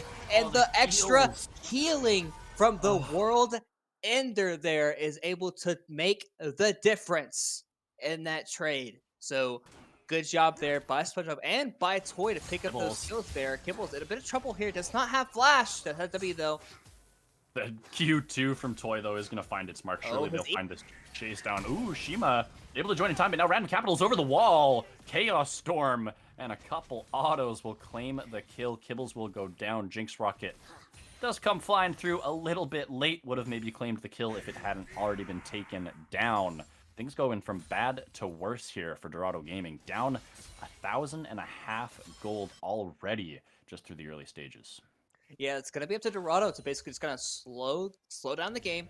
Make sure they don't go too crazy. Once again, we talked about how these early kills have ballooned this series out of control for both teams across the board. It's gonna be about making sure that nothing crazy happens from here on out. Slow and steady pace the game, because they still have some options, right? They still have the Camille into the Aatrox, to where obviously the more ahead the Aatrox gets, the worse that lane ends up being for the Camille. As long as the Camille can somewhat stay even, she will eventually start out trading this Camille with that Q2 proc. But Without it, though, SpongeBob's going to start winning out on these trades. Yeah, I mean, look at that. Fireflan's just having to use that hook shot defensively. There's no chance for him to trade optimistically in that lane, and so SpongeBob will continue trying to push the envelope, continue trying to grow his lead, and so far it's a 20 CS lead. Yeah, there's a wave that Fireflan's can pick up here, but SpongeBob doing a lot of the same as what he did in the previous game, putting Fireflan's on the back foot and forcing him to try and weather this early game storm. Eventually, like you say, Fireflan's should get the better of this matchup, but SpongeBob trying to make it so that that doesn't happen for at least quite a while here. Potentially even a dive angle on the top side as Birdo making his way up. He's going to be here before Cafe. Has the ultimate, has the Rift Herald as well. Fireflan's has to respect it and back on away. Cafe now here. Gonna defend. Yeah, but still, even with Cafe here, it's not like they can really do much to this fight, right? Because if Fireflies goes in, he's just dead. And it does look like, Routine Rocket's also here, but it's only gonna barely miss Cafe there in that top side. But yeah, it's just the game is just slowly but surely in the hands here of WLS, and really Cafe is just here, so he's not allowed to place the Rift Herald. That's the only thing he wants to prevent. He wants to prevent. Fireflies goes forward, finds the stun with the hook shot, but SpongeBob with a nice little knock up on the other side is going to prevent any sort of follow-up. And yeah, I mean, it's just constant jockeying back and forth here. Cafe actually burned the Subjugate in that exchange just now, so that ultimate won't be available. And it looks like they have at least defended the Rift Herald, but Birdo still in the area. He's not really done here just yet. Firefly's a nice stun. SpongeBob going to eat a tower shot, and the wave is cleared away. Yeah, like we said, they know that this matchup obviously gets a little bit better for Camille as this game kind of goes on. So they want to make sure the lead for Aatrox is just as accelerated as it possibly can be, and it really is, right? He's up 30 CS on the Camille. They're definitely doing a really good job here. Cafe's potentially wrapping around here, but here it is. Fireflies, just be careful. Ooh, is going to use the hookshot away, comes back with the stun, flashes away, and leaves the kill for Cafe, so they do manage to find a return kill in the top side. That'll stop the bleeding momentarily. Cafe going to help Fireflies get this wave under tower as well. And so that's going to be feeling pretty good for the Dorado Gaming top laner. Going to be able to get a reset here finally after being pinned under his tower for oh so long. And we'll see what he can purchase up. Yeah, it definitely helps a little bit. It obviously doesn't solve the situation per se, but it does end up helping him a little bit, especially with the reset and the ability to kind of purchase some items here a little bit. So definitely nicely done there by Cafe and Fireflies there to actually pick up that kill there. So really well done there. But still, the Goldie is still definitely in the hands here. Random Capital actually. Yep. Ooh, that Q lands. I'm pretty sure Shima might just die there. The two ultimates from Amumu and Victor to actually pick up that kill there. But yeah, game is still in the hands of WLS, mostly in the hands of this Aatrox here. Definitely the one leading the way in terms of the gold category here. And Cole is almost done here for Soulbird. Does not quite have that one ready. Toy just really wrapping around here onto Joker, but Dragon is being started up here by Zeta. It does look like, Birdo is walking around here in this area. It is the second Dragon of the game, so it's not super tanky just yet, but multiple members are wrapping down here. Silas is in the area as well. If he can grab the Amumu ulti, it is a huge ultimate for him to grab. He has to be able to see the Amumu first. They're potentially... Oh, okay. Birdo into the pit, has the flag and drag to get away. And yeah, just looking for the steal there because Random Capitals, he values the mid lane wave just a little bit more, wants to continue stacking up that Victor passive and try to stop Shima from picking up the wave. And they were almost able to get in for the steal. There was an opportunity, but Birdo doesn't get in the pit quick enough to quite get the smite down. He was almost at the threat of getting that flag and drag actually just straight up canceled there. Yeah. So pretty unfortunate for him, but Toy getting caught out. Does have the ulti. Will get picked up by the Gale Force there of Joker. Meanwhile, though, in the mid lane, it is going to be a nice Herald charge to get a couple more plates on to Random Capitals on this Victor. With the kill he already has under his belt, going to be feeling pretty good, and those plates are going to make a pretty big difference considering he is down about a wave or so against Shima. Fireflies, though. Yeah, Fireflies under threat once again. Birdo in the area has been spotted out now, but can he get this recall off? It's going to get canceled by the standard. Goes for the stun, trying to just fight his way through the Jarvan now. Actually has to go back to his tower, going to use the Cataclysm and the Camille ult on top of each other. Doesn't really do too much for the Camille. And Shima's TP will at least pick him up the wave here, but not going to help Fireflans in the slightest. Yeah, I think the idea there for Fireflans was to try to potentially immune the Cataclysm's damage with his Hextech Ultimatum, but could not quite predict that ability to come through in time there. So, but he has now purchased Divine Sunderer at the same time that the Eclipse does come through, just because that SpongeBob deviated his build a little bit by building the plated steel caps there early. So Mythics do come in basically at the same time here for both top laners, and typically the Divine Sunderer is when the Camille can actually start winning out on some of these trades, at least a little bit better than what she kind of has been doing so far. But in terms of kind of how this game is looking, it is going to end up being a Ocean Rift once again, and a potential Ocean Soul as well along the way. So definitely continue to look for SpongeBob to kind of just continue to use the Q1 range, except for what he's going to be able to use to try to really just keep the Camille at the distance. But if the Camille is able to kind of start landing these Q2s onto the Aatrox, so definitely start packing a little bit more of a punch. Yeah, Fireflans is basically an XP parity, is behind maybe half a level or so, but should be hitting level 11 shortly here. SpongeBob, with the massive wave clear he has on this Aatrox, just constantly able to push this out under tower. You see Kibbles in the area, but look at this. Toy and Birdo here as well to protect SpongeBob from any sort of threat. And he's going to feel very safe clearing out some of the vision that Kibbles did just manage to get down. Yeah, there is still a ward there, so they do kind of still see SpongeBob there. But a lot of pressure being put down here to the bottom side of the map here by Zeta, by Joker and Cafe. Silver is down here by himself, and Trundle is really good at taking towers objectives. Like his Q definitely works on those objectives very well. And that was a TP being canceled there. Yeah, Solbert has to flash away, but they're both going to flash on top of him. Joker's going to find the kill. 2-0 on this Xayah now. Joker's actually level 11, the same level as solo laners. So Dorado Gaming, they say, yeah, look, our top lane is suffering, but Fireflans, eventually he'll be strong enough to fight this Aatrox, and we've got a really fed Xayah down here on the bot side, up 40 CS, 2 kills to 0, working on her second item already. Yeah, and Toy, he's still looking up here, but Kibbles is just basically being right behind him, making sure the Fireflies doesn't die, but still, he's in a very difficult position. Curse of the Sad Mummy coming through. Birdo now over the top. Really big charm, though. Kibbles is going to provide so much. Toy will be the first kill. Birdo might be next. The flash will actually keep him alive. Here comes the Aatrox. SpongeBob going to blow a couple of flashes. No. Rocket does not find its mark. Solbert not able to find the snipe this time. So 1 for 0 in the trade effort. And meanwhile, mid lane, Joker and Cafe, they're getting another tower. Yeah, I mean, Dorado is, Joker and Cafe are just a turret destroyed machines. Like, they're basically not interacting whatsoever to what WLS is doing, and that play went pretty awry there for WLS because a bit of miscommunication happens here, right? Because we see Toy, he dives forward a little bit too forward. Honestly, initially they weren't quite able to chain CC Birdo and the Amumu Q to land in. See, nice little damage here, but see, Aatrox has to back away because he's taking the tower, and then Amumu, the tower's already ramped up here. 3-man knockup into a 3-man Hextech Ultimatum, and they try to go a little bit too deep here, and SpongeBob says, hey, I'm still the one in charge here. Like, I'm the one running the show in the top lane, so almost, Kibbles, he's, Yeah, gonna get stunned up. Some teleports are coming down here, but Fireflans, it's actually Fireflans and Shima, the double teleport. Mumu ultimate. They're just gonna blow up the Jinx, and now Kibbles will be the sacrificial lamb. Cafe could potentially be on this flank. Birdo looking to continue going forward. Shima's gonna find a stun though, and SpongeBob now in the middle of 4. There's no way he lives this.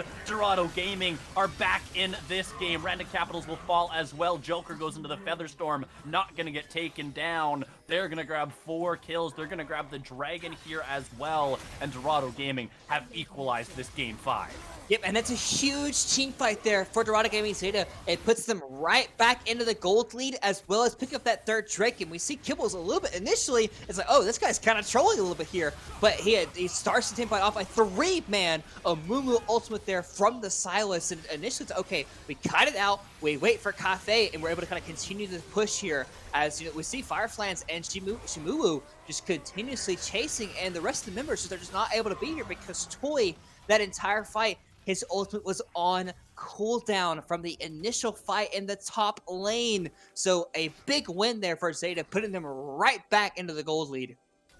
Up 1,000 gold, 8 kills to 5 now as we approach the 20-minute mark. Fireflies now has some plated steel caps, building up some armor for himself.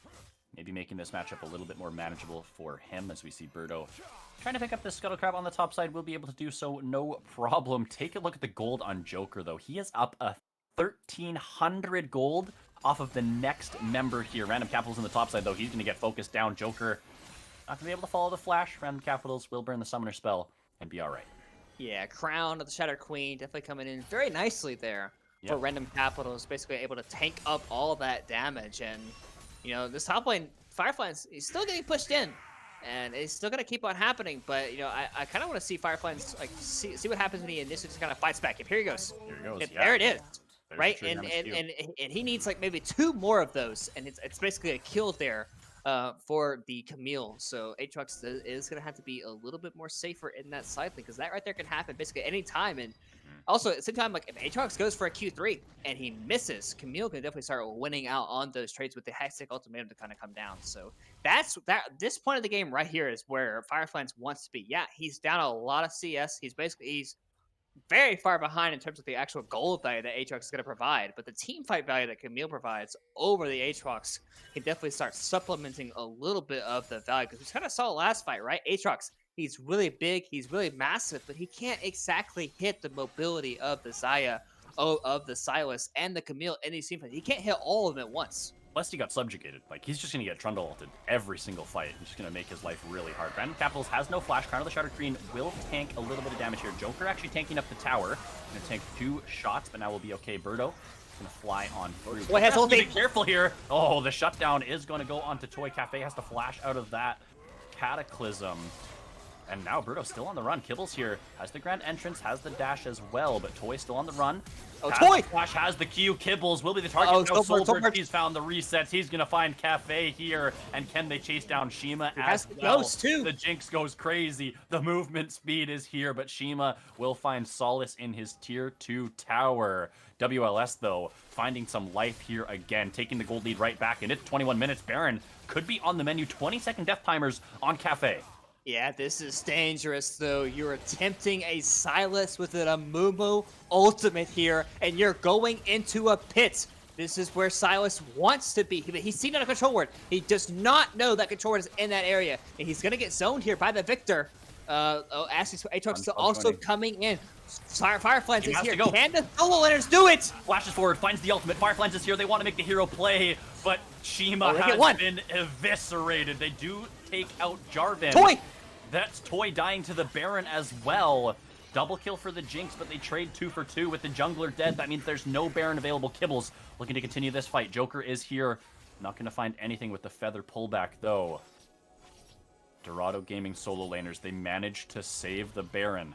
They managed to buy some more time, but they pay for it with their lives. Yes, they do end up saving some time. Dragon is also up in a minute's time as well. So we're going to see another fight right back up in a minute. And it does look like, you know, a couple members are respawning here for WLS, as well as Dorado Gaming Zeta. I would imagine a lot of the point of pressure is going to be down towards that map, right?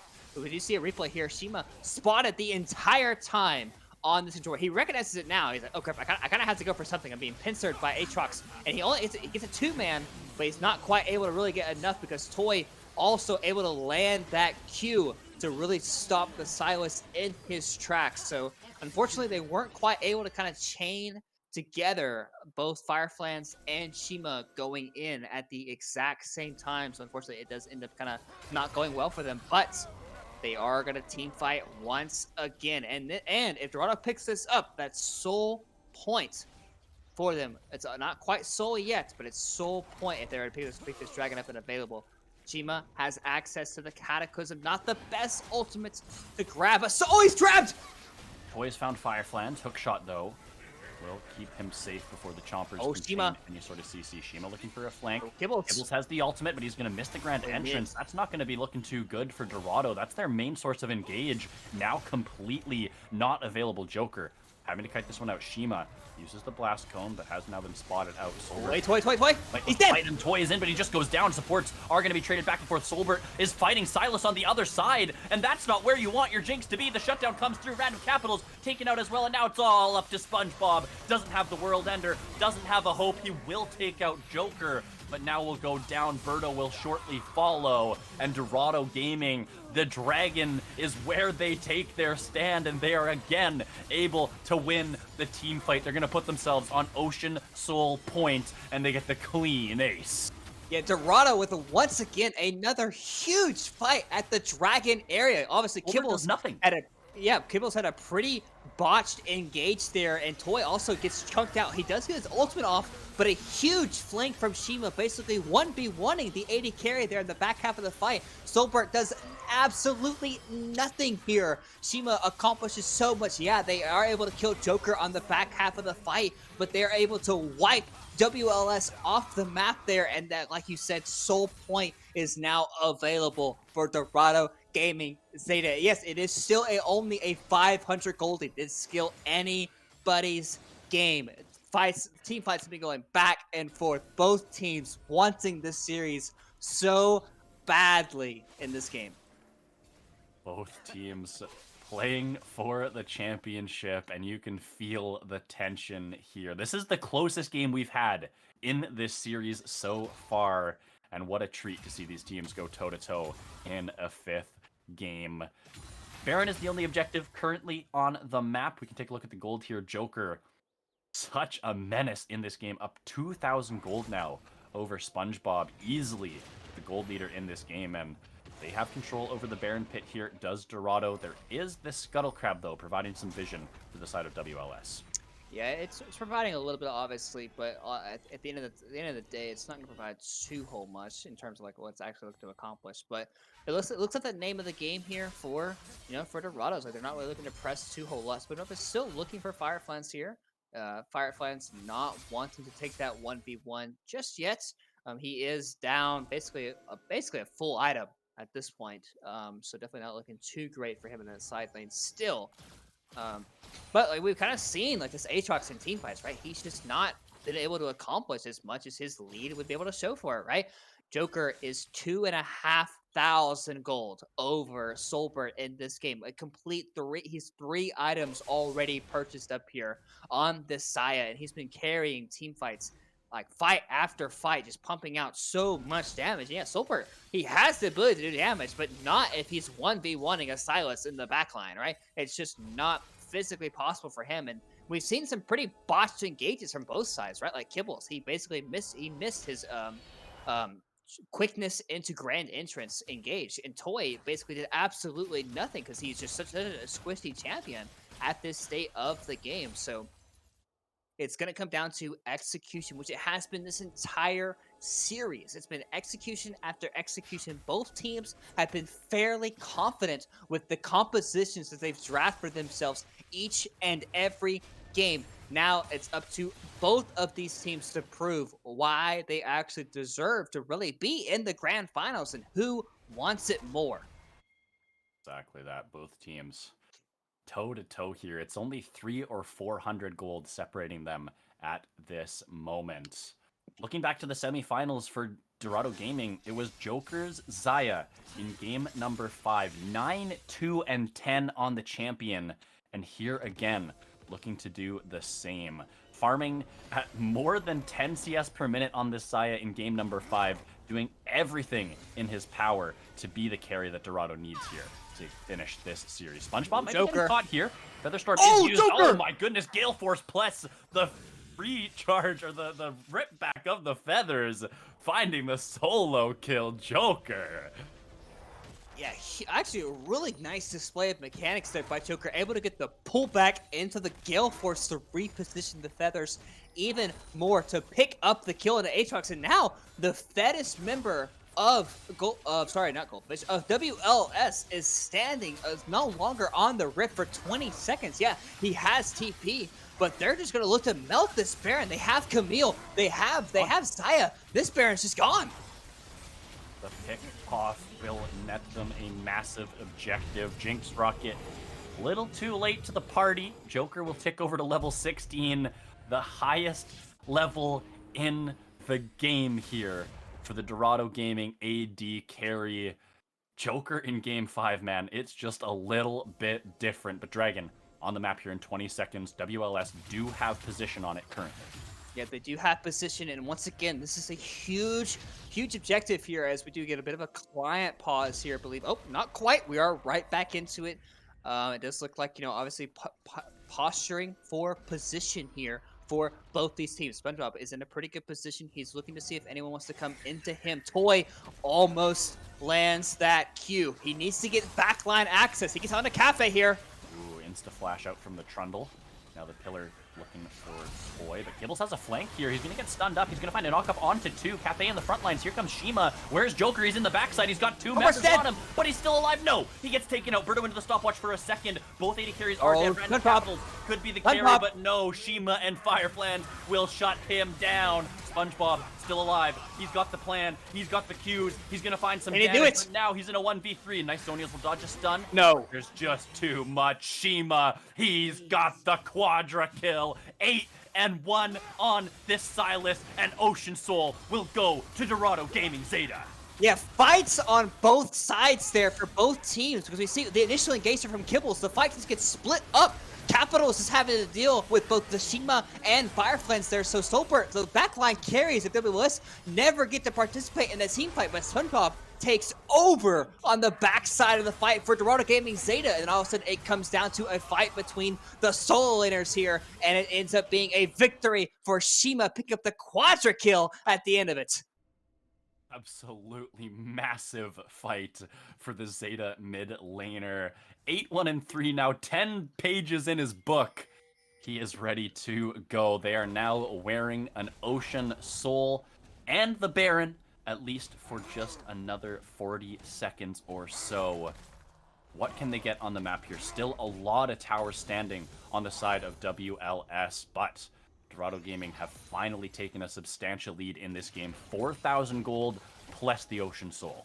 Yeah, this game is not quite over yet, but it definitely is looking dire for WLS. We've seen these fights happen time and time again. The second that Silas and Camille get on top of the backline of Victor and Jinx, there's just no one there to ever protect them from stopping any of the damage to come through, because Jarvan, Aatrox, and Amumu are just diving the backline of Dorado Gaming Zeta. And Zeta have a Xayah that has her own self-peel and reliability to actually get out from these team fights. So she is perfectly fine of just saying, hey, you guys go do your thing. I will do with the Aatrox. Even if I die, I will survive a longer amount of time than the backline of WLS is able to do in these team fights. That's SpongeBob.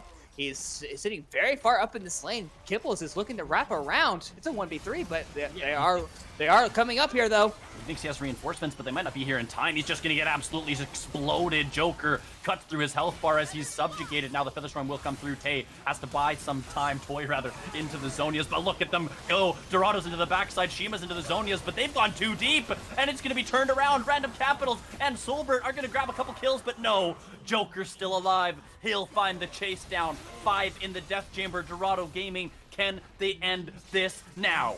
I mean, it's 25-second death timers. I mean, the next person to spawn is the Amumu and the Aatrox, and I believe they can do it. They have the Trundle. They have the Xayah. They're looking to do it. They have, let's say, 10 seconds on Amumu. They're going to do it now. They have 1 tower's gone, 2 towers already being looked at. Cafe with the stopwatch. He's going to end up surviving, and this is going to be game over here for Dorado Gaming Zeta. They are your Diamond CCS champions.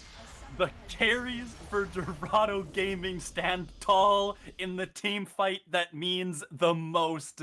They claim the team fight, they wipe them all, and they crown themselves CCS Diamond champs in our inaugural Diamond season here.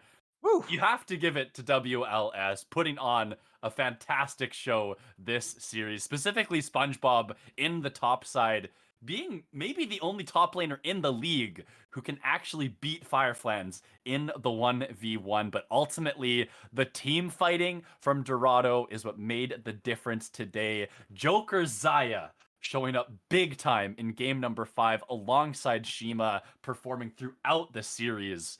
And they are your CCS champions here for the summer split. Yeah, honestly, like just huge win for Zeta. You know, top because we talked about this entire series, right? First couple early kills just ballooned the entire game out of control, right? What happens? They get 2 kills. SpongeBob, huge outplay in the top lane, surviving with very little HP, able to kind of continue the lead that he's able to kind of grow into the Fireflies matchup, but that did not phase Dorado in game 5. They clutched up when it matters most. They proved that just because you fall behind early does not mean that the game is over at that state of the game. They had very solid team fighting. They knew if they were able to get on top of the backline of both the Victor and the Jinx, the Aatrox is just not that great of a team fighting champion. It's just that's not what it's built to do. So yeah, heck of a performance from SpongeBob in the top lane. It just was not enough in this one. Fireflies knew that he had the scaling advantage. He knew that he had his team behind him. And he stays calm, cool, and collected, does not tilt, shows strong mental, and for all of Dorado Gaming, that comeback victory in game number 5. After having games snowballed against them earlier in the series, showing so much resilience, showing that they can come together as a team and win it when it counts most. What a series from them, Orion. I think we're going to get an interview here. I'm not sure if we're going to be lucky enough to get to the entire Dorado Gaming squad. But let's take a minute here. We're going to take a step back. We're going to see how many of them we can get here for our post game. Congratulations to them once again, and we'll be back with an interview with the victorious Dorado Gaming.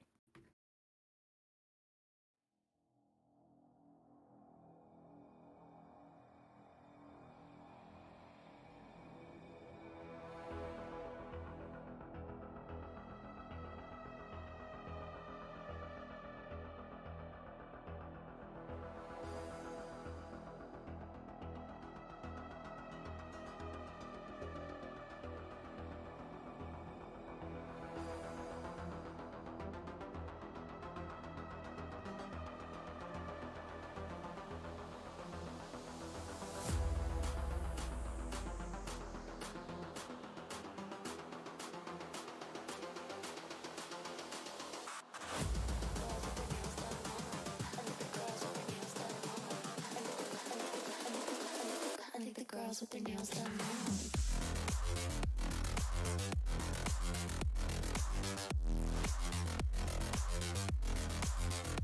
Girls with their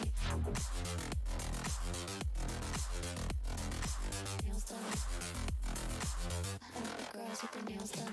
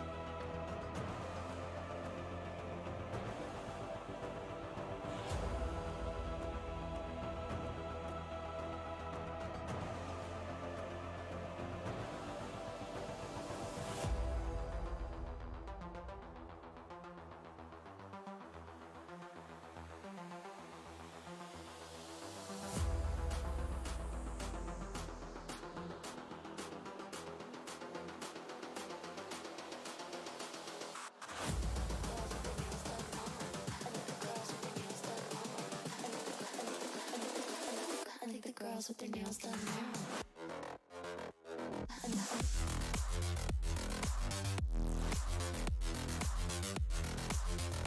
Girls with their girls with their nails done. Girls with their nails done. Girls with their nails done.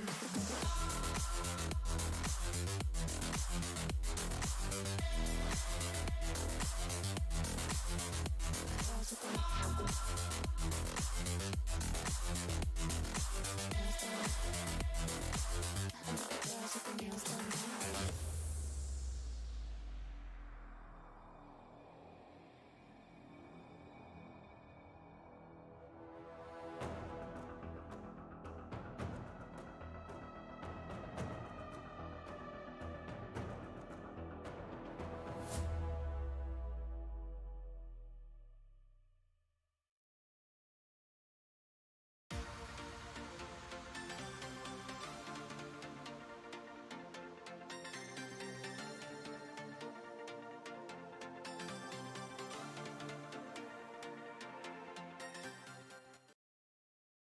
Welcome back, everybody. We are currently joined by the victorious Cafe, Joker, and Kibbles after that epic best of 5 series.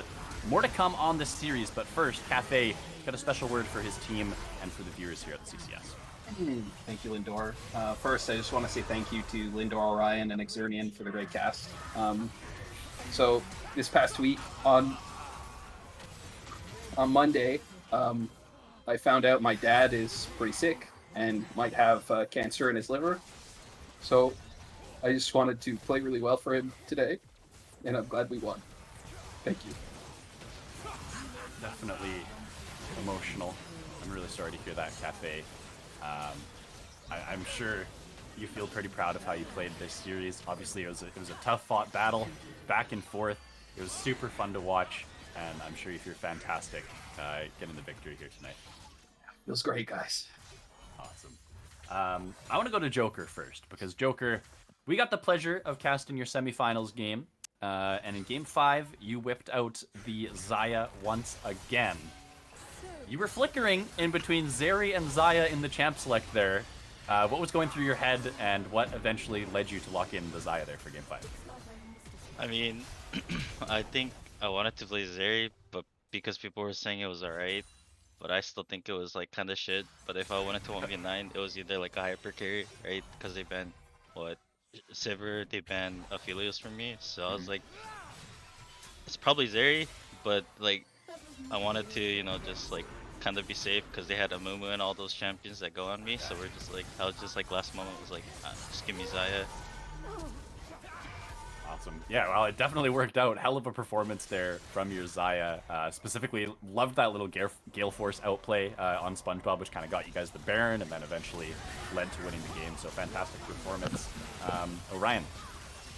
Yeah, I was actually gonna shoot this question at Kibbles because obviously 5-game series, 5 games of Rakan.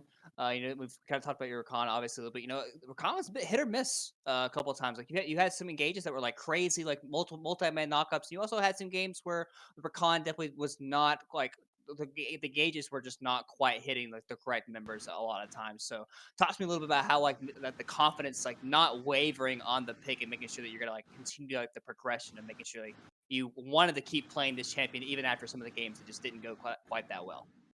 Oh, for some of the misses, game 2 when I tried to flash predict Kog'Maw, kind of trolled the entire game from that point on. But that didn't go so well. But I mean, I've played tons of Rakan. I've played tons of finals games, games 5s before. So just keep sending the Rakan. Rakan is what we came in planning to play as long as it wasn't banned. And I mean, Rakan's like been a champion I played for like years, pretty much ever since he was released. And I love playing the champion. So you're gonna have some really bad takes, like in looks with Rakan. You're gonna have some really good moments with him too. You just gotta flip the coin, hope it lands on heads. Yeah. Absolutely had some hype plays for sure. Kibbles, you were, I don't know if you were aware of this, you had a 100% win rate on the Rakan up to this series. So definitely can see where the confidence comes from with the team there for sure. I want to go back to Cafe here. Cafe, obviously, very emotional after the series. How does it feel to come together as a team, win such an intense Game 5 series with, the squad that you guys have been together with for so long? I mean, it feels great. I knew we were going to win. I thought it would be easier than it was, but Yeah.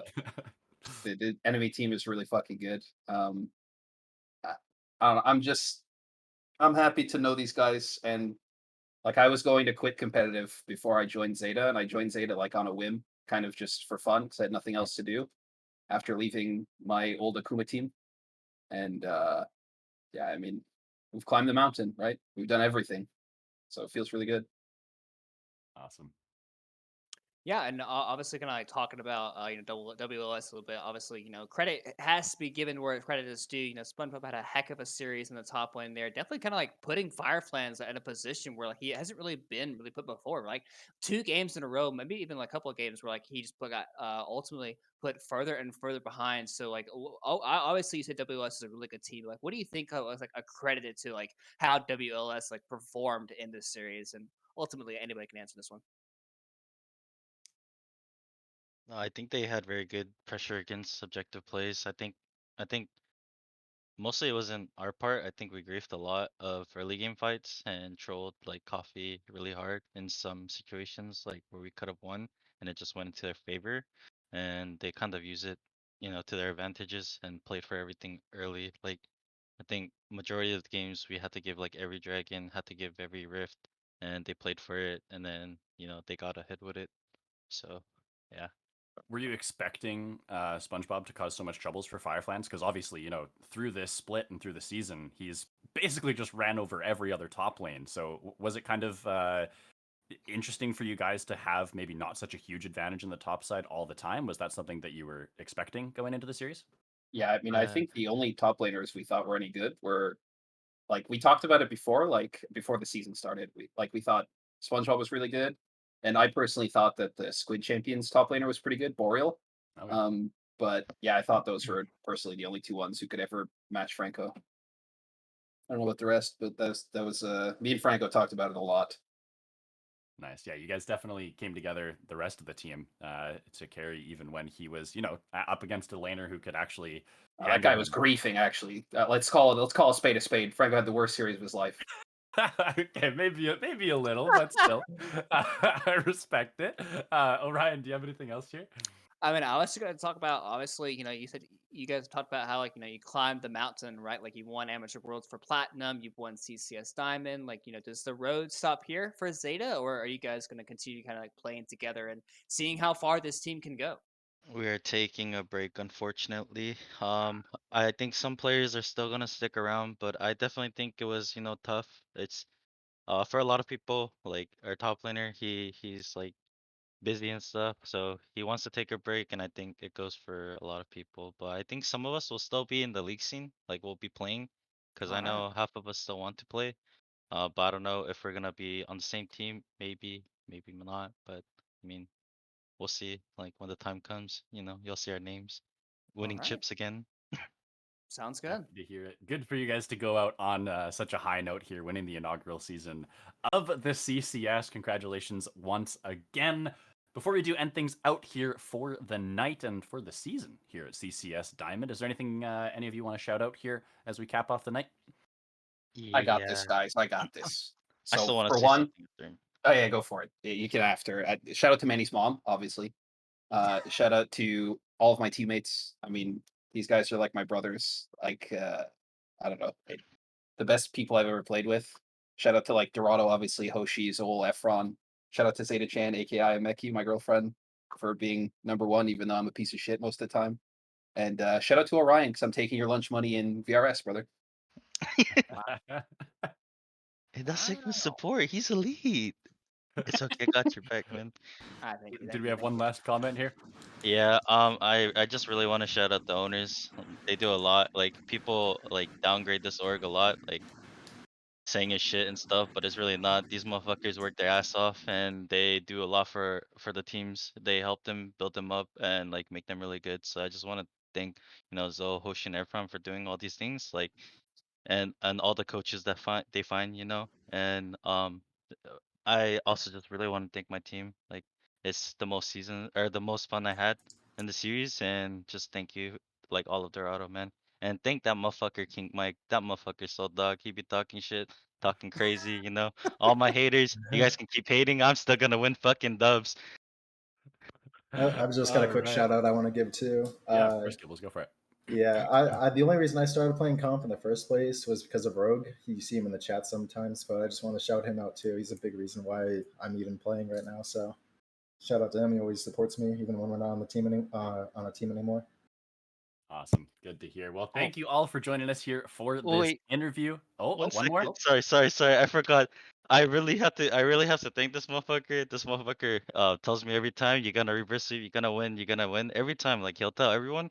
Like I don't know if people know him, but I wanna thank Sev especially. That motherfucker is crazy and I respect him a lot. He's like Zeta's biggest fan. But Always thank you. feels good to have support from the fans. Awesome to hear that. All right, well, that is going to do it for us here today, capping off the CCS Diamond split with another easy win for Dorado Gaming.